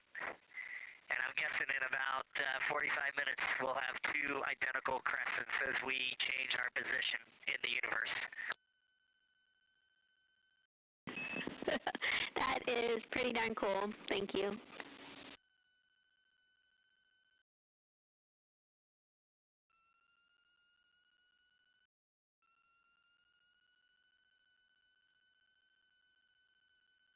That's the Artemis II crew, the first astronauts to fly by the moon in more than 50 years, reporting that when they look out of window 3, one window, they're able to see both the Earth and the moon at the same time now.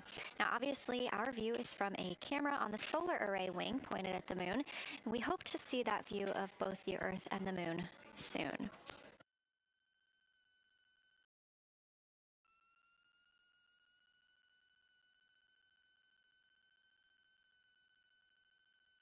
Some upcoming times for what you can expect. In about an hour and 40 minutes, we will have Earth set. And during that time, we will have a view of Earth going behind the moon.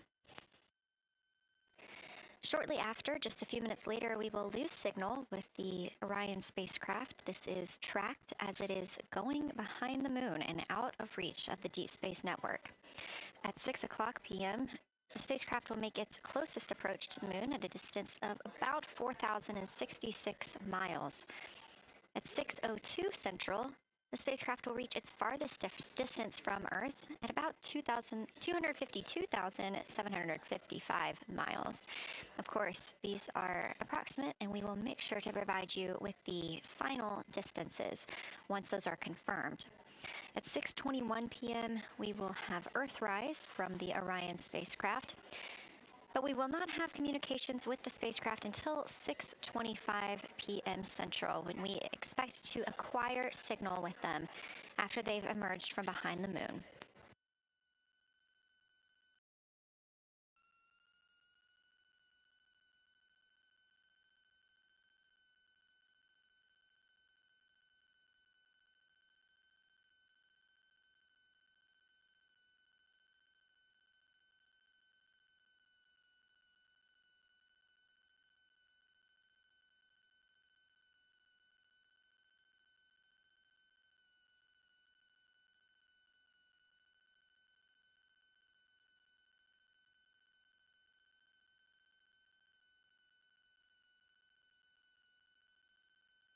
Again, you're watching live coverage of NASA's lunar flyby for the Artemis II mission, first crew to fly beyond the moon in over 50 years.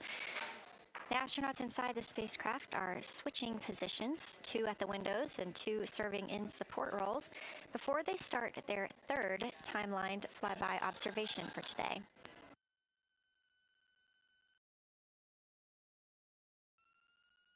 We've heard great calls from the crew so far describing what they're seeing, all well trained by the science team here on the ground.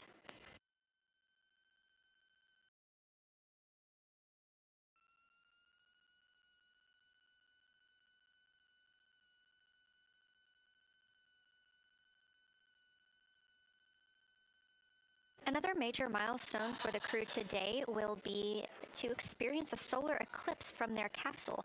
No one on Earth will experience this solar eclipse. To the astronauts, this will look a lot like a total solar eclipse on Earth, except the moon will be huge compared to the sun. Whereas if you're standing on Earth and looking at a solar eclipse, the moon and the sun appear to be about the same size in the sky. As the moon begins to cover and then uncover the sun, the astronauts will see a partial solar eclipse, so that's before and after totality, and during that time frame they will have to wear eclipse glasses so they can safely view this phase. They also intend to capture images of the sun's corona during the eclipse. This is a rare glimpse at the innermost corona that will only be captured by the astronauts' cameras. During the eclipse, we also look forward to the crew members describing what they will see, which includes unique light features like the shape and size of the corona and potentially even lunar dust. At the same time, Venus, Saturn, Mars, and Mercury will be near the sun, so they may be able to identify what part of the sky they're looking at. This can help train future Artemis astronauts on what part of the sky they're seeing, which is useful knowledge in challenging situations when they may need to rely on that information instead of instruments for navigation and orientation. That eclipse window will last about an hour, and it'll happen near the end of the day today, closer to 7:35 p.m. Central, 8:35 Eastern.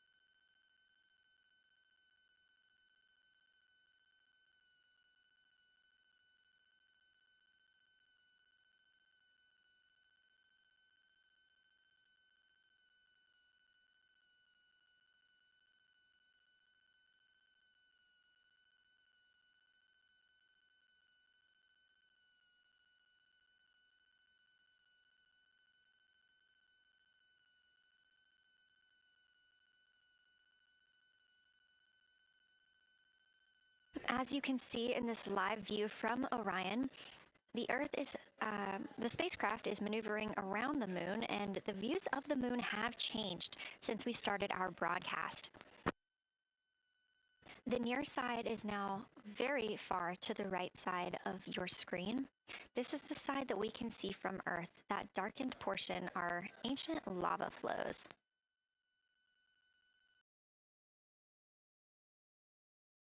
The crater down towards the bottom of the moon is Untoz, and this is a crater that was previously never seen before by human eyes until this mission.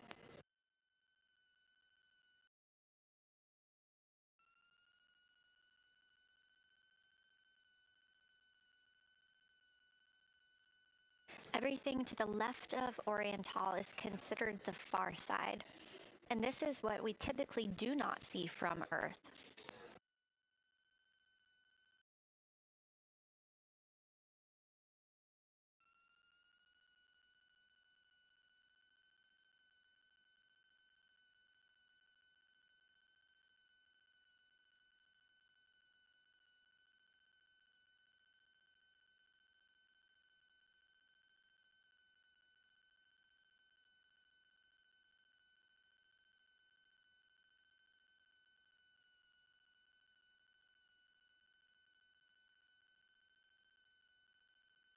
Just a reminder about this view. This is coming from a GoPro camera mounted on the tip of one of Orion's 4 solar arrays.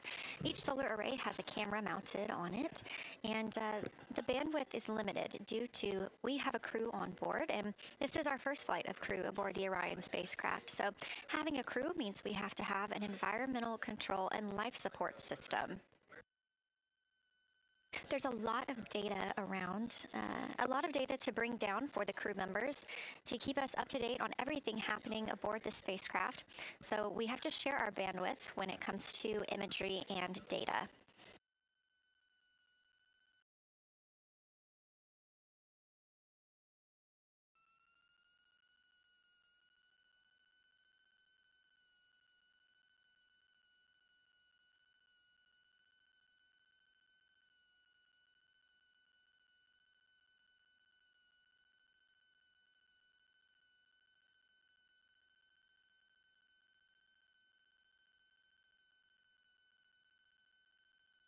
Inside the Orion spacecraft, the astronauts have completed their cabin and window team swap, meaning we have moved into the next block of lunar flyby observations.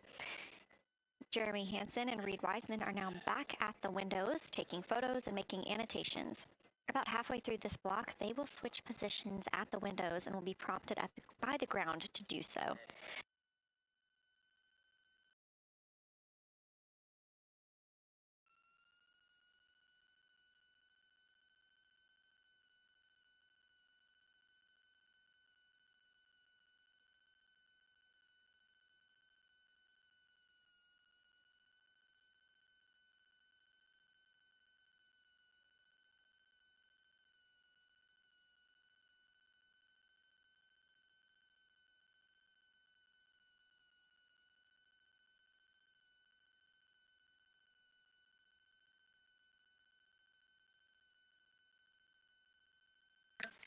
Houston Integrity for SITREP. First of all, I'll just talk about the experience that I had during Victor and my observation time. It was an incredible experience. We definitely noted how much more you can see with the zoom lens.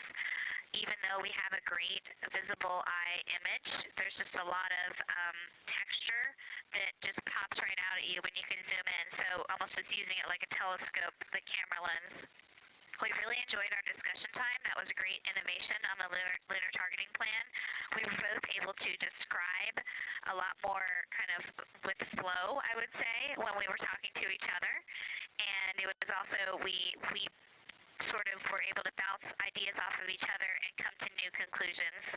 We had, I think, a very successful talking through of some contacts between different color areas, both in the mare and in the highlands, and we identified some really unique texture areas as well. At one point, towards the end of the images of my time in window 3, I just had an overwhelming sense of being moved by looking at the moon. It lasted just a second or two, and I actually couldn't even make it happen again. But something just drew me in suddenly to the lunar landscape, and it became real. And the truth is, the moon really is its own body in the universe. It's not just a poster in the sky that goes by. It is a real place. And when we have that perspective and we compare it to our home of the Earth, it just reminds us how much we have in common. Everything we need, the Earth provides, and that in and of itself is somewhat of a miracle, and one that you can't truly know until you've had the perspective of the other. I'll switch into some logistics stuff. The Peltors, both, their batteries stopped providing the active listening, but we have verified they're still recording, and so we are able to have discussion time and hear outside our recordings by just moving the ear cup off of the ear. Other than that, everything's working well technically, and we've been able to find all our targets, and we're having a really great time.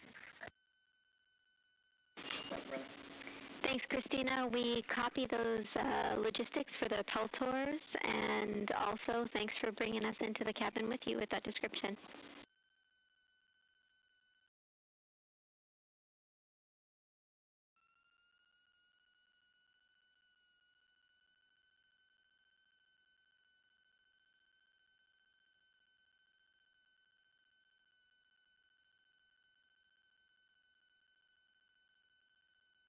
Right on time.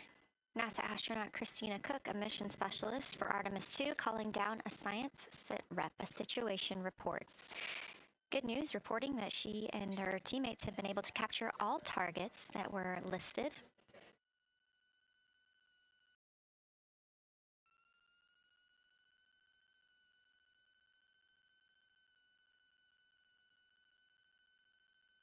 Christina also gave a vibrant description of just how it feels to be there and to see the moon up close and not just something passing in our night sky. Currently, the team members at the window are Reid Wiseman and Jeremy Hansen. Meanwhile, Integrity cabin team for window shroud.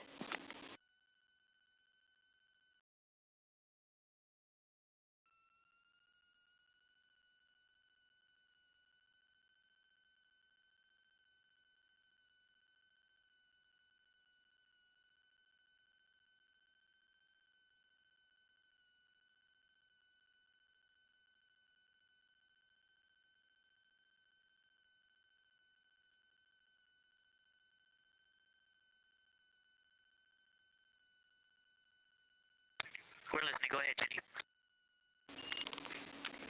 Hey, Victor, we have a temperature constraint on the windows, and the shroud might be getting us close, so we just want to check on the state of window 4's shroud, whether you believe it's still necessary because maybe things have changed with our viewing, and if so, we would like to request to have the shroud removed.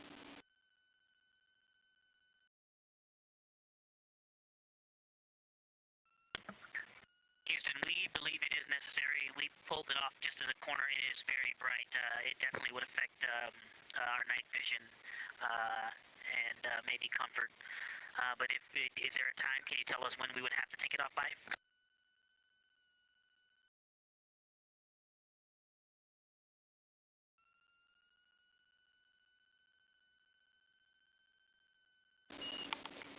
Unfortunately, since it's been on for a while, we are going to have to request that the shroud is removed, and we can recommend something that could block the light but just create a bit of distance between the window and whatever is covering it.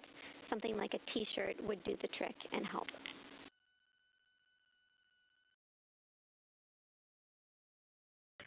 Okay, we're removing the shroud, and we'll make it work. Thanks.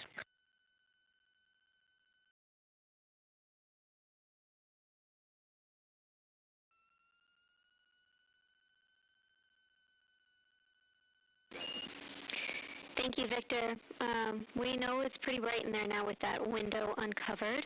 We will also offer that airflow on the window would be helpful, so if you want, you can also retrieve the condensation hose, which should be friction fit onto one of the diffusers, and that on the window would also help.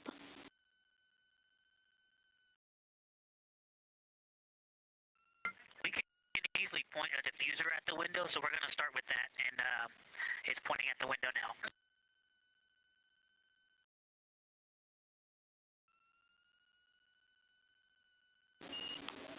Okay, we'll take that, Victor. Thank you. Please keep us updated.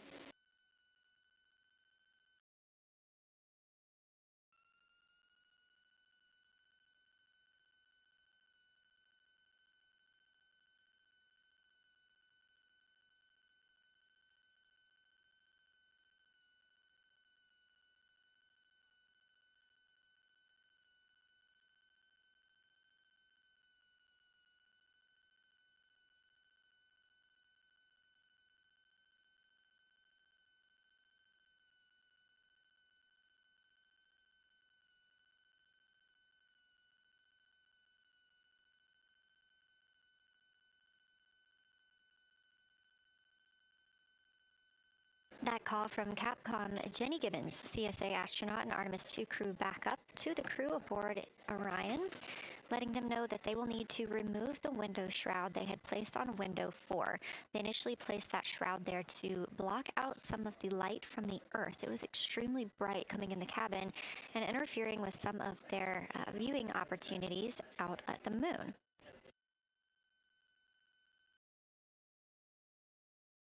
This was a request from ground teams to ensure that they are protecting other systems, and the crew has been offered the opportunity to use something else to cover the window.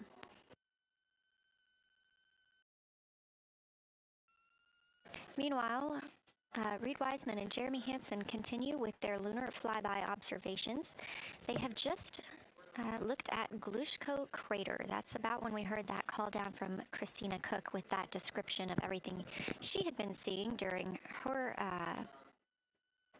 observation period and what she was seeing at that time.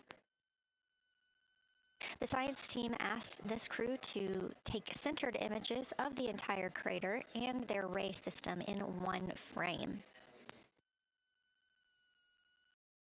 They're also interested in knowing the brightness, texture, and extent of Glushko's rays and how they differ in the mare, or that sea area, versus the highlands. Glushko is considered a young lunar crater, and these observations can help understand material properties of those craters.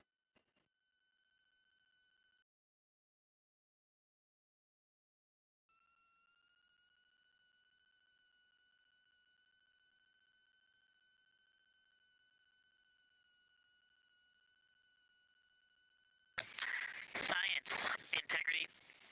First, I wanted to start off with connecting with what Christina said, that it was very moving to look out the window. I had the unfortunate sequence to start looking out the window and then moved to the long lens, and it was hard to speak looking through the zoom because I went straight where Christina went, and I was walking around down there on the surface, climbing and off-roading on that amazing terrain. I also want to underscore something that she said. As we continue to explore, when we actually do go down there to the surface, I know for safety reasons that we would never send someone alone, but I just want to really emphasize how important the discussion time was. When we started to talk, we not only got better science discussion, we got better human connection, and so doing this as a pair, we just learn and grow together, and that's just super important, so thank you for adding that to this plan. Reid just passed me a note that the Oriental Basin annular ring has a similar albedo to the center, but a different color. It has more brownish tones in it, and he said it's very distinct now that he's been staring at it. Victor, thank you. You got a cheer from science there, and we all just went on that moonwalk with you, so highlighting how important it is to talk about these things. I also want to let you know that we have Deanna Glover with us in the viewing gallery. She's all smiles.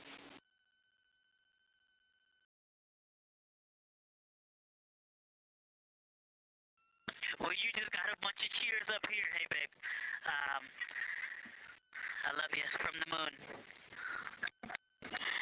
We love that we got a hey babe too, and we also have one of your lovely daughters here watching you guys work.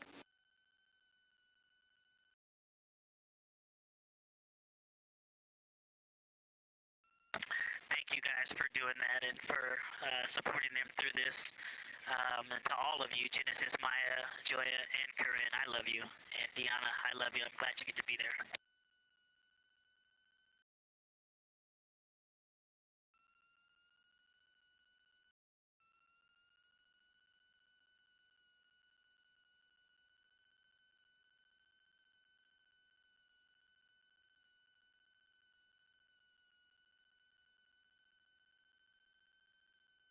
We've had some really sweet words from the crew members aboard Orion today, as their families have been able to filter in and out of the viewing room here at Artemis Mission Control at Johnson Space Center in Houston.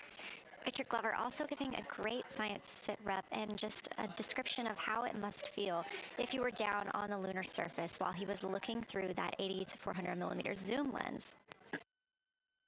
He also expressed how important it was to be able to talk through that real time with Christina Koch and stressed the importance of that on future missions, that it not only made their discussions better, but also more human. Glover and Cook are in the support roles right now, not taking photos or making annotations at the windows, but they are also encouraged to have their midday meal at this time. For lunch today, those two crew members have options of beef ravioli, salmon, butternut squash, sweet and savory kale, pickled beets, cherry blueberry cobbler, tuna noodle casserole, tomatoes and artichokes, broccoli, and chocolate peanut butter bar.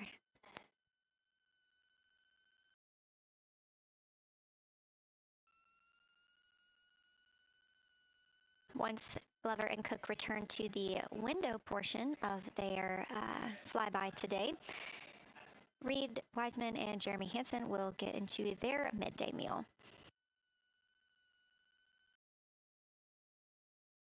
Again, this is the third of 5 scheduled blocks for our lunar viewing today, and if you were watching at the start of the broadcast, you can definitely tell the difference in the distance from the moon. We are now 5,518 miles away from the lunar surface, and again, expecting the crew to get about 4,066 miles away. They are currently 252,050 miles away from Earth, and every mile is a new record, having surpassed the Apollo 13 milestone for furthest distance earlier today.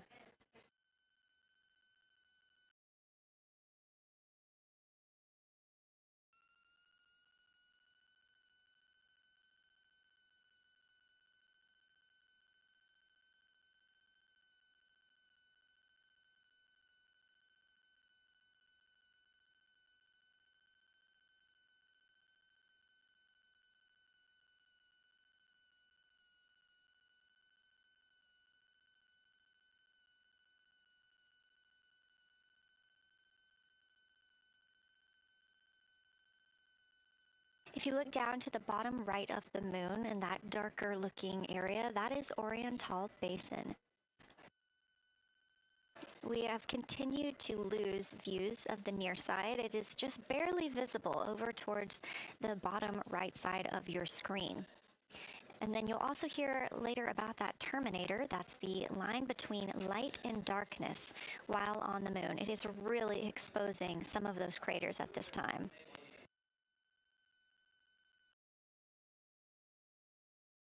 A couple of the other features in view right now are Hertzsprung Basin and Vavilov Crater.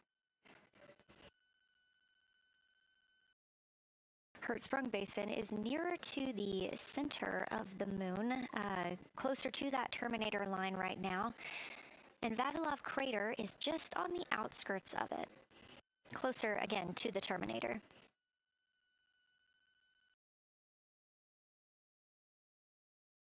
Towards the bottom of the moon and to the left of the terminator line, or currently shadowed in darkness, is Apollo Basin.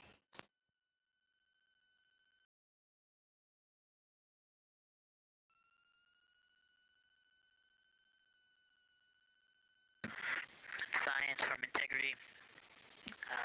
Let me find out how far we are from the moon right now. But our view is about a third of the moon is in eclipse. That beautiful terminator is out there calling to me. We're 4,691 miles from the moon. And what looked like in the terminator about a third of the way up from the southernmost part of the terminator looked like a dinosaur print if one was running to the northwest. Now is clearly a crater with a bunch of craters around it. And that terminator, I can only see about half of it. I'm looking through the docking hatch window right now because we have the Z9 in window 1. But that terminator has moved. I guess I've been using Vavilov the whole time, so it's gone 2 more Vavilov craters to the west. And so a few more features are starting to peek out into the sunlight there with that low sun angle, and so you still have ridges and valleys showing up very clearly, a very jagged terminator, and a few islands of light out there with some high elevation shining in the sunlight in that darkness. And on the eastern side of the moon, let's see, Grimaldi appears to be one of the farthest east features, and that is maybe 5 degrees from being right on the limb and going off over the horizon.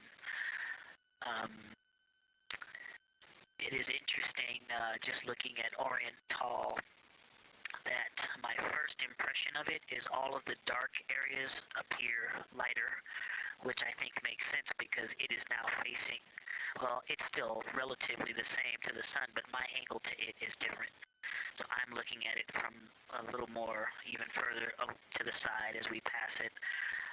But all the darker features appear to be just a little bit lighter from this vantage point. The darker ring structure in the outer and inner ring and the interior, as well as the annular ring portion, everything seems to be just a smidge lighter at this point.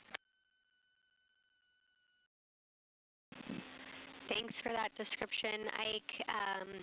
Any additional words you can provide on Oriental would be wonderful, as that is such a high priority target for us. And while I have you, as we get closer to target 15, which is the Terminator target, if you can find Zeeman Crater again that you were looking at earlier, everything to your left of Zeeman would be getting into the South Pole Aiken area to help you orient yourself.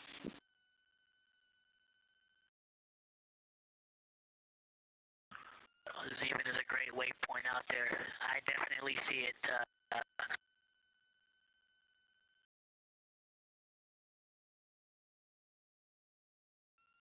Yeah, Zeeman is very easy to find, and that is awesome. Thank you for pointing that out. Feel free to do that as often as you think of things. Let's see, looking back at Oriental. Okay, another thing, after looking through the zoom camera, man, you guys are smart. You probably did this on purpose, but after looking with my plain eyes and then going to the 400 millimeter zoom, now looking at it, I see the cliff face as if you were standing in the center. That inner and outer ring have definitely some real terrain to them, and now I can see that as terrain. Now that I look at it even with my naked eye, I can tell that there's a lot of elevation and that, like I said, a cliff face on that eastern edge where all the darker deposits are. And it's just the scale now. Looking at it from far away before, it seemed like flat with color painted on it, but now that I look at it, I can definitely see that there is, different depositional characteristics, and so the darker is some other material, but there's also some shadowing going on because of the cliff face that is a part of that crater wall. Great description, Victor. Thanks, and really interesting to hear now the distinction between shadow and color. Before I let you go back to other observations, you mentioned that Reid saw a browner hue to the annular ring than the rest of Oriental. Are you seeing that from your vantage point?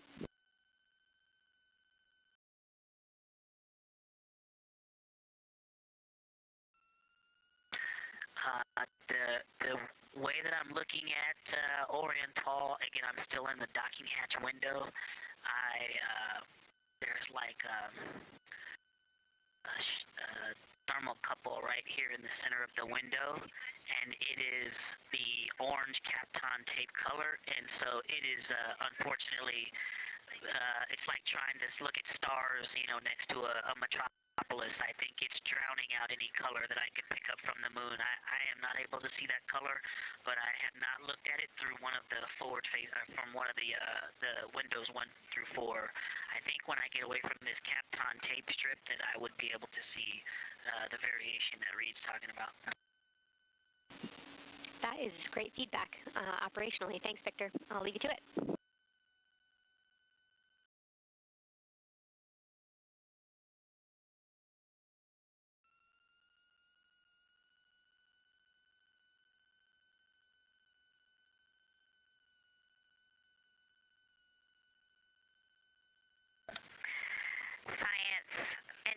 Integrity with a question from the window team. Integrity, this is Science, here with you.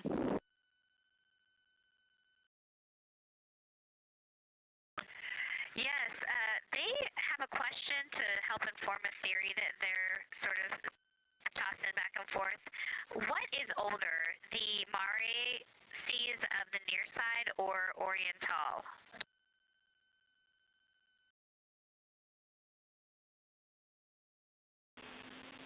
Stand by, Integrity. We're going to get you a little geologic history here.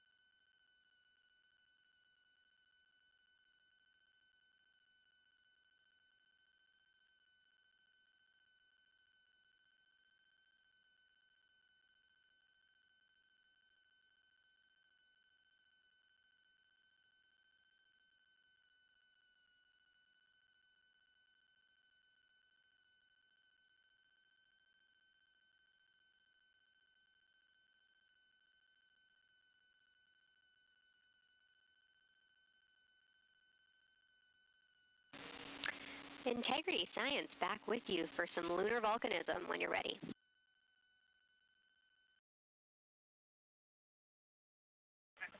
Go ahead. You're making our day down here getting to talk about lunar volcanoes. Oriental, as far as Mare go, is younger than almost all of the Mare on the near side. The exception are features like Aristarchus, which really pop out to you guys and really pop out to us here on Earth. That is younger, but other than that, Oriental is pretty young as far as Mare go.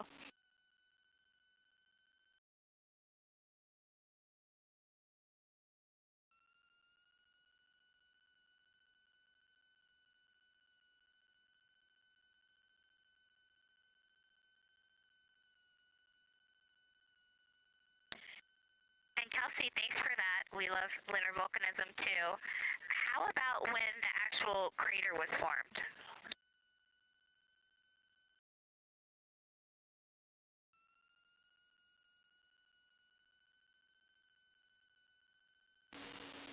Yeah, we're going to get you an age for Oriental, and while we're getting that, Christina, can you, maybe you've heard the window team talk about the sort of contacts around Oriental, but because that material is so much younger, if anything pops out to you about physical relationship between that and surrounding terrain, we'd love to hear it.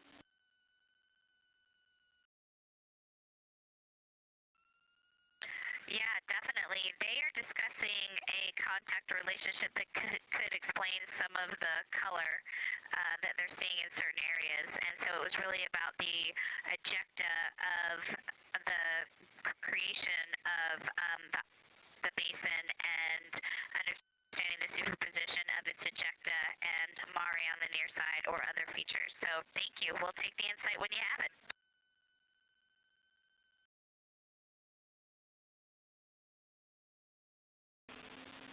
Thank you, Integrity. And I know Jenny wants to get to you with some topics, so I'll leave you with Oriental is 3.8 billion years old.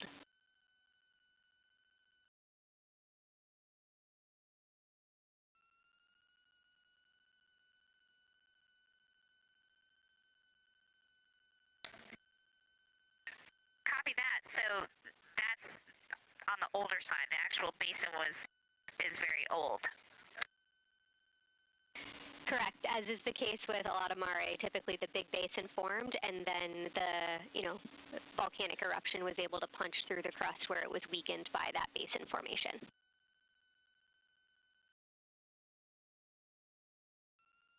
Perfect.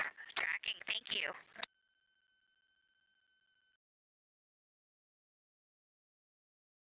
NASA astronaut Christina Koch calling down some questions to the science team on console. The voice you're hearing with those answers is Dr. Kelsey Young. She is joined by Trevor Graff on console today.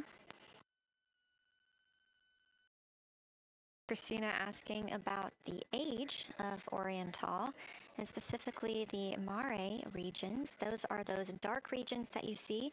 They are paved or filled by volcanic deposits.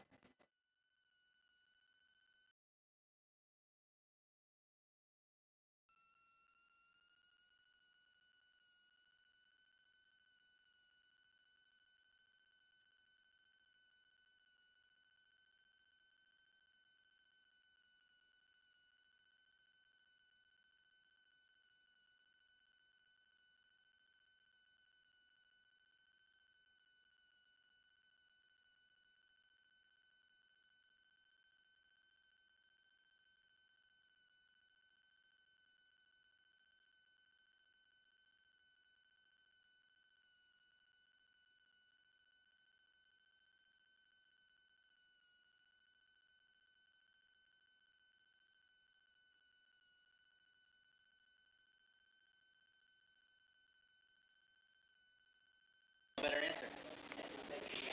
Integrity, it's about time for a position swap at the window. So we will ask Reid and Jeremy to swap positions. And I'll remind you again about your SD cards. And Victor or Christina, I have one window task for the cabin team when you're ready.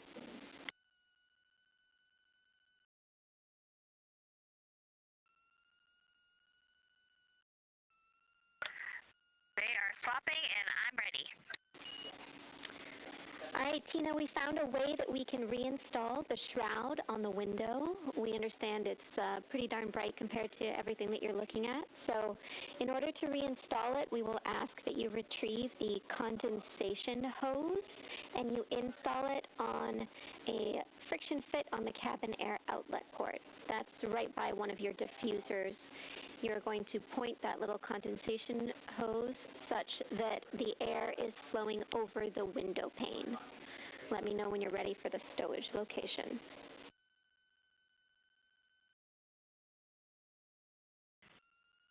Ready.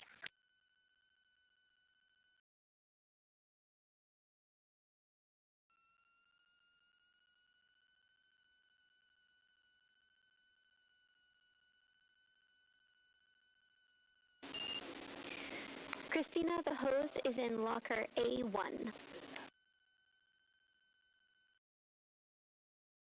The crew has gotten a go to reinstall that window shroud they were using to block some of the earthshine.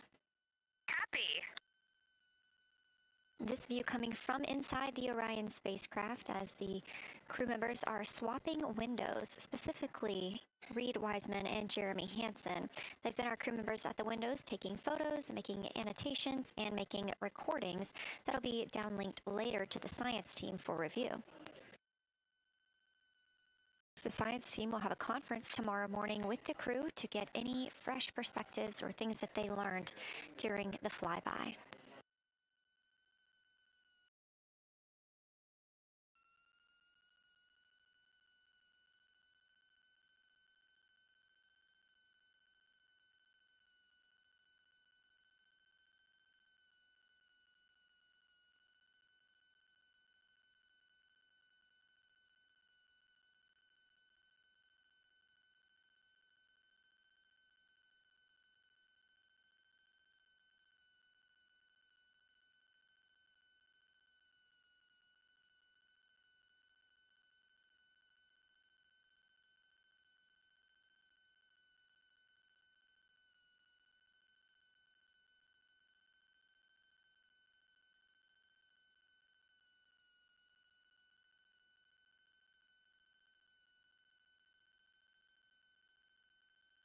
Again, we are now in the third of 5 observation blocks for the crew scheduled for today.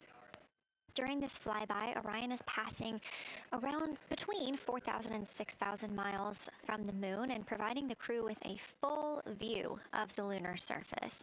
It's a higher vantage point and much farther than Apollo's lunar orbits on average. So from this view, astronauts can observe both the North and South Pole and large-scale geologic features in one single view.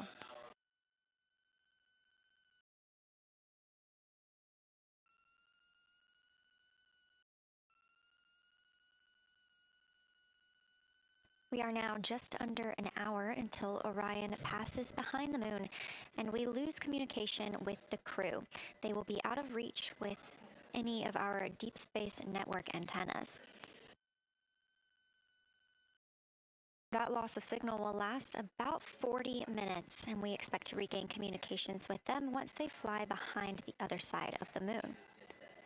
While they are behind the moon, they will also reach their max Earth altitude as well as their closest approach to the lunar surface.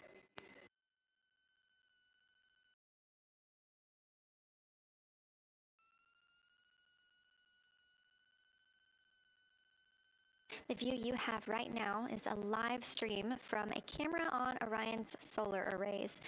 You are looking at a live view of the moon, and 4 people are inside that spacecraft taking pictures of it, telling us everything that they are seeing. The first humans to do so in over 50 years.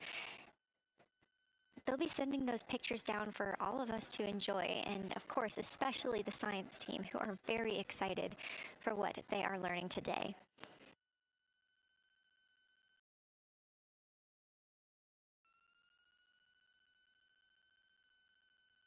It appears the Artemis II spacecraft, Orion, is now under 5,000 miles away from the moon. Again, we expect their closest distance to the moon be about 4,066 miles.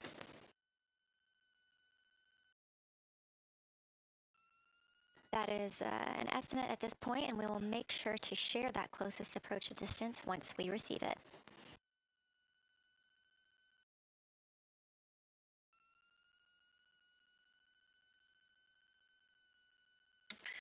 Houston, integrity question. Did you just want us to cool the window with the condensation hose, or did you want us to put the shroud back on and cool the window at the same time?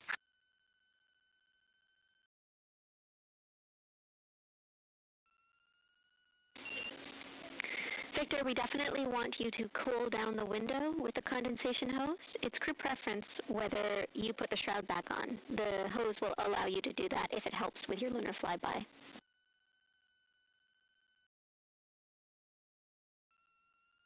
Okay, copy. We're going to do both at the same time. Thank you. Houston copies.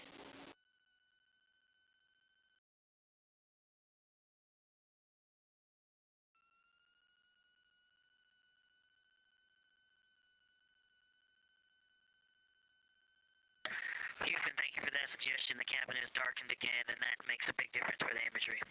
And for science, we are now seeing a half moon.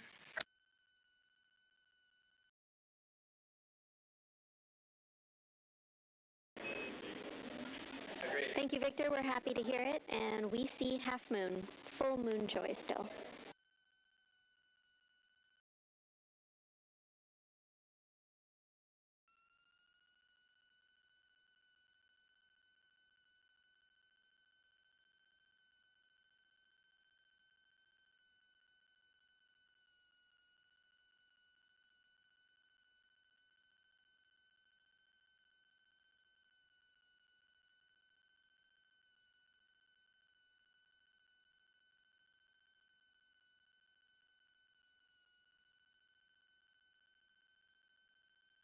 Crew reporting from Orion that they are seeing half the moon, which is about what it looks like here from this view from the spacecraft.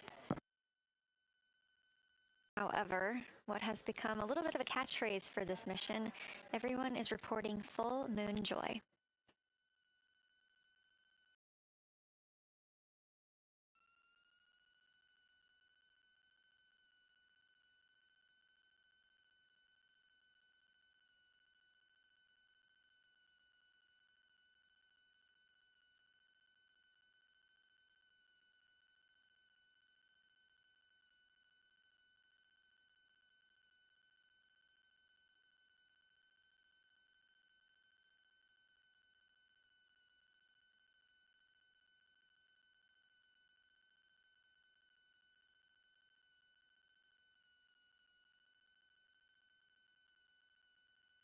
We are keeping up with which targets the crew is tracking through their lunar targeting package. They are just wrapping up their second. Science integrity, another observation the window team commented on and Christina and I discussed a bit is in Hertzsprung.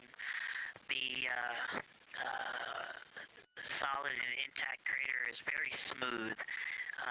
If it were a dirt road, it's very hard packed, and then you go outside of it, and that outer crater, that's the one that is older. It is a little rougher and more jagged, and starts to get into more loose-looking terrain. And the smooth interior also causes the craters that are inside of the larger crater, the smaller craters, to have really sharp edges, sharp, distinct edges. And just a general comment on that area, Hertzsprung, that whole area, the average albedo there is darker. That is, I would say, 3.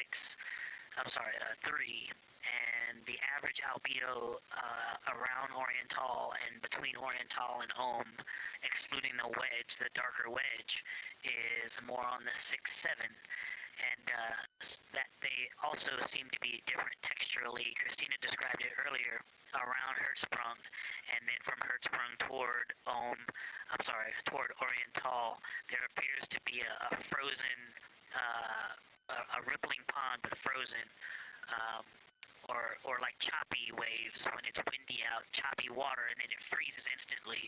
That's the texture. If you walk down there barefoot, it looks like it would be hard on your feet, like lava. After it's cooled, it would be pokey. Except for right there in the center of Hertzsprung, it looks paved, like a paved road, nice and smooth.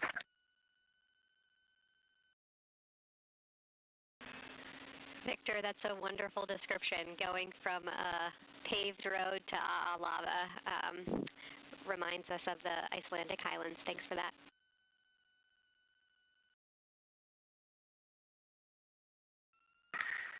In science, another in the interior of the very intact, the interior of the intact crater at Hertzsprung is albedo variation. I think I heard one of the window crew maybe say color variation, but definitely albedo variation. There's lighter patches and slightly darker patches.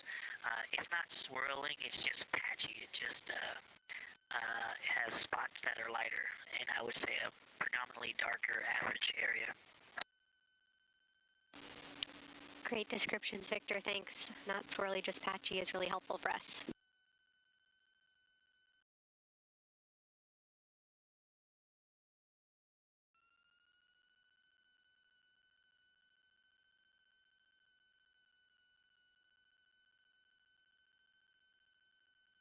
Really great descriptions coming from Science. The window team is hitting all the targets. They are on plan and starting the discussion of the Terminator. And boy, I'm loving the Terminator. I think I know it's not purely a moon feature, but what it does to the features of the moon, to the terrain, I've probably spent the most time describing into my recordings and thinking about and looking at the Terminator. There's just so much magic in the Terminator. The islands of light, the valleys, what look like black holes. You'd fall straight to the center of the moon if you stepped in some of those. It's just so visually captivating that the Terminator is the most striking thing that I've seen so far. We've been loving your evocative descriptions, Victor. You really are bringing us along with you, and we're following along with visualizations that pale in comparison to your descriptions. Thanks.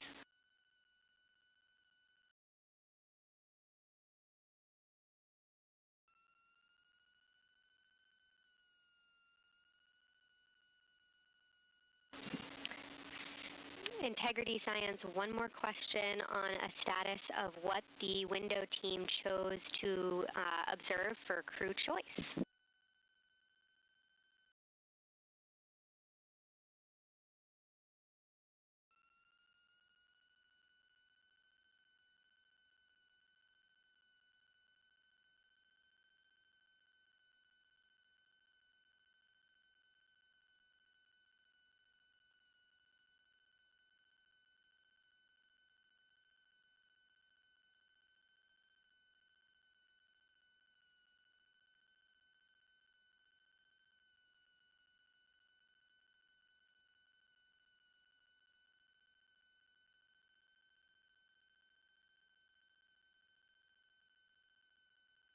Window 2 talked about Vavilov, looked for suspended dust, and the Terminator. And window 3 about the experience and about the three-dimensionality of the moon this close. Wonderful. And another observation about Oriental, I would say, is the features going off to the southwest, the two large, almost look like scratches in the surface. I don't know if they're rays or canyons or collapsed lava tubes, but two distinct features that are almost parallel going off southwest from Oriental Basin. They are the first thing that made me notice parallax of our trajectory looking out at Oriental. That and in the inner walls of the east side of the crater rings, you really get a sense that we're flying over something with elevation and terrain, and they look different from this orientation. Love to hear it, Victor, and you had it that those chains are actually crater rays, secondary craters formed from the formation of Oriental.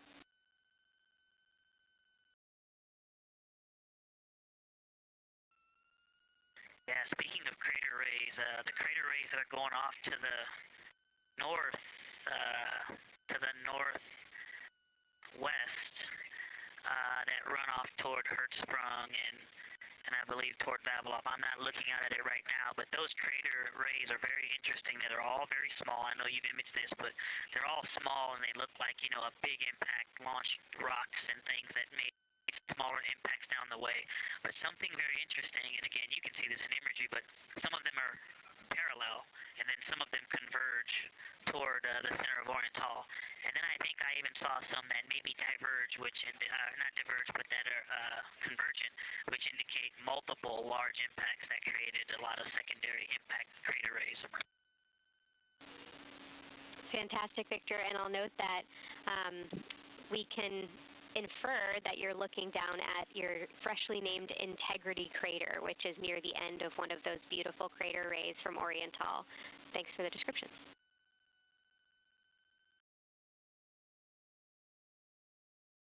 Yeah, you're welcome, and Integrity is easily identifiable with the naked eye from this point.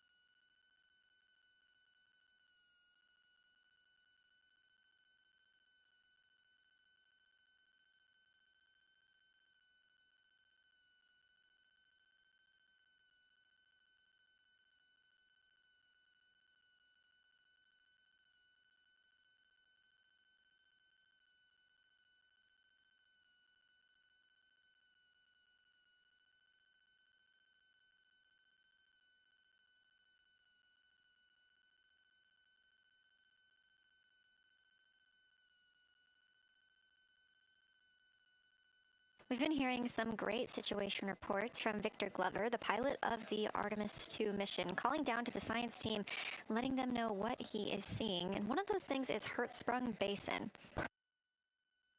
If you look just to the right of the Terminator, that is the difference between light and darkness on the moon.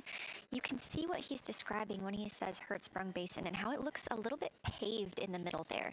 It's almost in the very center of the moon in this view, coming from the Orion spacecraft and a camera mounted on its solar array.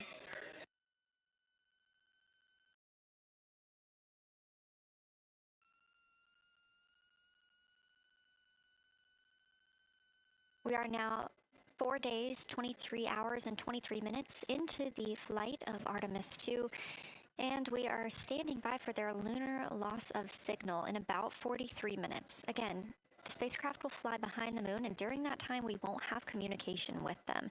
They will be out of reach of our deep space network. However, we will regain communication with them approximately 40 minutes later when they come around the other side of the moon.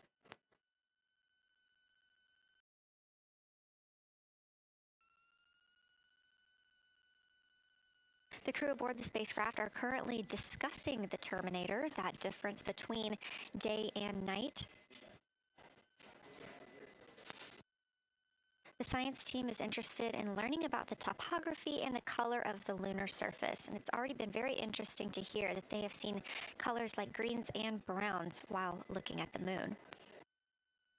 Some of the questions that they are hoping the crew will discuss are how do the quantities and sizes of craters and mountains vary along the terminator, and they are looking for the crew to describe the topography of features along or near the terminator. They're also looking for more information on any color or tone variations, and they're hoping that the crew will take images to illustrate their findings. Glover reported earlier that the crew has missed none of their targets when they are photographing at the window.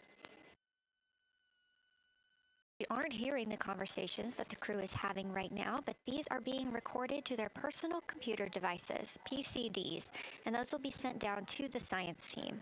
The science team will have a conference with the crew tomorrow morning to discuss their findings and experience when looking at the moon today.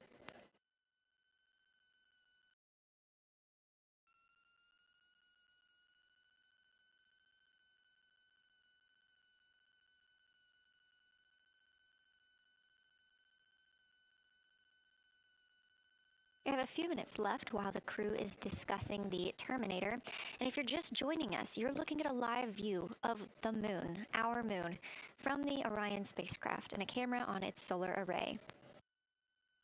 Inside that spacecraft, 4 astronauts, Reid Wiseman, Victor Glover, Christina Koch, and Jeremy Hansen, the first 4 people to fly around the moon in over 50 years.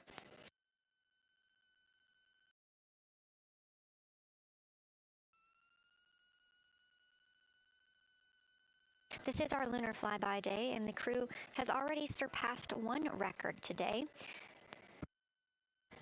The crew passed the Apollo 13 distance record at 12:57 p.m. Central, 1:57 p.m. Eastern.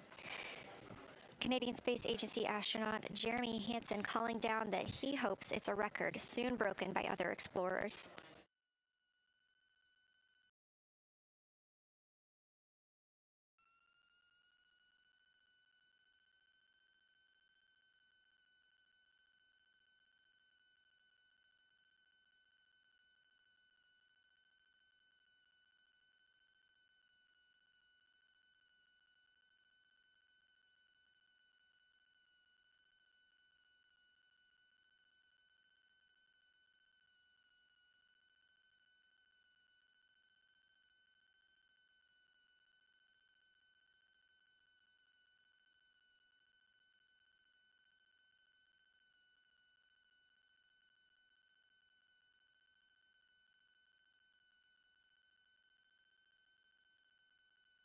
We are live in Artemis Mission Control in Houston, Texas, monitoring the flight of Artemis II.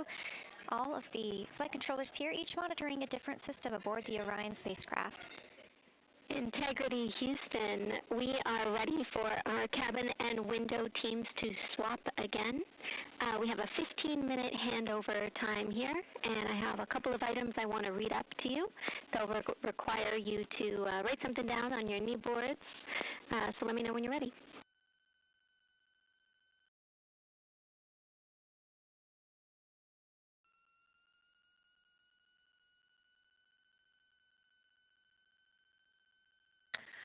Okay, Houston, we are ready. Copy, Integrity. First of all, once you start this next shift here, during this lunar observation shift, we will begin our lunar LOS, so you can expect a call from me a few minutes prior reminding you. And second of all, FIDO just sent us updated altitudes and METs for lunar closest approach and max Earth altitude. Let me know when you are ready to write those down. They differ slightly from Optimus.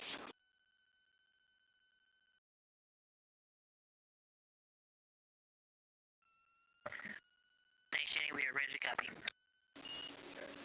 Lunar closest approach will be at MET 5 days, 0 hours, 25 minutes, 34 seconds, and the altitude will be 4,067 statute miles. Maximum Earth altitude will be at MET 5 days, 0 hours, 27 minutes, 39 seconds, with an altitude of 252,756 statute miles.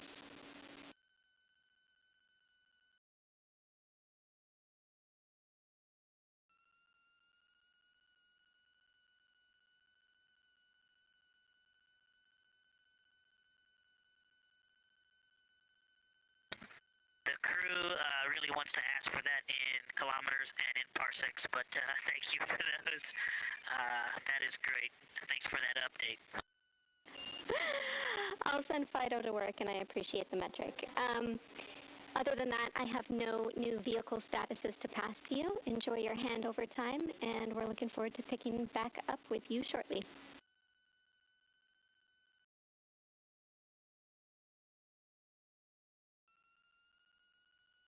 All right, we'll talk to you shortly.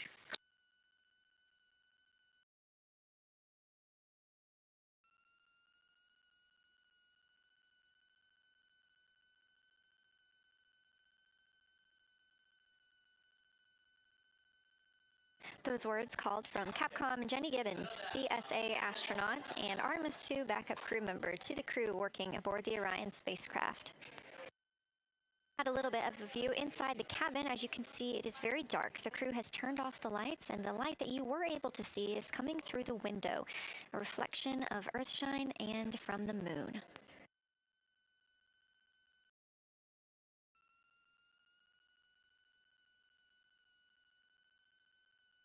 The crew is moving into their next observation block, meaning they are taking time to switch cabin and window teams.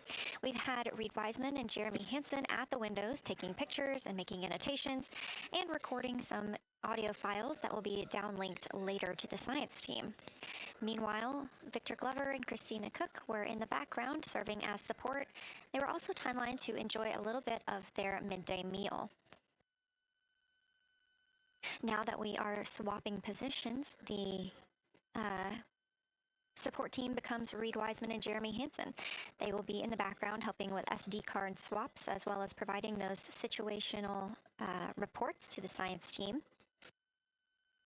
Victor Glover and Christina Koch will be the astronauts at the window, photographing and speaking into those PCDs, portable computing devices, about what they're seeing on the moon. As you heard Capcom Jenny Gibbons call to the crew, this block is also when we will lose communications with the crew. That LOS, or loss of signal, scheduled to be less than 35 minutes from now. We anticipate to be out of signal with them for about 40 minutes, and will regain that communication once they've flown around the other side of the moon.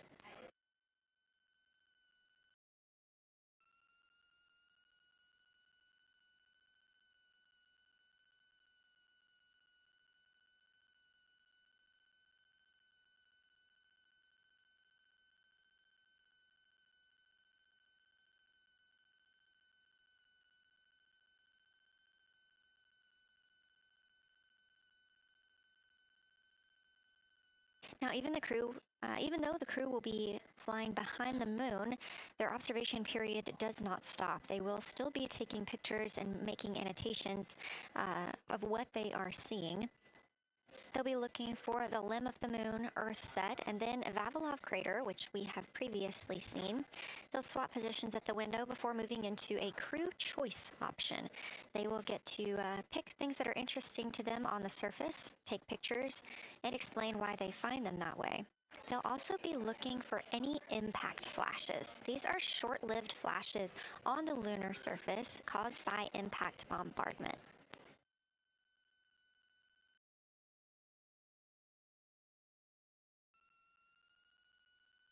Just before Earthrise, the crew will be looking for lofted lunar dust.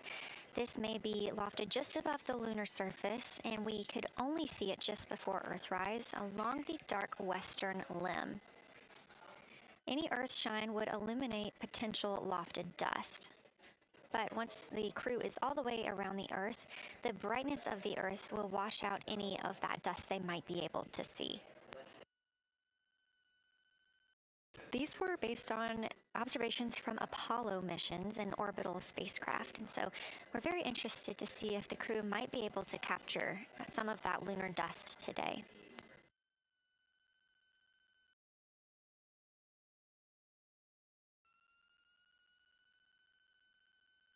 Following that lofted lunar dust target, the next will be Earthrise. We will regain communications with the crew shortly after Earthrise.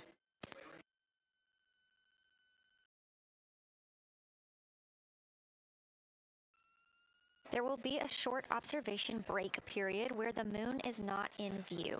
That's because we are also anticipating the crew seeing an eclipse today. The moon won't be in view because the team here in Mission Control Houston will need to change the attitude of the spacecraft and ensure that its solar arrays are gathering light from the sun heading into that eclipse period. We'll have communication with the crew, we just won't be able to see the moon. However, we will have views during that eclipse time frame. During that time, the science team is looking to know, it will only be illuminated by Earthshine at that point, so they want to know what the whole moon looks like overall, but they also want the crew to look into deep space and potentially see if they can spot any planets.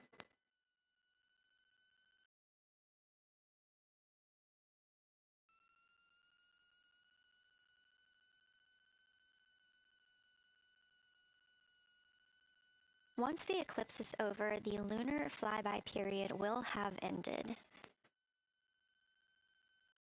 We are live through the whole thing, and even once flyby is over today, we remain live 24/7 on NASA's YouTube.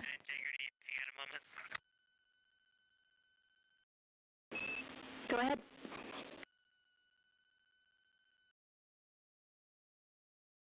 I don't know if Catherine and Devin are still there, but if they are, just wanted to just let them know how much fun we're having out here. It's extraordinary to be on the far side of the moon right now, just hanging out there and looking back at the Earth. And Ashley and Kaylin, I know you're back in Canada, but if you happen to be watching too, just wanted to say hi to all you guys. Love you guys, and we'll be heading back your way shortly.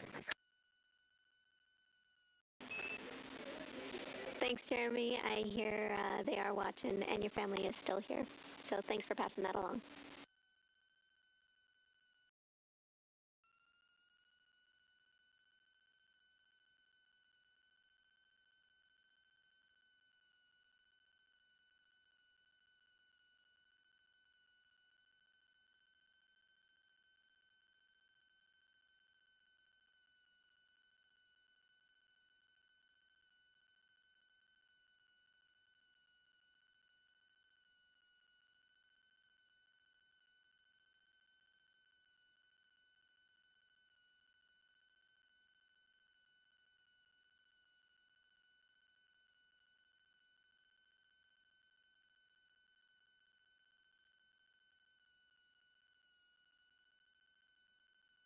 This view inside the Orion spacecraft, and it's a little hard to make out, but on the left there, that is Jeremy Hansen just calling down some well wishes to his family, joining us in the viewing room and watching online.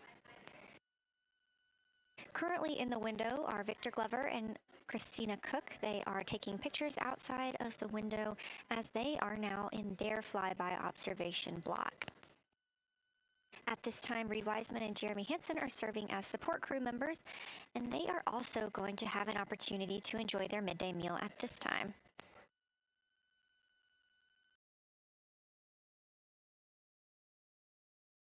On the lunch menu today for Reid Wiseman and Jeremy Hansen, we have vegetarian chili, salmon croquettes, chicken with peanut sauce, sweet and savory kale, pickled beets, chocolate pudding, barbecued beef brisket, spaghetti and meat sauce, Italian vegetables, butternut squash, candy-coated chocolates, and maybe even a little bit of coffee.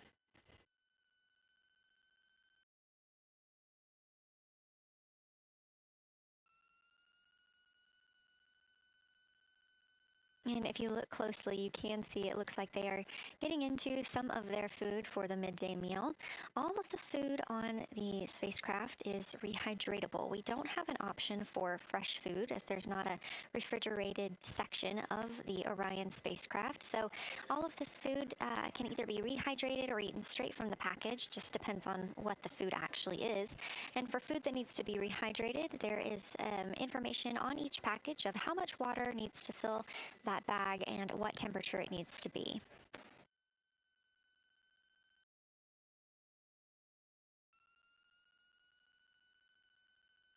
We are now 4 days, 23 hours, and 39 minutes, 40 minutes actually, into the flight of Artemis II, the spacecraft now under 4,500 miles from the moon.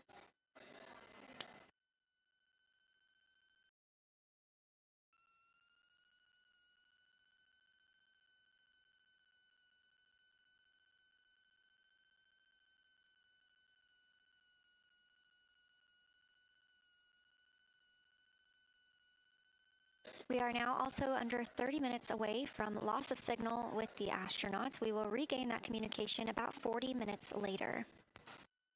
They will still be photographing the moon and documenting what they're seeing while they're behind the moon. And we especially look forward to potential Earthset and Earthrise views.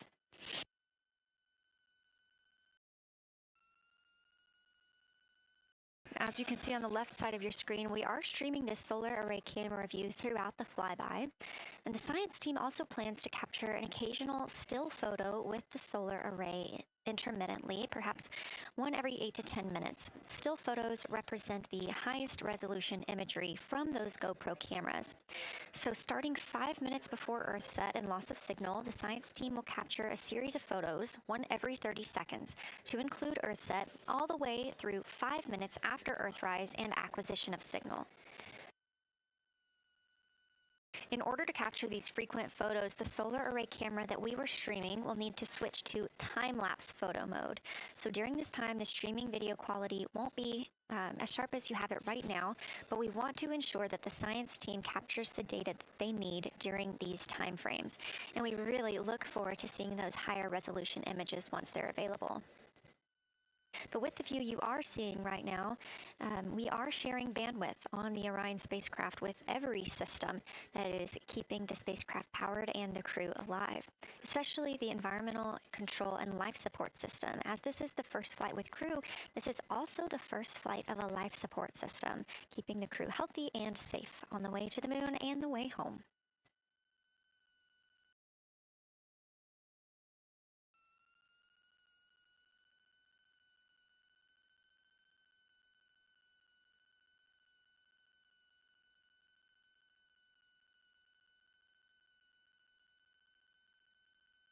On the timeline, we're getting towards the end of the cabin and window team swap period, but it looks like our astronauts, Victor Glover and Christina Koch, are already photographing the moon outside of those windows. The next target is Ohm Crater, and this is something that they have photographed previously during the flyby. This is a small, complex crater with a prominent ray system, and as referenced earlier, it's the size of the Eye of the Sahara. That Eye of the Sahara is a feature in Mauritania. Seeing this crater more than once throughout the flyby allows the crew to photograph it at different lighting conditions.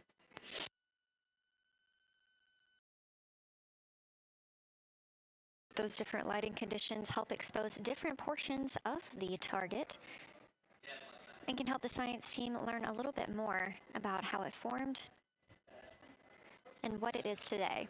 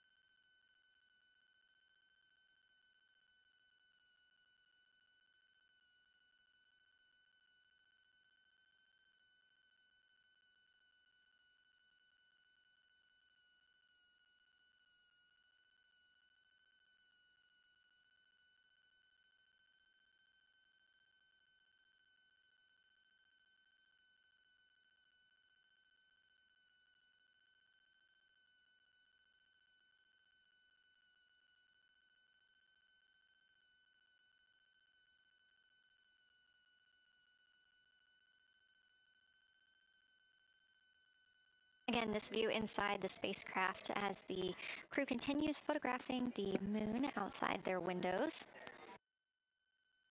They have turned the lights off to allow them to better get photos of the moon, preventing any reflections from coming in from the spacecraft.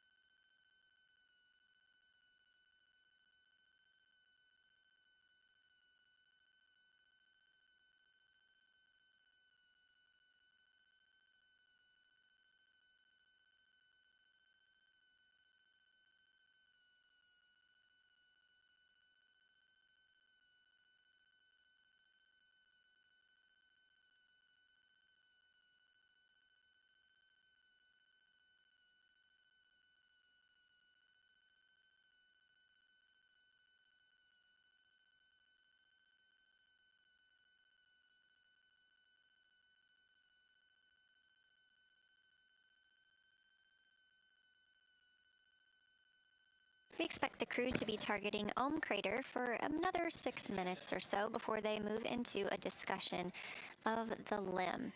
Now, the science team has asked for a science sit rep or a situation report during that time, so we hope to hear calls from the crew on what they are observing.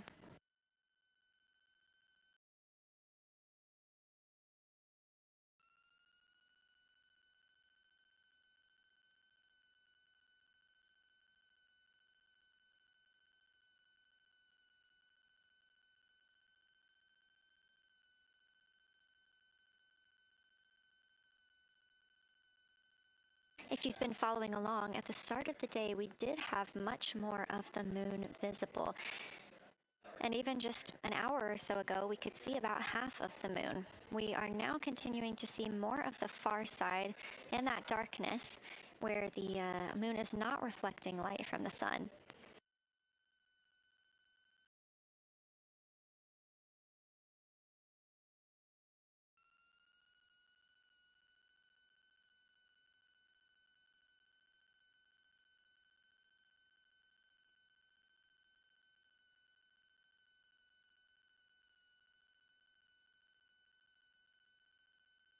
Earlier, we were also able to see some of those darker portions, that old lava flow that we often see on the near side of the moon and that we can all see from Earth. That has mostly gone away. We are now just seeing very little of Untoz. That's down to the bottom right of the moon. You can see just a small dark portion near the limb.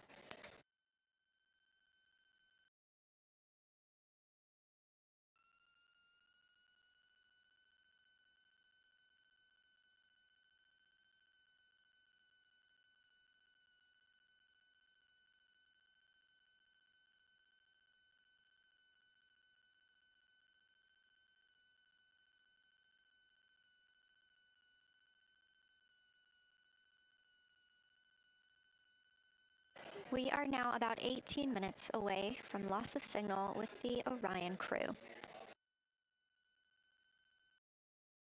Again, we use the Deep Space Network to communicate with the crew members when they are this far from Earth. This is the first mission since Apollo when we have had humans on the Deep Space Network.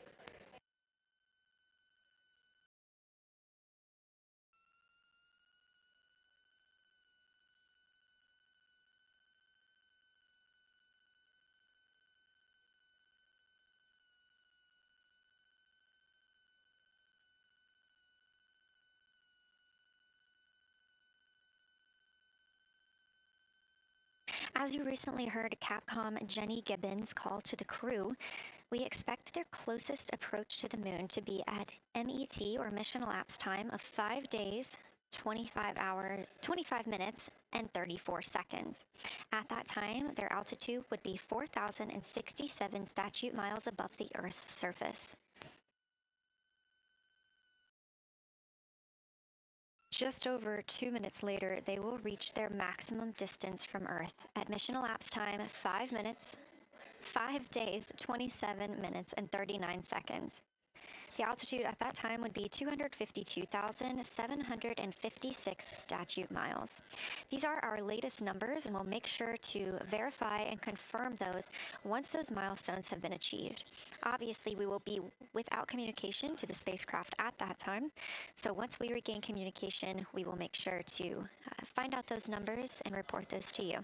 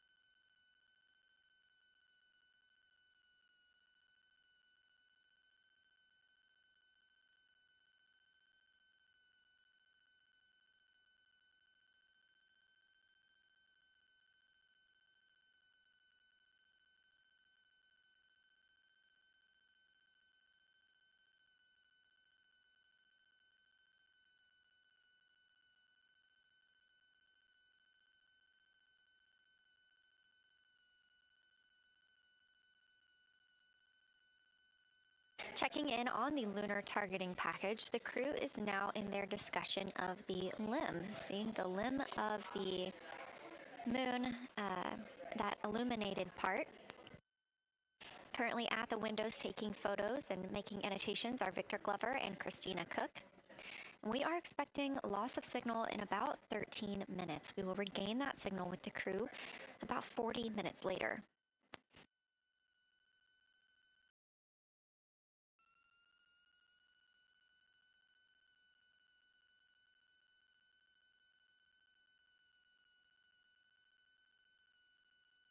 A milestone worth mentioning that this day marks the first time in more than 50 years that humans will observe the moon directly, a critical opportunity to practice how lunar science will be conducted during future Artemis missions.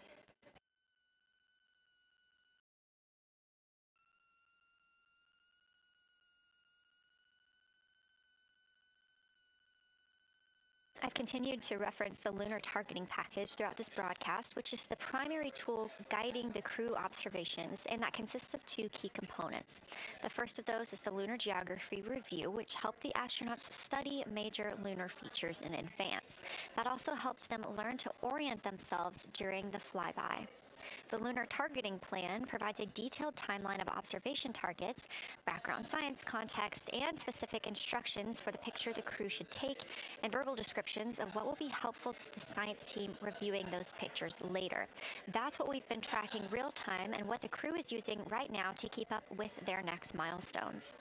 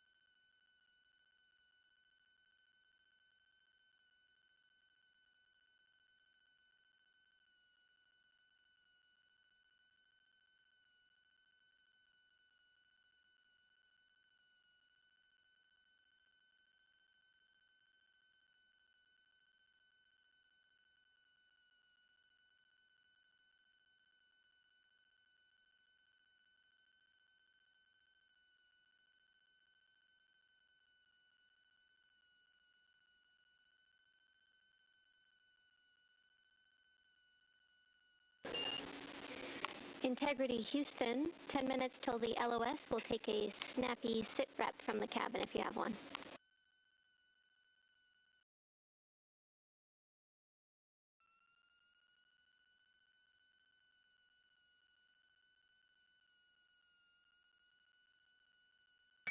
Okay, Jenny, that came, we missed most of that, but just a 10-minute warning, is that what you're saying? 10-minute warning for the LOS, and I'll take a quick sit rep from the cabin, please.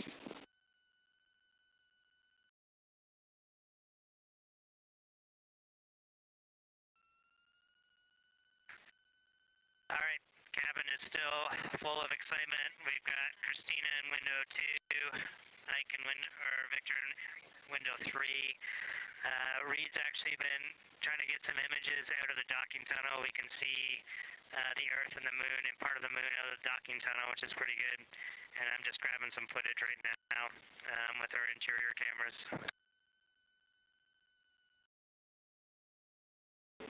Copy, Jeremy. We'd like to know what camera Reid is using and also the status of window 1. Looks like there might be a shroud removed.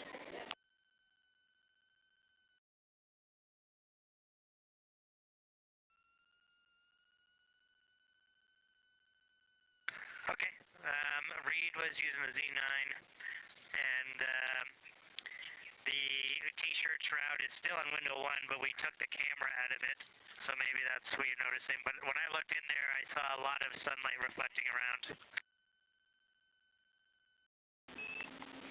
Copy, that makes a lot of sense to us, Jeremy. I want to remind you, coming up on this LOS, it will take sit reps in the blind, and as more and more of the Moon is in darkness, we will take any report you have on impact flashes.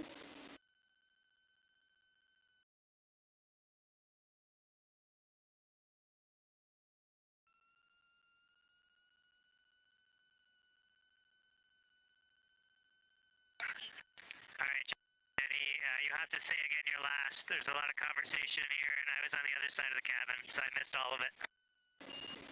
Look out for impact flashes, and we'll take sit reps in the blind.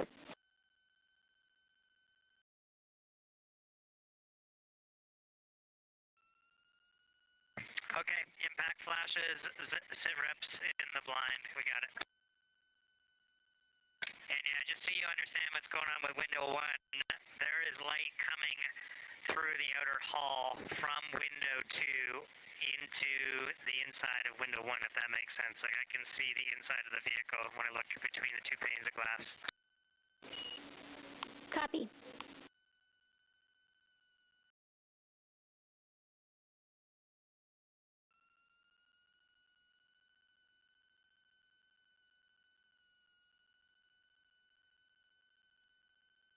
You're getting your first live look at Orion, the Moon, and the Earth. Everyone in this picture.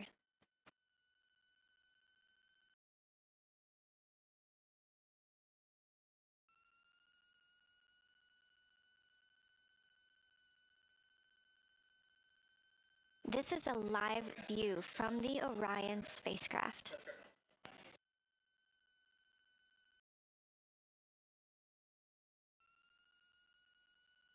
Currently aboard Orion, 4 crew members, Reid Wiseman, Victor Glover, Christina Koch, and Jeremy Hansen. And on the Earth, all of us, all of humanity. You can see the moon is starting to get a little bit dimmer as the astronauts are going to pass behind it.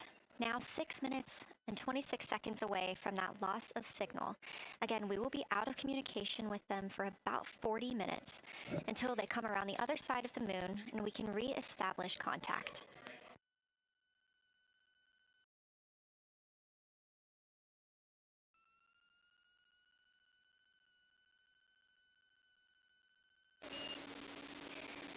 Integrity Houston, you are 6 minutes from your 40-minute lunar flyby LOS.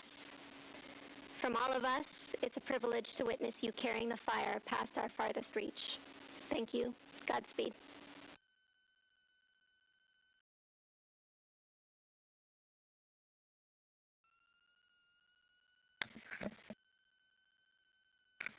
Thank you for that, Jenny. And thank you to all of you for allowing us the immense privilege to be on this journey together. It's quite amazing. And as we go on this journey, thinking about the NASA mission to explore the unknown in air and space, to innovate for the benefit of humanity, and to inspire the world through discovery. And as you've gone along on this journey with us, hopefully we're doing just those things. And as we get close to the nearest point to the moon and farthest point from Earth, as we continue to unlock the mysteries of the cosmos, I would like to remind you of one of the most important mysteries there on Earth, and that's love. Christ said in response to what was the greatest command, that it was to love God with all that you are. And he also, being a great teacher, said the second is equal to it, and that is to love your neighbor as yourself. And so, as we prepare to go out of radio communication, we're still to feel your love from Earth, and to all of you down there on Earth and around Earth, we love you from the moon.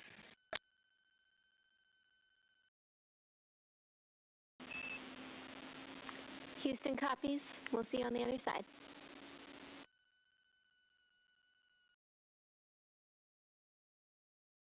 We will see you on the other side.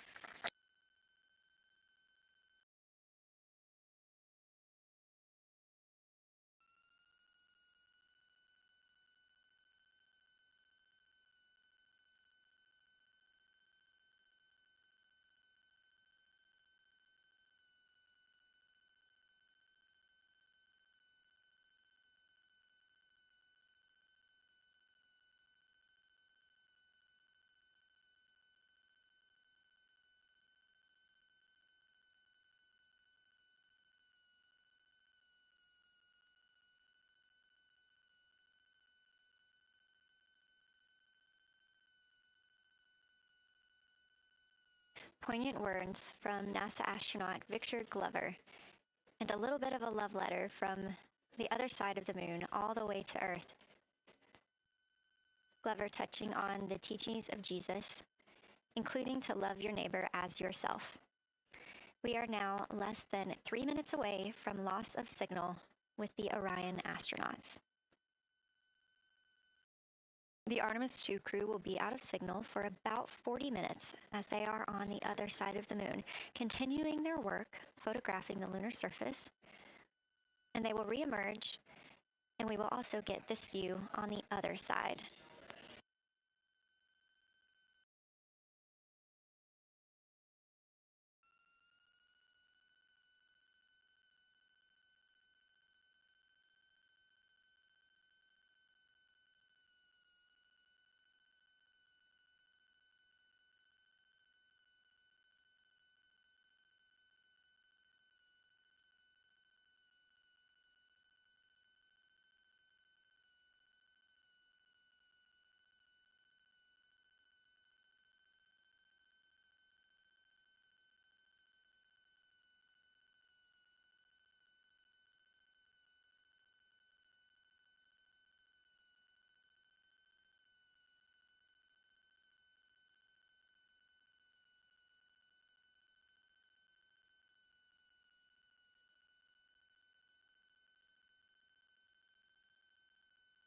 Just about a minute and a half now until we lose communication with the astronauts aboard Orion on the Artemis II mission.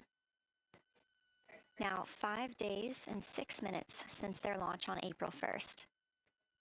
Again, we'll be out of communication for about 40 minutes. And this really beautiful view of a crescent moon and a crescent Earth. How great thou art.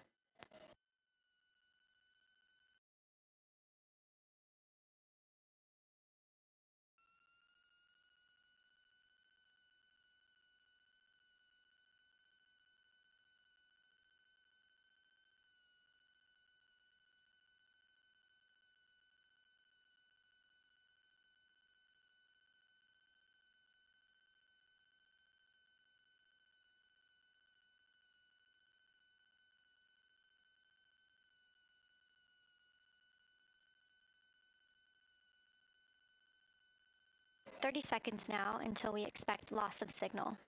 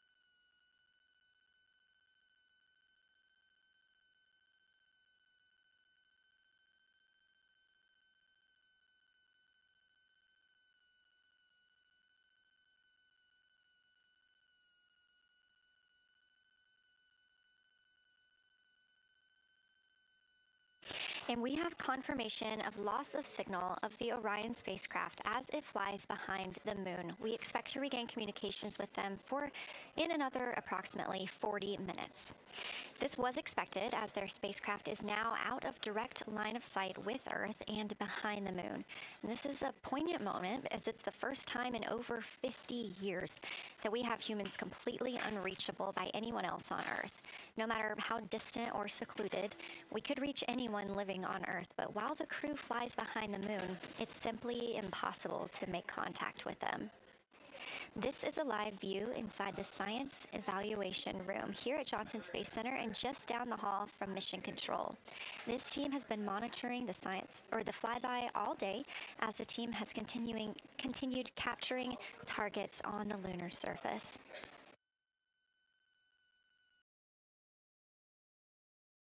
We even got to see this team in action as they were helping the astronauts identify some of the features they were seeing on the moon but not expecting. There will be a couple of milestones during this loss of signal. The first will be when the astronauts make their closest approach of the moon. at MET 5 days, 25 minutes, and 34 seconds, when we expect they'll be 4,067 statute miles above the lunar surface. Their maximum Earth altitude will be reached just 2 minutes later, at 5 days, 27 minutes, and 39 seconds, when their altitude should be approximately 252,756 statute miles. Once those milestones are reached and we have confirmation, we will report the official numbers.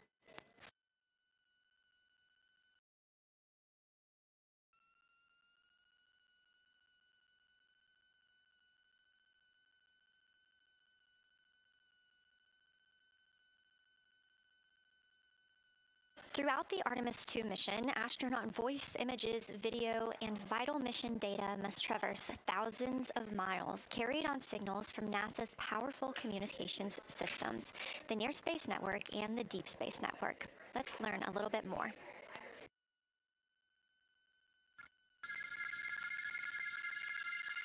NASA's Artemis II will send 4 astronauts around the moon, preparing humanity for a long-term lunar presence and future journeys to Mars. Enabling communication and navigation for this test flight are NASA's Near Space Network and Deep Space Network. With antennas around the world and a fleet of relay satellites, the networks will deliver vital data to and from Earth through all phases of the mission. The networks are seamlessly integrated at NASA's Johnson Space Center in Houston, Texas, where Mission Control coordinates the network handovers. These transfers represent a delicate dance between the two networks, exchanging support as the mission shoots toward the moon. On the launch pad and during their early orbit phases, NASA's Orion spacecraft and Space Launch System rocket will rely on communications and tracking services from the Near Space Network. After its translunar injection burn, the Deep Space Network's global array of antennas will serve as Orion's primary communication support during lunar orbit. As the mission journeys farther into space and away from Earth, signal strength weakens and bandwidth is conserved for crew communications. The astronauts will have a near constant connection to Earth, ensuring their safety on a journey farther into space than ever before. We say near constant because as Orion goes behind the moon, a planned loss in communications will occur. The Deep Space Network will be standing by to reacquire the signal as Orion reappears. The Artemis II mission also provides an opportunity to test new capabilities. Using laser links, NASA will periodically transmit Orion data to showcase the benefits laser communications could have for future human spaceflight missions. The data from Orion, sent by radio signals or laser links, is massive. The mission is gathering images, data, and video, while also generating details about mission health and crew voice files. All of that data gets processed here on Earth, where systems compress it for efficiency. In the future, we'll upgrade these systems on Earth so that image and video clarity improve with each moon mission. With the Artemis II test flight, we're evaluating the communications infrastructure that will help carry us into the future as we explore the moon and journey forward to Mars.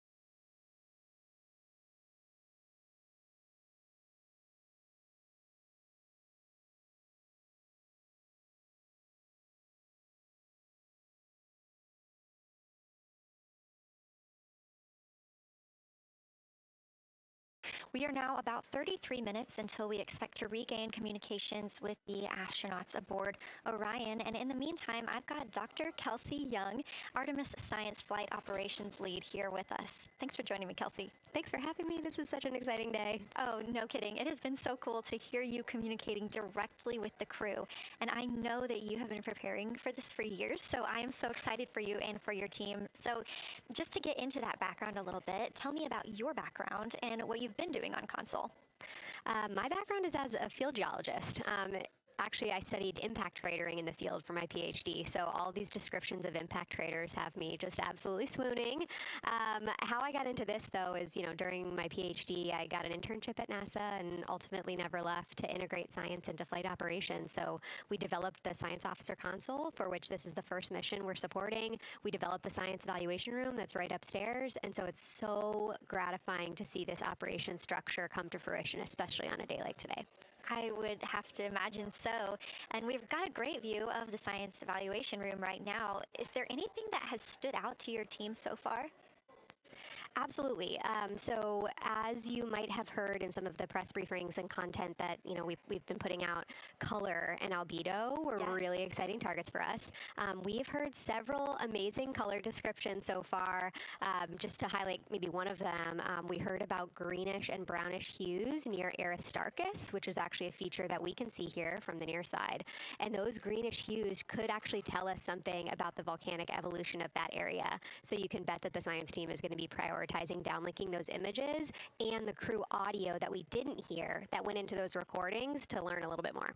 Wow, that is fascinating. I was hearing those colors and very interested just from a personal standpoint, because looking at the moon from, 250,000 miles away, we don't see green or brown. So just hearing that, them being so close and getting to see that, fascinating. And I know very exciting for you. So what are you expecting to see in the upcoming portion of the flyby? The upcoming portion is actually going to be really exciting. So right now, as we speak, while folks in the room are kind of taking their stretch breaks and everything, the crew are still hard at work. They still have targets to image and describe during this LOS. But when we come out, the first thing, of course, we're going to hear about is Earthrise. We're really looking forward to hearing about the crew's experience with something that we can connect with and that, Apollo 8 brought us such amazing images from. But then we start to get into describing the Terminator, as well as looking for things like lofted dust, which tell us about the modern lunar environment. Then the vehicle's going to orient away from the moon for an hour and then pivot back for the eclipse observations, which is a whole different set of science observations that we're really looking forward to. It's kind of nice that the crew will get a little break in there, because they have been hitting it hard today with photos and videos and annotations. What are you hoping that the crew sees coming up? Is it that lunar dust? Oh my goodness, that's a hard question to answer. I mean, we've already gotten such great descriptions. I mean, the Terminator seems to just be like one of their favorite things to look at and describe. So I feel like, that was something we were looking forward to. I feel like we've really gotten some great descriptions. So absolutely, I'm looking to the human moment of Earthrise. Lofted dust is an exciting one, and lofted dust will be a target for them in the right around the time of Earthrise, but again in the eclipse period. So I'm really looking forward to seeing. I mean, they've already highlighted just in the course of their flyby so far how the moon has changed, and this is going to be even more dramatic change to go from their end of this kind of lunar illuminated piece of the flyby into the eclipse time frame. And I can tell you they're going to be experiencing a very different moon during that time, and I can't wait to hear what their observations are. Yeah, that's absolutely fascinating, and what an privilege that we get to do that on this mission, because that's not always the case. If we had launched on a different day other than April 1st or 2nd, we wouldn't have gotten to see that eclipse. Is that right? That's correct. April 1st and 2nd. I will say, I was asked a lot in the weeks leading up to the launch, well, what's your favorite day? And my answer truly was, there is no bad day to launch to the moon. We were going to get great science out of it no matter what, but it's a really neat opportunity to, bring the sun into the picture, bring different planetary bodies into the picture while still literally keeping the moon in center stage. Fascinating. So what differences are we looking for at each site? We're hearing a lot of different terms. We're looking at craters. We're looking at mare. What are the differences that you're hoping to see? We do have, as you highlight, kind of different prompts for each target. That's what they're looking at in their lunar targeting plan, which I know you've been showing. And we have even different prompts for the person with the really long lens on the camera versus the people with the unaided eye. And you've heard the crew talk about, oh my goodness, when I go from one to the other, I can really detect different nuances. And that's something that we experienced in simulations, but hearing them actually, see it for real has been really gratifying. But we're looking for different things based on the target. Sometimes we're looking for color. Sometimes we're looking for texture. For the Terminator, we're looking at kind of what texture and morphologies pop out to you and what kind of diversity you see along the Terminator. You've heard, Victor especially make some comments about future impacts for exploration. So already I think that their descriptions in this first part of the flyby have told us something scientifically, but also about future surface missions. Well, it was so interesting to hear Victor talking about he was imagining in his mind's eye being down on the surface and walking around. That was very cool to hear. And when we're thinking about targets, I know some of them are determined based on the launch day because that determines the lunar illumination. So the ones that we're looking at today, how and why were these selected? Such a wonderful question. This really gets at at the heart of some of our really highest priority science questions. Illumination conditions is a big one, right? So, of course, we need the targets that we're interested on the lunar future to be illuminated by the sun in order to view them. But the timing in which they see them during the flyby enables us to ask different questions. So you heard in the pre-flyby crew conference talking about, well, the same pair, Reid and Jeremy, will get to actually look at Glushko crater twice, and that, looking at it from different illumination angles, allows us to understand that feature better and connect color and albedo with topography and morphology. Then you have other craters where you want to look at it with the sun shining on it obliquely versus straight on, and that tells you something different about the scientific objective that drove the target being on the targeting plan in the first place. We've talked a little bit with the viewers today about what the crew is able to capture in this short time frame of those craters in different lighting conditions. Could take years for something robotic to be able to do based on attitude maneuvers and where the sun is at. So can you just talk a little bit about the importance of having both the robotic operation and having the crew? Absolutely. We definitely don't want to minimize the impact of orbiting spacecraft. Lunar Reconnaissance Orbiter is the one that's often referenced. Data from LRO and its payloads have really been instrumental in getting us, frankly, to this point for Artemis II and future missions. But the human experience, the crew observations that we've already been hearing about, it is such a perfect complement to the orbiting spacecraft data because they are able to have this unique perspective. They are far enough away where they can make these contextual observations. You've already heard it. How many times have we heard the crew and their science sit reps say, if I track this feature from all the way up here in the northern hemisphere down to the southern hemisphere, here are comparisons I can make. That right there is not something we had the ability to do with the Apollo missions, and it allows just literally in the blink of an eye to synthesize observations that it would take, a really significant effort to coordinate with different orbiting platforms, and they're making it like that. Wow. It has been very, very exciting to hear all of their calls so far. And so I've heard they were able to capture every single target so far too. Is that correct? I think that's correct. And I think it's important also to remember that, and I know the science team is anxiously awaiting this, we've been hearing from the crew members who are not at the forward windows, right? Those crew who are, really in the thick of the observations, they are recording minutes-long observations per target on their crew tablets. We will be getting those down starting here in a couple hours, and that's going to contain really meaty science information that we haven't heard live yet, and that's going to form the basis of my conversation with them tomorrow morning, where we're going to have a really deep dive into the science and absolutely nerd out about what they were able to do today. One of the most gratifying things for me today is hearing multiple crew members say, thank you for putting the discussion times in the targeting plan, because when we have had the ability to put multiple brains on a problem, we have elevated each other. And I'm looking forward to them, sleeping on it overnight and then us actually being able to really, truly have an elevated science discourse tomorrow. Well, we're looking forward to it too. And I cannot wait to hear everything that you guys get to learn overnight from some of those audio recordings and just everything that they'll be able to share tomorrow. So Kelsey, I know you are very busy. You've done a great job today. And thank you so much for joining us for this interview. Thanks for having me. It's such an exciting day. We are now expecting acquisition of signal in about 24 minutes. As a reminder, the Orion spacecraft has flown around the other side of the moon, where they are out of contact with our deep space network.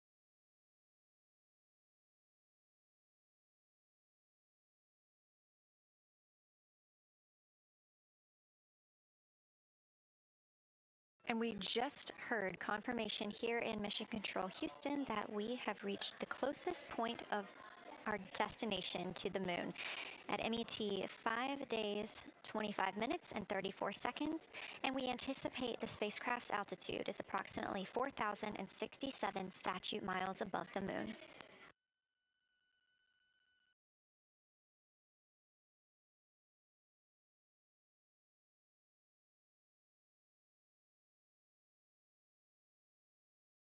We're continuing to track what the crew is doing while around the other side of the moon. They are continuing to take pictures of the Earth, of the moon, the Earth now out of sight. What they're in right now is a crew choice event. The science team has encouraged them to find interesting features on the surface, to take photos of those, and describe why they were interesting. Something else that they'll be looking toward next, just momentarily, will be impact flashes. They've got a few minutes allotted to look at the darkest portions of the moon. They're interested in short-lived flashes on the lunar surface because these would be caused by impact bombardment. After their impact flash targeting, the team is interested in if the crew can see lofted lunar dust. This would only be visible just before Earthrise. Now 20 minutes until we expect to regain communications with integrity and the astronauts for Artemis II.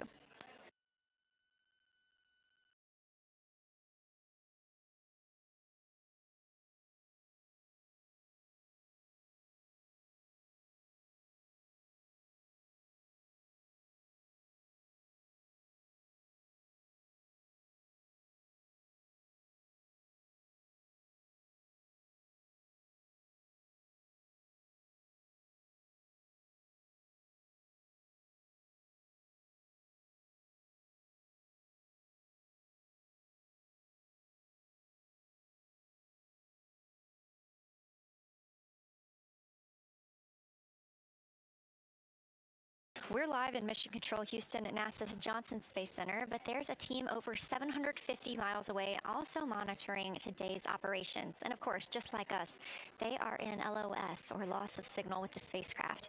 This is LUCA, the Lunar Utilization Control Area, and it's joined by LISA, the Lander Engineering Support Area, which are twin control rooms that will support missions and operations in lunar orbit or on the moon's surface in real time at NASA's Marshall Space Flight Center in Huntsville, Alabama.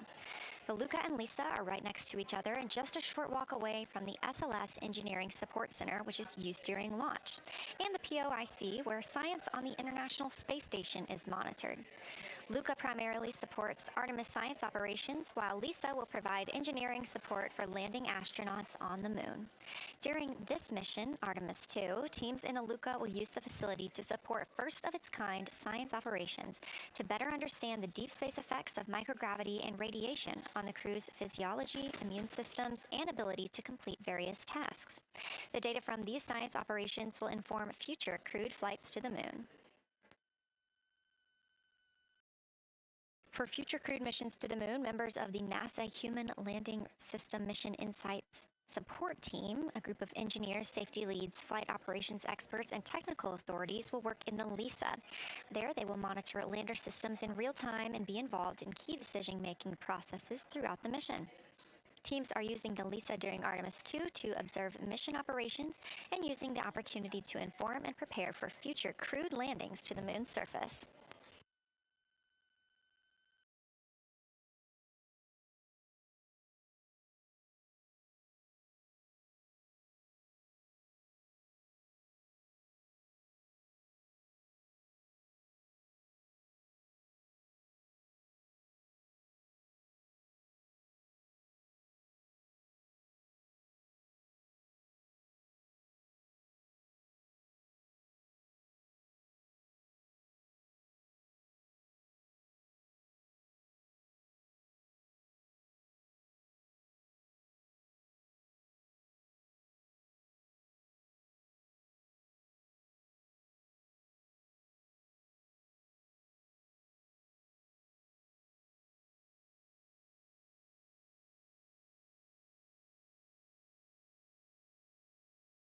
We now expect to regain communications with the astronauts aboard Orion in about 17 minutes.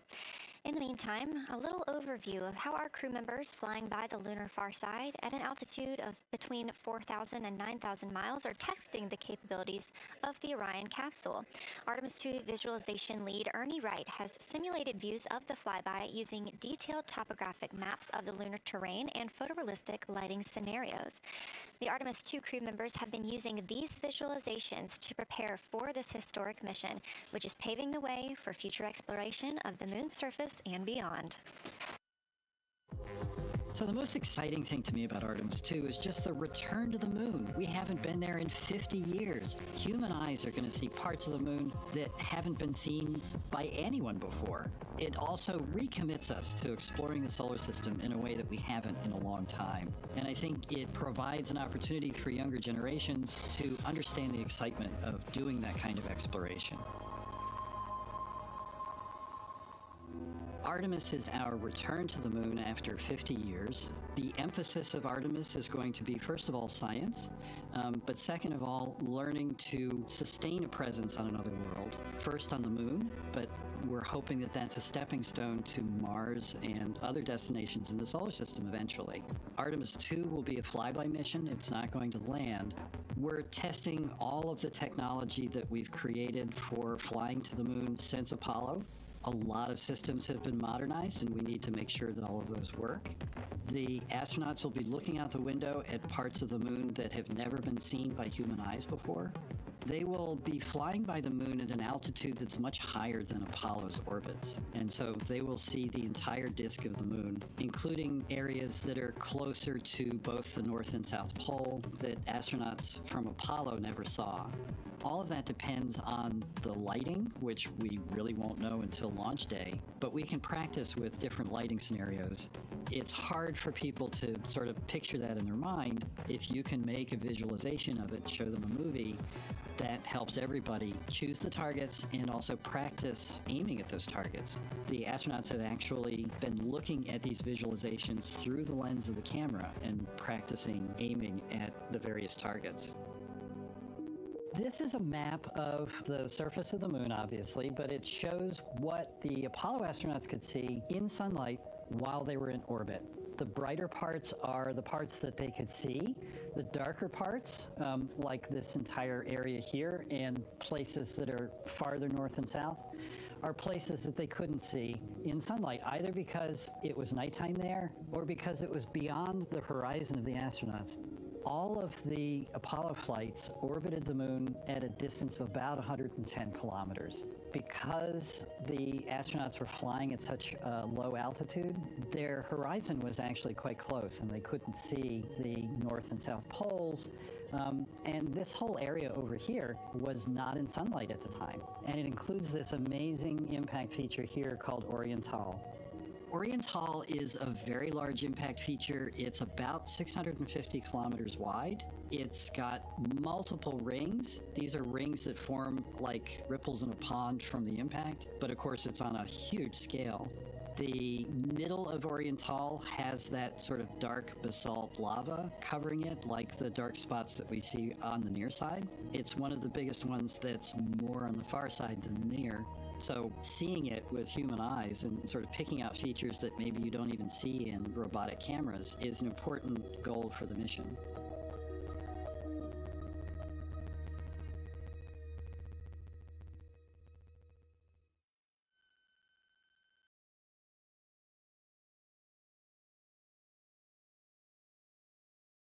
This live view in the Science Evaluation Room, or the SIR, here at Johnson Space Center in Houston, Texas, just down the hall from where we're at in the Artemis Mission Control Room. Teams continuing to monitor the flyby.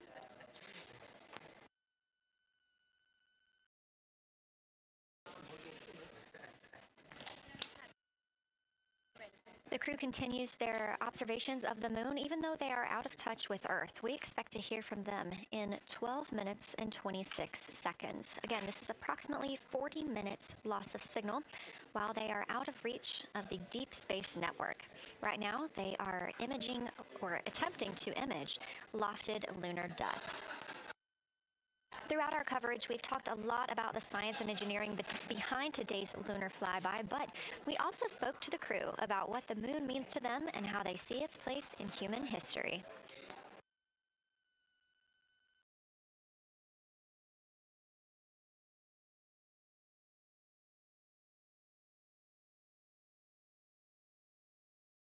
I remember being a little kid lying in bed at night and just looking out at the moon and whatever phase it was in, I was thinking, man, my friends that live like 20 miles away, they can probably look out and see that same exact moon.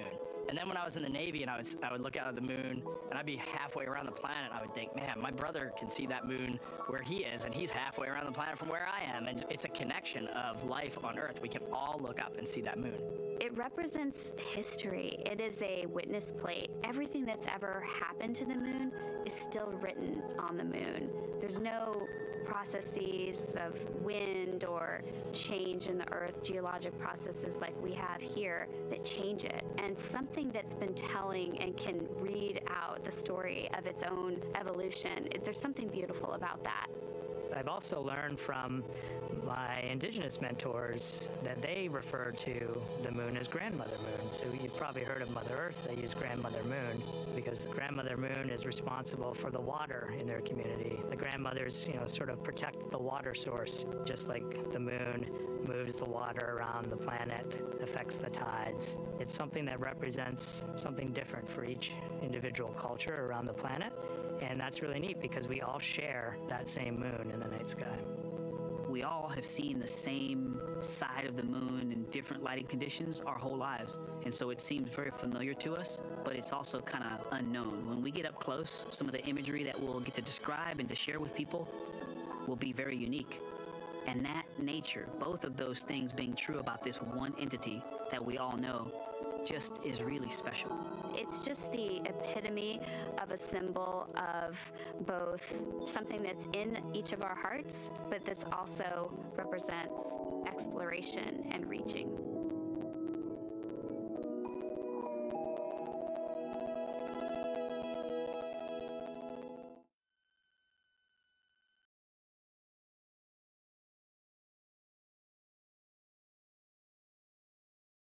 You're looking at a live view inside Artemis Mission Control here at Johnson Space Center in Houston, Texas. We are currently out of contact with the Artemis II crew. This was a planned, or not really a planned, but a tracked loss of signal that occurs when the crew flies behind the moon. We use the Deep Space Network to communicate with the crew, and when they are behind the moon, they are out of reach of that Deep Space Network. And when you consider our nonstop communications during the time in which we live, this is even more striking. For the Artemis II crew, they're only currently communicating with each other. Now, we expect to regain those communications in under 9 minutes from now, and we also are hopeful for a view of Earthrise. Despite being out of communication, the crew is continuously capturing imagery of their predetermined lunar targets.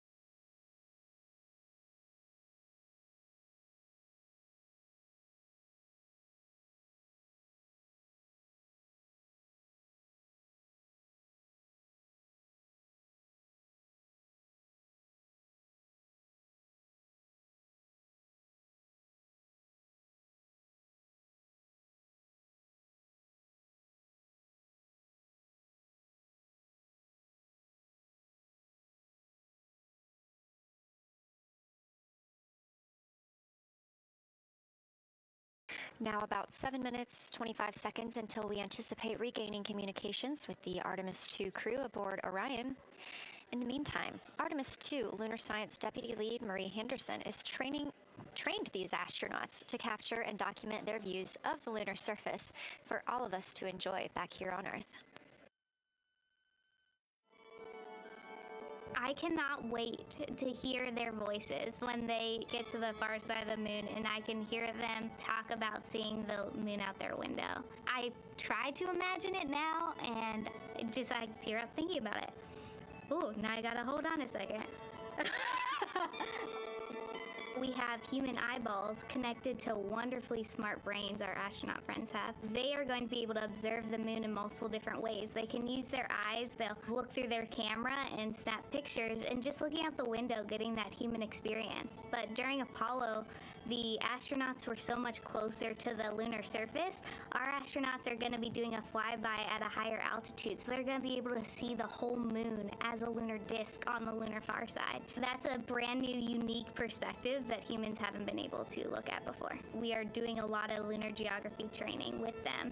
They have study sessions and quizzes they can do that are assigned to them. You know, even if you're an astronaut, you still get homework. We actually get in the mock-up. In that enclosed physical space, we have to think through the hardware that they have, the cameras, the computers, their microphones to make these observations. There's 4 windows up front. Through one of those windows, one of our astronauts will be using a Nikon D5 camera with an 80 to 400 millimeter lens. So something that allows them to zoom in really far and actually take more detailed observations of the surface. It's almost like looking through a pair of binoculars as well. It's just like being a geologist out in the field. They're telling us what they're seeing, looking for colors, textures, different morphologies, and comparing the region that we're having them look at to the regions that are around them.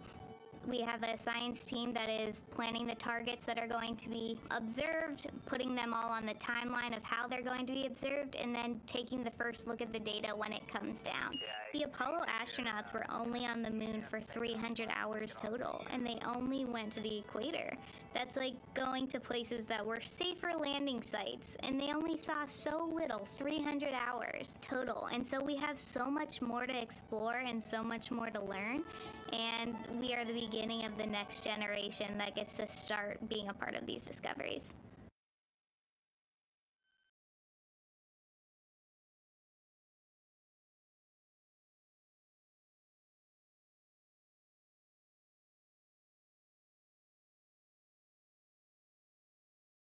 We are now 4 minutes and 28 seconds until we expect to regain communications with the astronauts flying aboard Orion on the Artemis II mission. They are now flying behind the moon.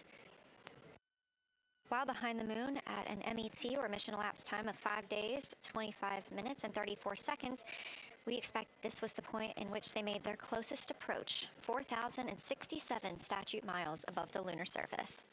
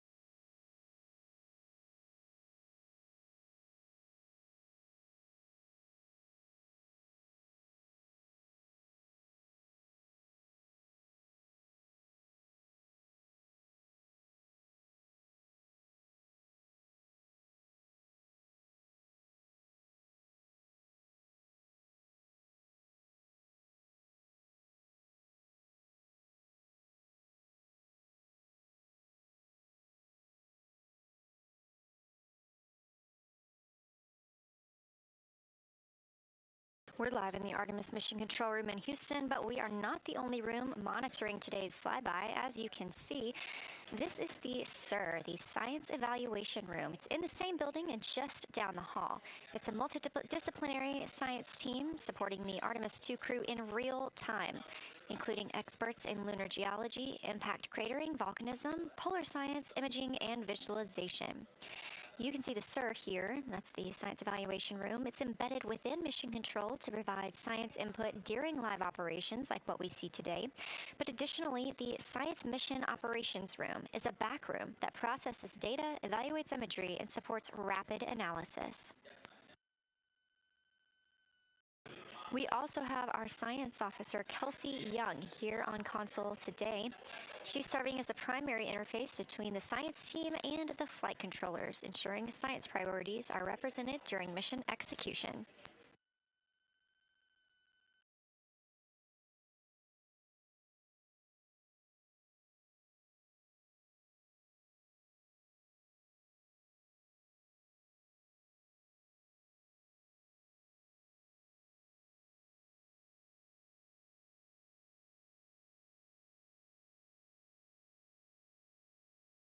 Coming up on 1 minute and 36 seconds until we contact Orion.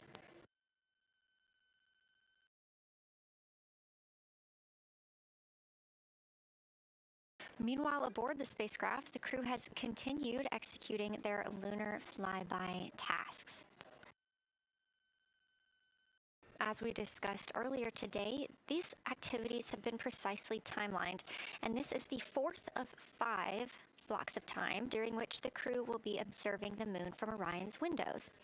At this time, pilot Victor Glover and mission specialist Christina Koch are observing the moon at windows 2 and 3. One crew member is in window 2 with a blue shroud over the window, taking photos and using an 80 to 400 millimeter zoom lens, while the other astronaut is in window 3 using their portable computing device, also known as a PCD, to make annotations. And both of those crew members are making audio recordings of what they are seeing. They are wearing headsets connected to their PCDs, and those audio recordings are being sent to the science team tonight. We are not hearing those live. However, we have been hearing quite a lot of great descriptions from the crew who have been serving as the support. Right now, the support team members are Reid Wiseman and Jeremy Hansen. Those team members are providing science sit reps, situation reports, calling down a few times each hour to discuss what they're observing. And even though we're out of contact with them right now, they are still conducting those science sit reps as they'll be available once they come back around the moon.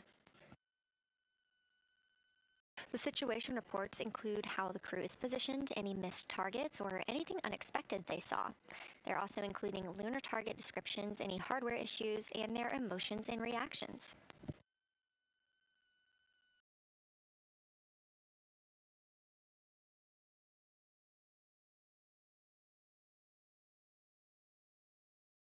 Again, we are standing by to acquire signal from the Orion spacecraft.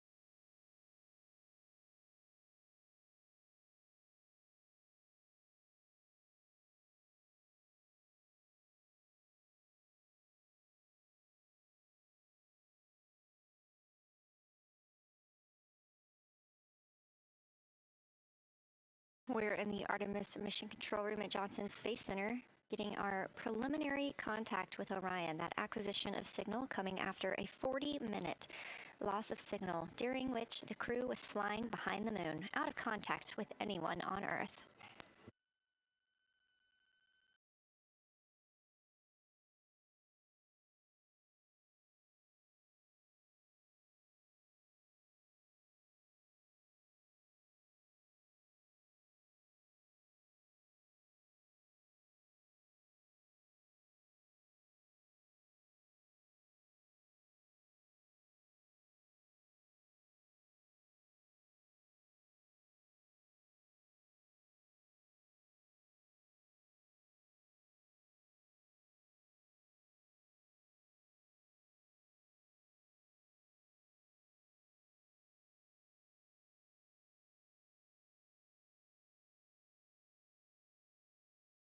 We are getting our first views from Orion after the loss of signal. Orion has come back around the other side of the moon, and that little crescent that you see is Earth, over 252,000 miles away.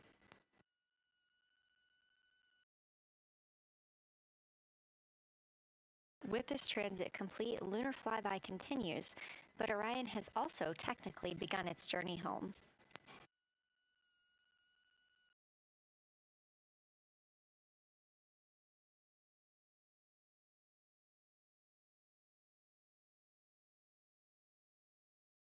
Right now, the crew are getting a few moments to enjoy and take photos of Earthrise for themselves, and we expect to contact them shortly. But we do have good signal coming from Orion.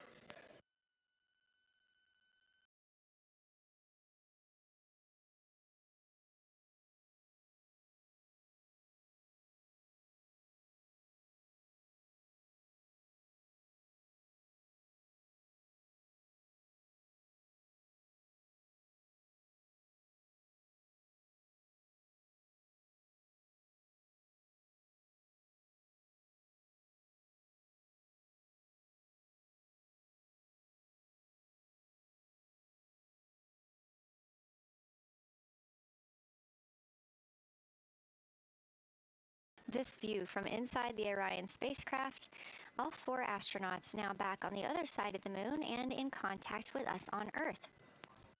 Their tasks for lunar flyby did not stop as they went behind the moon and out of contact with us. We anticipate during that time they were attempting to image some impact flashes, short-lived flashes on the lunar surface, which would be caused by impact bombardment and potentially even lofted lunar dust. Right now, of course, they are getting pictures of Earthrise. After this target, they will get a short observation break.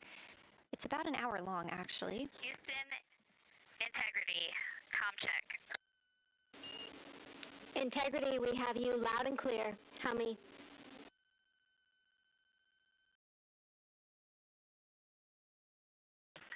Houston, we have you the same, and it is so great to hear from Earth again.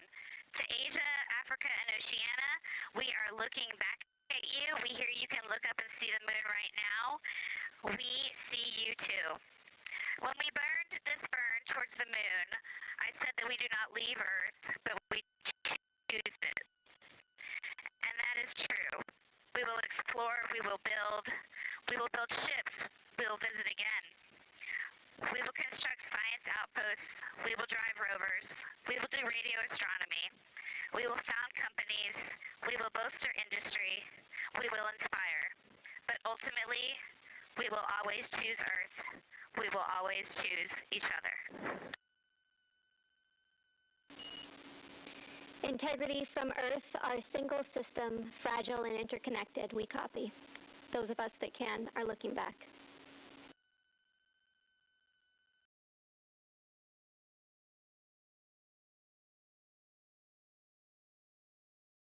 We are happy to say we copy.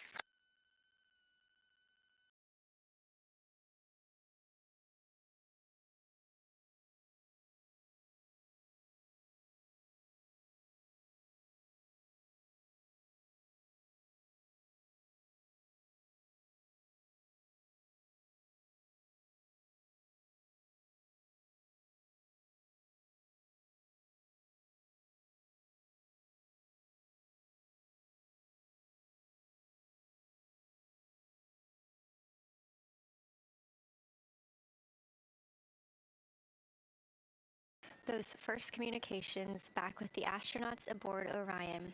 Christina Koch calling back to what she said just before translunar injection burn, that with this burn, we do not leave Earth, we choose it. The translunar injection burn served as not only what put them on this trajectory to fly around the moon, but what also committed them to splashing down in the Pacific Ocean on flight day 10.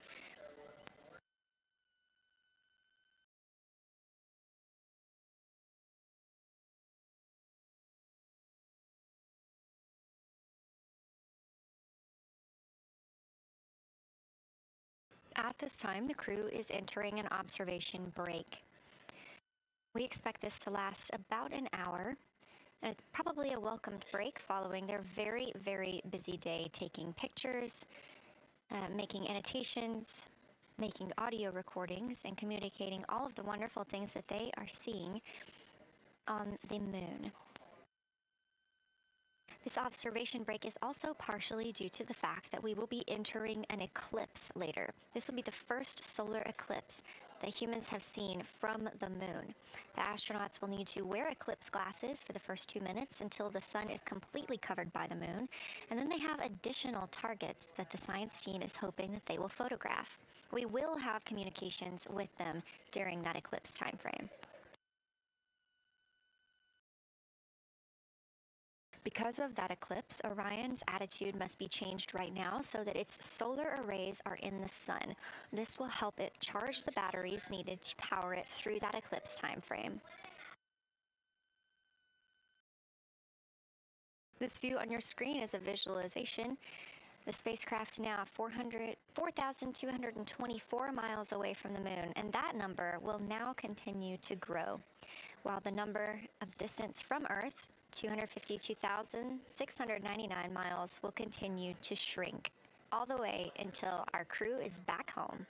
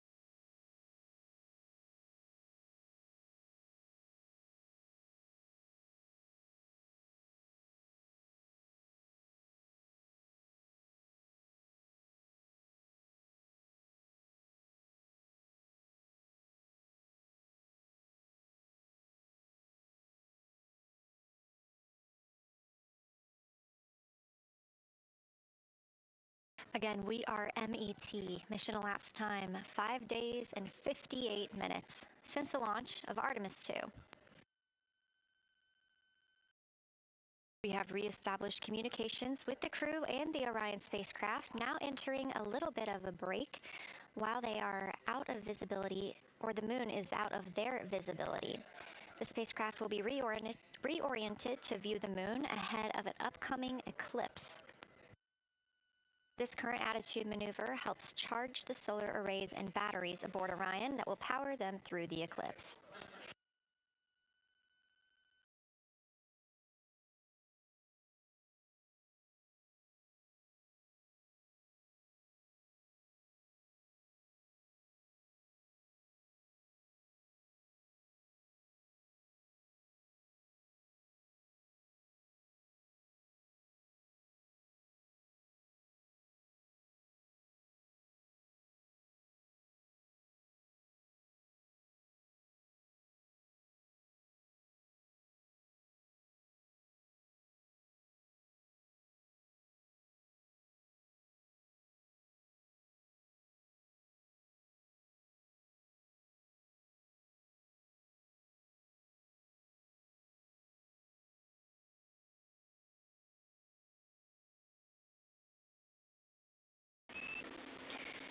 Integrity, Houston. In mission control, all of your flight controllers and your flight director have flipped their Artemis II patches around. We are earthbound and ready to bring you home.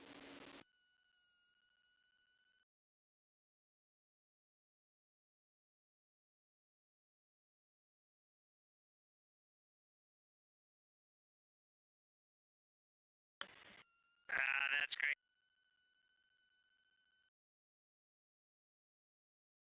See the light of day as we head back to sea.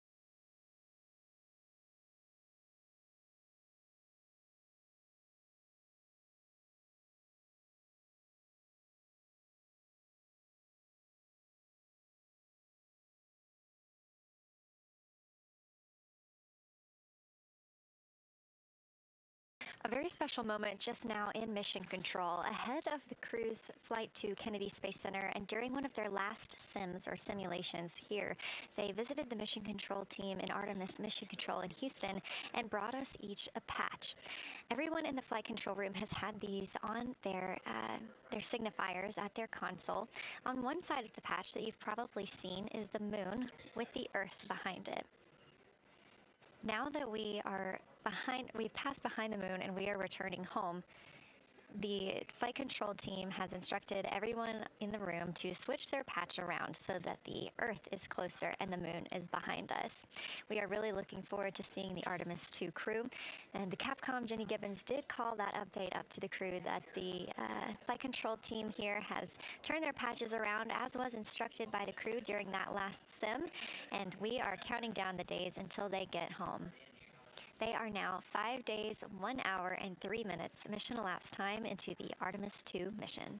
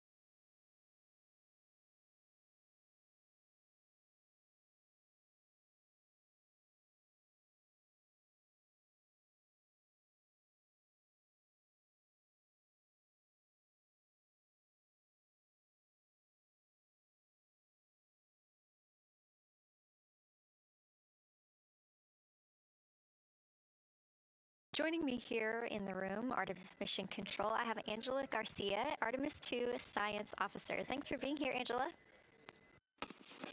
It is an honor to be here. What a day. Everyone's been buzzing. I can't contain myself. So it's been a really awesome day. So you're sitting on console at the science console now. Have you been in the SIR earlier today? There's a lot going on. So I went here first, then I'm going to go there after.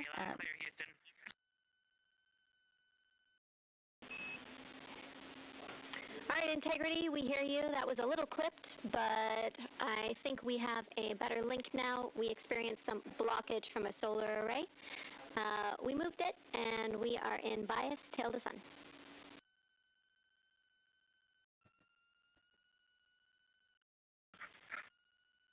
Okay, Houston, you're coming in loud and clear, and copy, we're in bias tail to sun now.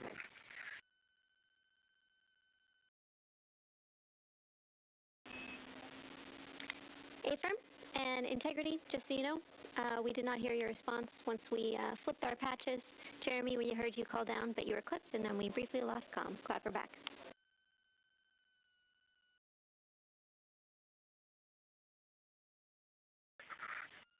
Okay, copy that. We were just excited that we got to share in that you, the MUR and Mission Control have flipped your patches around, and that side of the patch is getting to see the light of day. Thanks for sharing that with us. Our pleasure.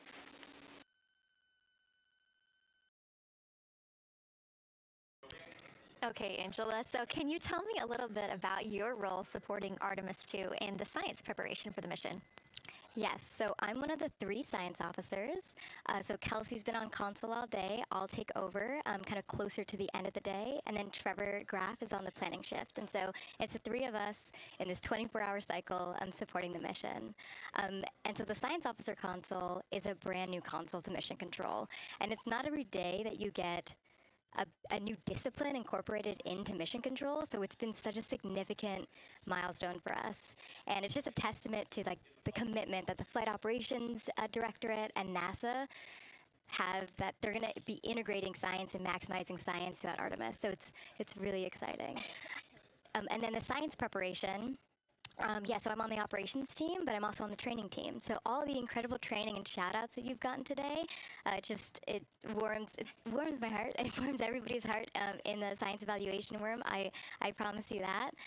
But so all the classroom training, the field training, the mission simulations, right? We were a part of all of it, and that is what we did to get the crew to be. They are a part of the science team, and they are the forefront, that nice edge, and they're just been doing such a great job today. I know. I imagine that you have to be pretty proud of them. Their reports have been fantastic. So I would like to know a little bit about how you have developed procedures for this crew. What kind of science activities are they carrying out inside the spacecraft? Yeah, so the procedure development has been a unique challenge. I'd say the exploration science that we're doing is inherently pretty flexible, and operations is, I'd say, inherently has more structure and rigidity. And so to marry the two and to operationalize the science that we want to get done has been a challenge. But I think we've been able to go through these processes and create good products at the end and have a good plan.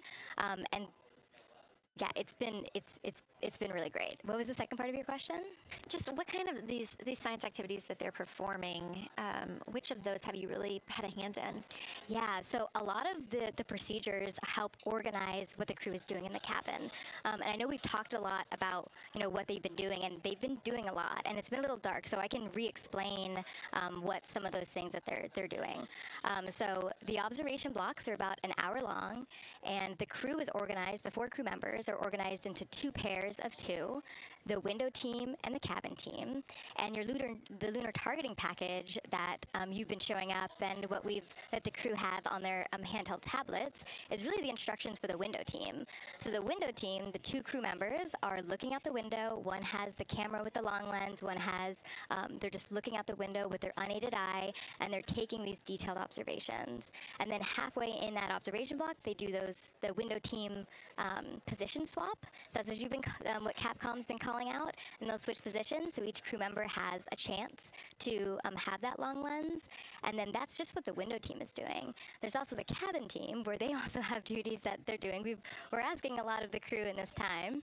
And then the cabin team, they have the interior camera, and they're taking images inside the cabin.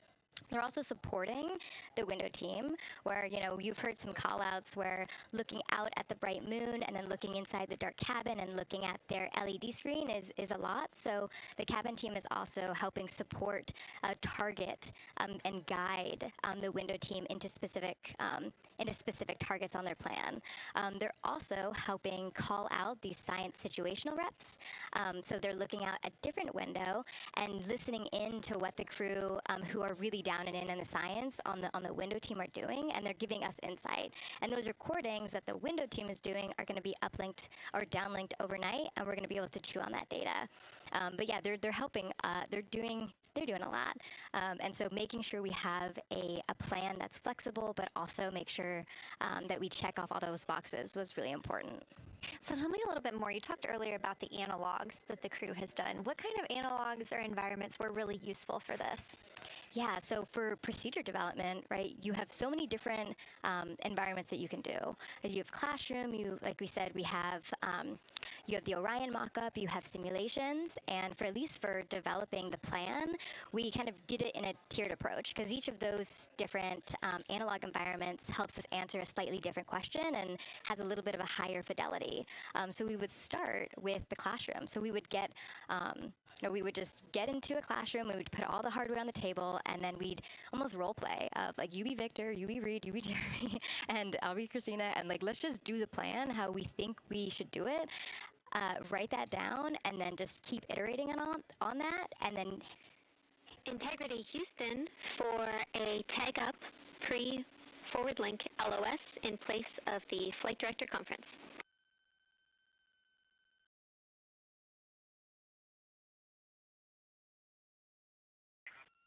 Okay, Jenny, we're ready. All right, crew, I'm going to roll through a couple of topics here. The first two are for timeline. First of all, Reid, for your toilet maintenance. It is a shortened toilet maintenance where you do not have to do the oxone changeout. That portion of the procedure is canceled. Victor, you have an HHP stop activity on your timeline. We need you to perform that as scheduled for bandwidth reasons. For your next portion of the flyby, in particular the eclipse, we want to remind you that you can take off the eclipse glasses when the sun sets and you are simply looking at the corona. And then finally, for the D5 with the long or zoom lens, which is set for solar corona, we want to remind you that when you are capturing Earth shine, you will likely have to adjust the exposure. That's all I have for you. Let me know if you have anything for us.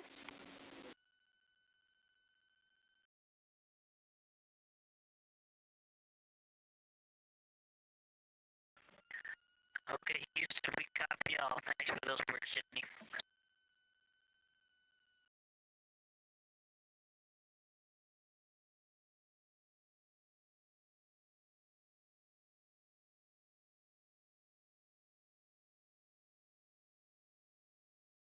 All right, just a quick call up to the crew ahead of a forward link LOS, meaning that we won't be communicating with them, but we will be receiving their communications and data during that time frame. So Angela, we were talking about analog environments. You were telling me about the classroom and getting in there and pretending who's Victor, who's Reid. Tell me more about this. Yeah, it works pretty well. So you got to do the plan how you expect it to be, and then once we finalize that plan, we'll give it to a completely new group of people and have them practice it, and then they'll be like, these steps don't make sense, and we'll reiterate on it over and over. Then we'll take it to a higher fidelity environment like the Orion mock-up, and we'll do the same thing because that volume is smaller, the window placement, their seating, what things have we forgotten with this addition of this environment. And then once we reiterate on that, we'll take it then, we'll give it to the crew and have them execute off of it during mission simulations. That's the highest fidelity that we can do before we send it to space. So this is the first time we've had to do this because we're a brand new console, and it just sparks so many neurons of like, how are we going to do this for surface missions and integrate this in so many different ways. So excited to have kicked off this process, but there's so much more to come. Fascinating. And I think it was really well thought out too, because each crew member gets an opportunity to do each task. And so you're getting different perspectives and different insights from each crew member, maybe even about the same target, but something that one person sees could be completely different than something another person notices. So we also know that Artemis II has traveled. They're now on their way home, but they traveled farther from the moon than the Apollo missions did. So what makes that vantage point scientifically interesting? Yeah, observations are so fundamental in the scientific toolkit, particularly observations from different perspectives, different scales, and with different techniques. And so for this, we really tried to make the plan to optimize those. There's pros and cons for all those things for this mission, so we really just focused the plan to have all those pros. So in terms of scale, this zoomed out scale, you can learn different things. This different perspectives, so their perspective, as Kelsey talked about, photometry around when they orbit the moon. And then also just their different the different things they're able to observe. So yeah, let me talk a little bit about scale, because I think observations at different scales, you can gain a lot of different information. So like, for example, if you were an astronaut on the surface looking at a rock, and you describe at this micro scale. So in training, we kind of talk about observations from micro to macro, or from outcrop to orbit. So looking at a rock at this scale, you can describe its components, you can describe what it's made of and its colors and its minerals. And you're like, okay, and this rock came from this boulder, and it's this part of this boulder, and these are the different things that I'm observing around. It gives me context to this sample. And then you zoom out a little bit more, and you're like, okay, well, I can see that this boulder came from, it rolled from this mountain ridge, or this high ridge feature. And then because I can see the trail that it came from, okay, now let me describe this ridge and different parts in it and maybe other boulders that I'm seeing. And then you zoom out further of the orbit scale and you're like, this ridge is a part of this larger crater. So all of those different steps give you different information. And so that's why observations at these different scales and these different perspectives are so important. So this zoomed out kind of far view is this full lunar disk view. It's the full lunar on Earth, we see the full lunar disk as well, but now we're able to see it on the far side, and we're able to see it, all at the same time, which enables the astronauts to compare very quickly to different parts of the surface. And the color particularly is very compelling because you can just be able to very quickly compare from 3 different regions. Is it in the same family? Is this actually a little bit different? Compare that to what they see in their orbital data that they have access to on their portable computers, and really just be able to tease out that nuance and information. Yeah, we heard them make a lot of those connections today, and especially the color. We talked with Kelsey about this a little bit, just how exciting it was to hear the browns and greens and things like that. I cannot wait to see those pictures.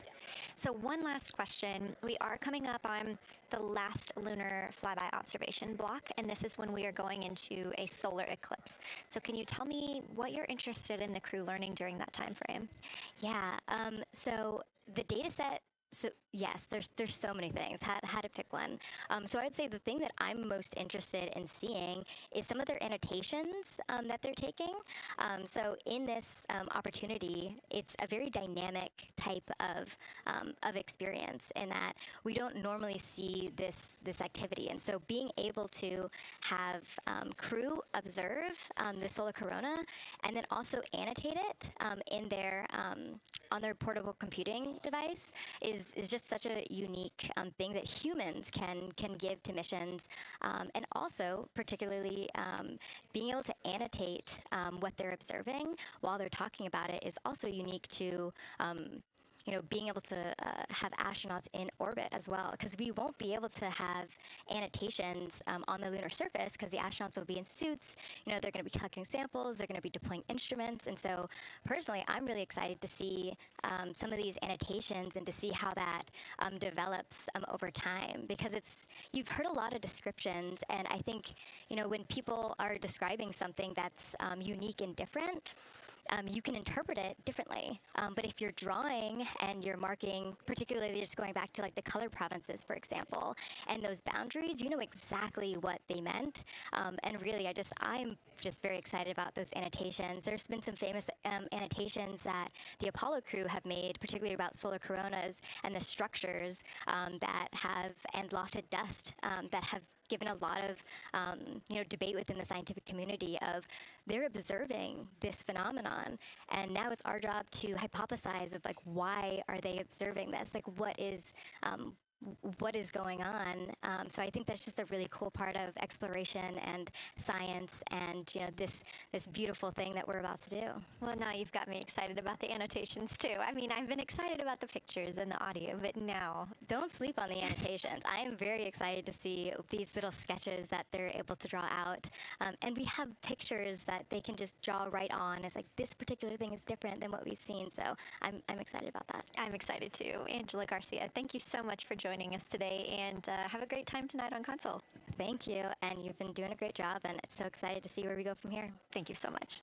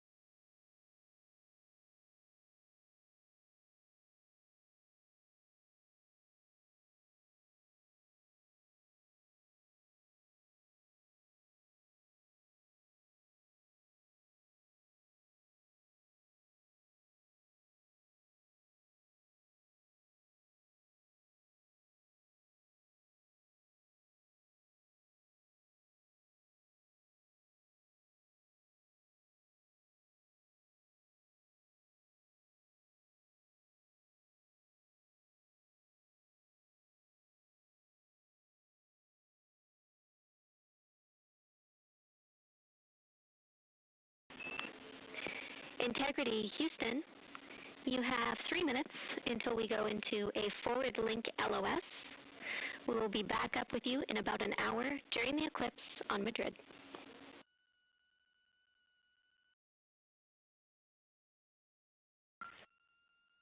Thanks for the heads up. We'll look forward to seeing you on the other side.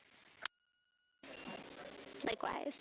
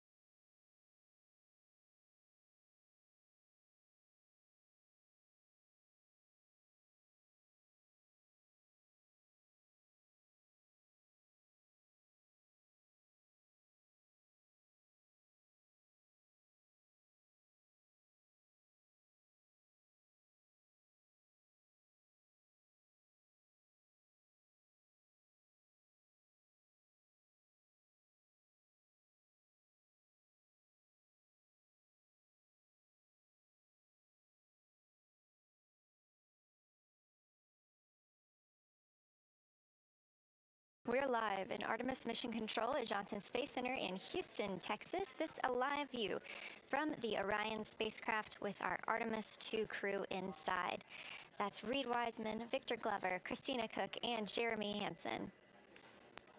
We are still live for our lunar flyby coverage. The crew is in a short break while the spacecraft is pivoted away from the moon.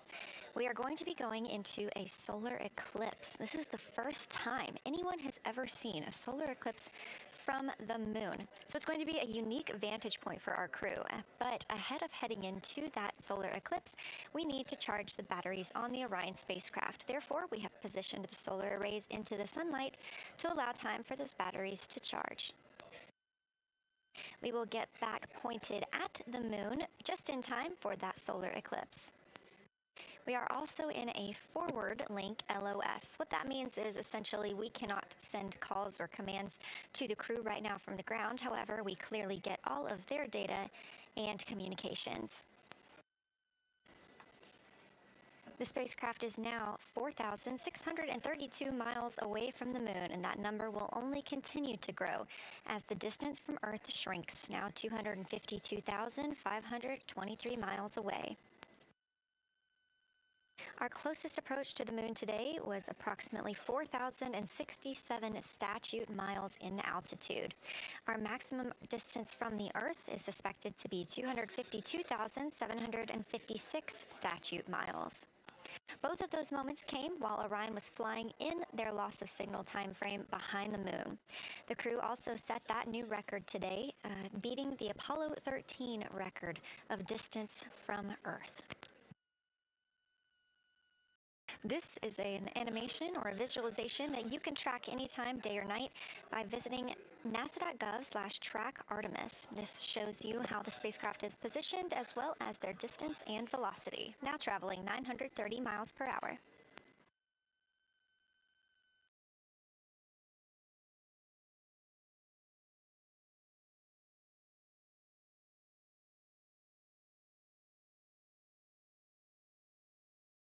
During this break in their time today, the crew is working on a couple of other tasks. Some of those include their National Geographic timelined test. National Geographic was selected through a competitive process by NASA to help tell the story of Artemis II. So you've seen the crew with some GoPros inside the cabin, taking videos and pictures, and with the other cameras as well. National Geographic plans to leverage its portfolio of media assets, including magazines, social and digital content, and television programming for engagement opportunities. Throughout the flight, the crew has been timelined a little bit each day to film from a shot list provided by National Geographic, and that includes their morning routine, talking with their families, exercising, and just their overall thoughts about the mission. And I cannot wait to see that footage.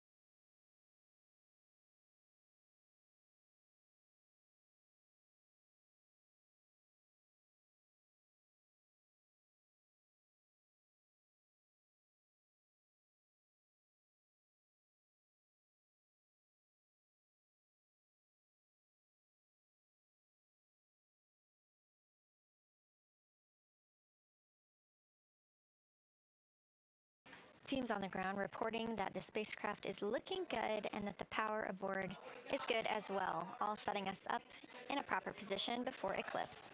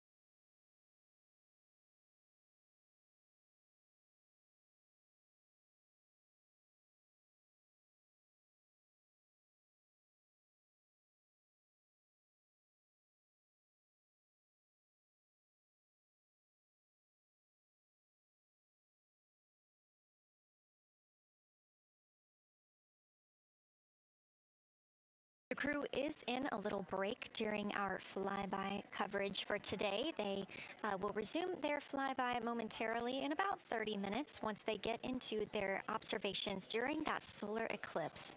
Now, the moon is our nearest celestial neighbor, orbiting Earth at less than 250,000 miles on average. When our astronauts venture there for future Artemis missions, they'll target landing sites near the lunar South Pole.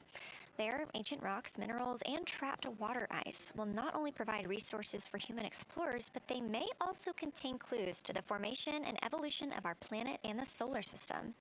Let's learn more about the lunar South Pole with this video featuring Dr. Kelsey Young, Artemis Science Flight Operations Lead. We learned a lot from the Apollo samples, but we still have a lot left to learn about the moon.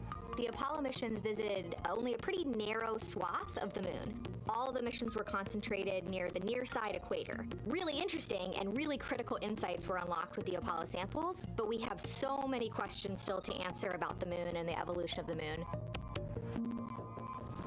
And liftoff of Artemis I. We rise together, back to the moon and beyond. NASA's Artemis missions are NASA's plan to send people to the surface of the moon. We'll be sending people and roving assets and scientific equipment to, among other things, answer a lot of really compelling science questions. Scientists have a lot to learn about the moon. It's our nearest celestial neighbor here to Earth, so what the moon has experienced, we've experienced. Except here on Earth, we have things like plate tectonics, oceans, forests, people that erase the rock record. Whereas on the moon, that whole record of our planet's history, of the moon's history, is just kind of waiting there at the surface for us to explore. The South Pole, which is where Artemis missions are going to target, is specifically interesting for a couple key reasons. We think there are volatiles at the South Pole of the moon that are not present near the equator. Things like water and water ice that are trapped in the lunar regolith, which basically just means lunar soil, that can easily become untrapped from that lunar regolith, and scientists can scoop up and study for return to Earth. The lunar South Pole is a really exciting scientific target, and it also comes with some challenges for operating. For example, the lighting environment will change drastically within the course of one mission, and even over sometimes the course of one spacewalk. So preparing the crew members, preparing the hardware that we're sending to the moon, and preparing the mission control teams is really, really important. The South Pole Aitken Basin is particularly exciting. We think it's one of the oldest and largest impact basins in the solar system. And if we can get the right rock from the South Pole Aitken Basin and bring it back to our labs here on Earth, we can use that sample to constrain the entire evolution of our solar system and really understand the timing of how the moon and our planet and the entire solar system evolved.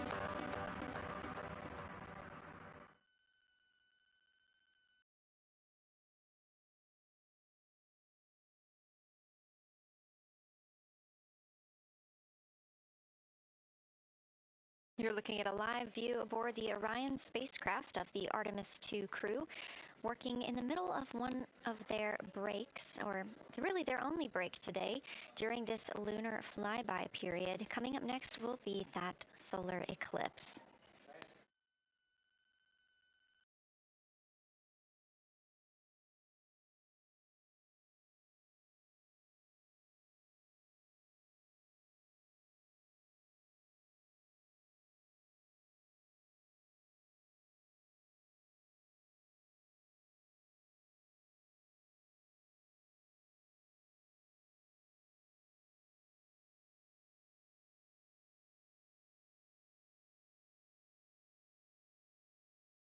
Throughout the Artemis II mission, and of course throughout today, you've likely heard the crew being called with the name Integrity. The Artemis II crew members named their Orion spacecraft Integrity during a news conference September 24th, 2025. The name Integrity embodies the foundation of trust, respect, candor, and humility across the crew and the many engineers, technicians, scientists, planners, and dreamers required for mission success. They said this name is also a nod to the extensive integrated effort from the more than 300,000 spacecraft components to the thousands of people across the world that must come together to venture to the moon and back, inspire the world, and set the course for a long-term presence at the moon. The crew also said that integrity is rooted in a shared core value of NASA, the agency's astronaut office, and the CSA, the Canadian Space Agency.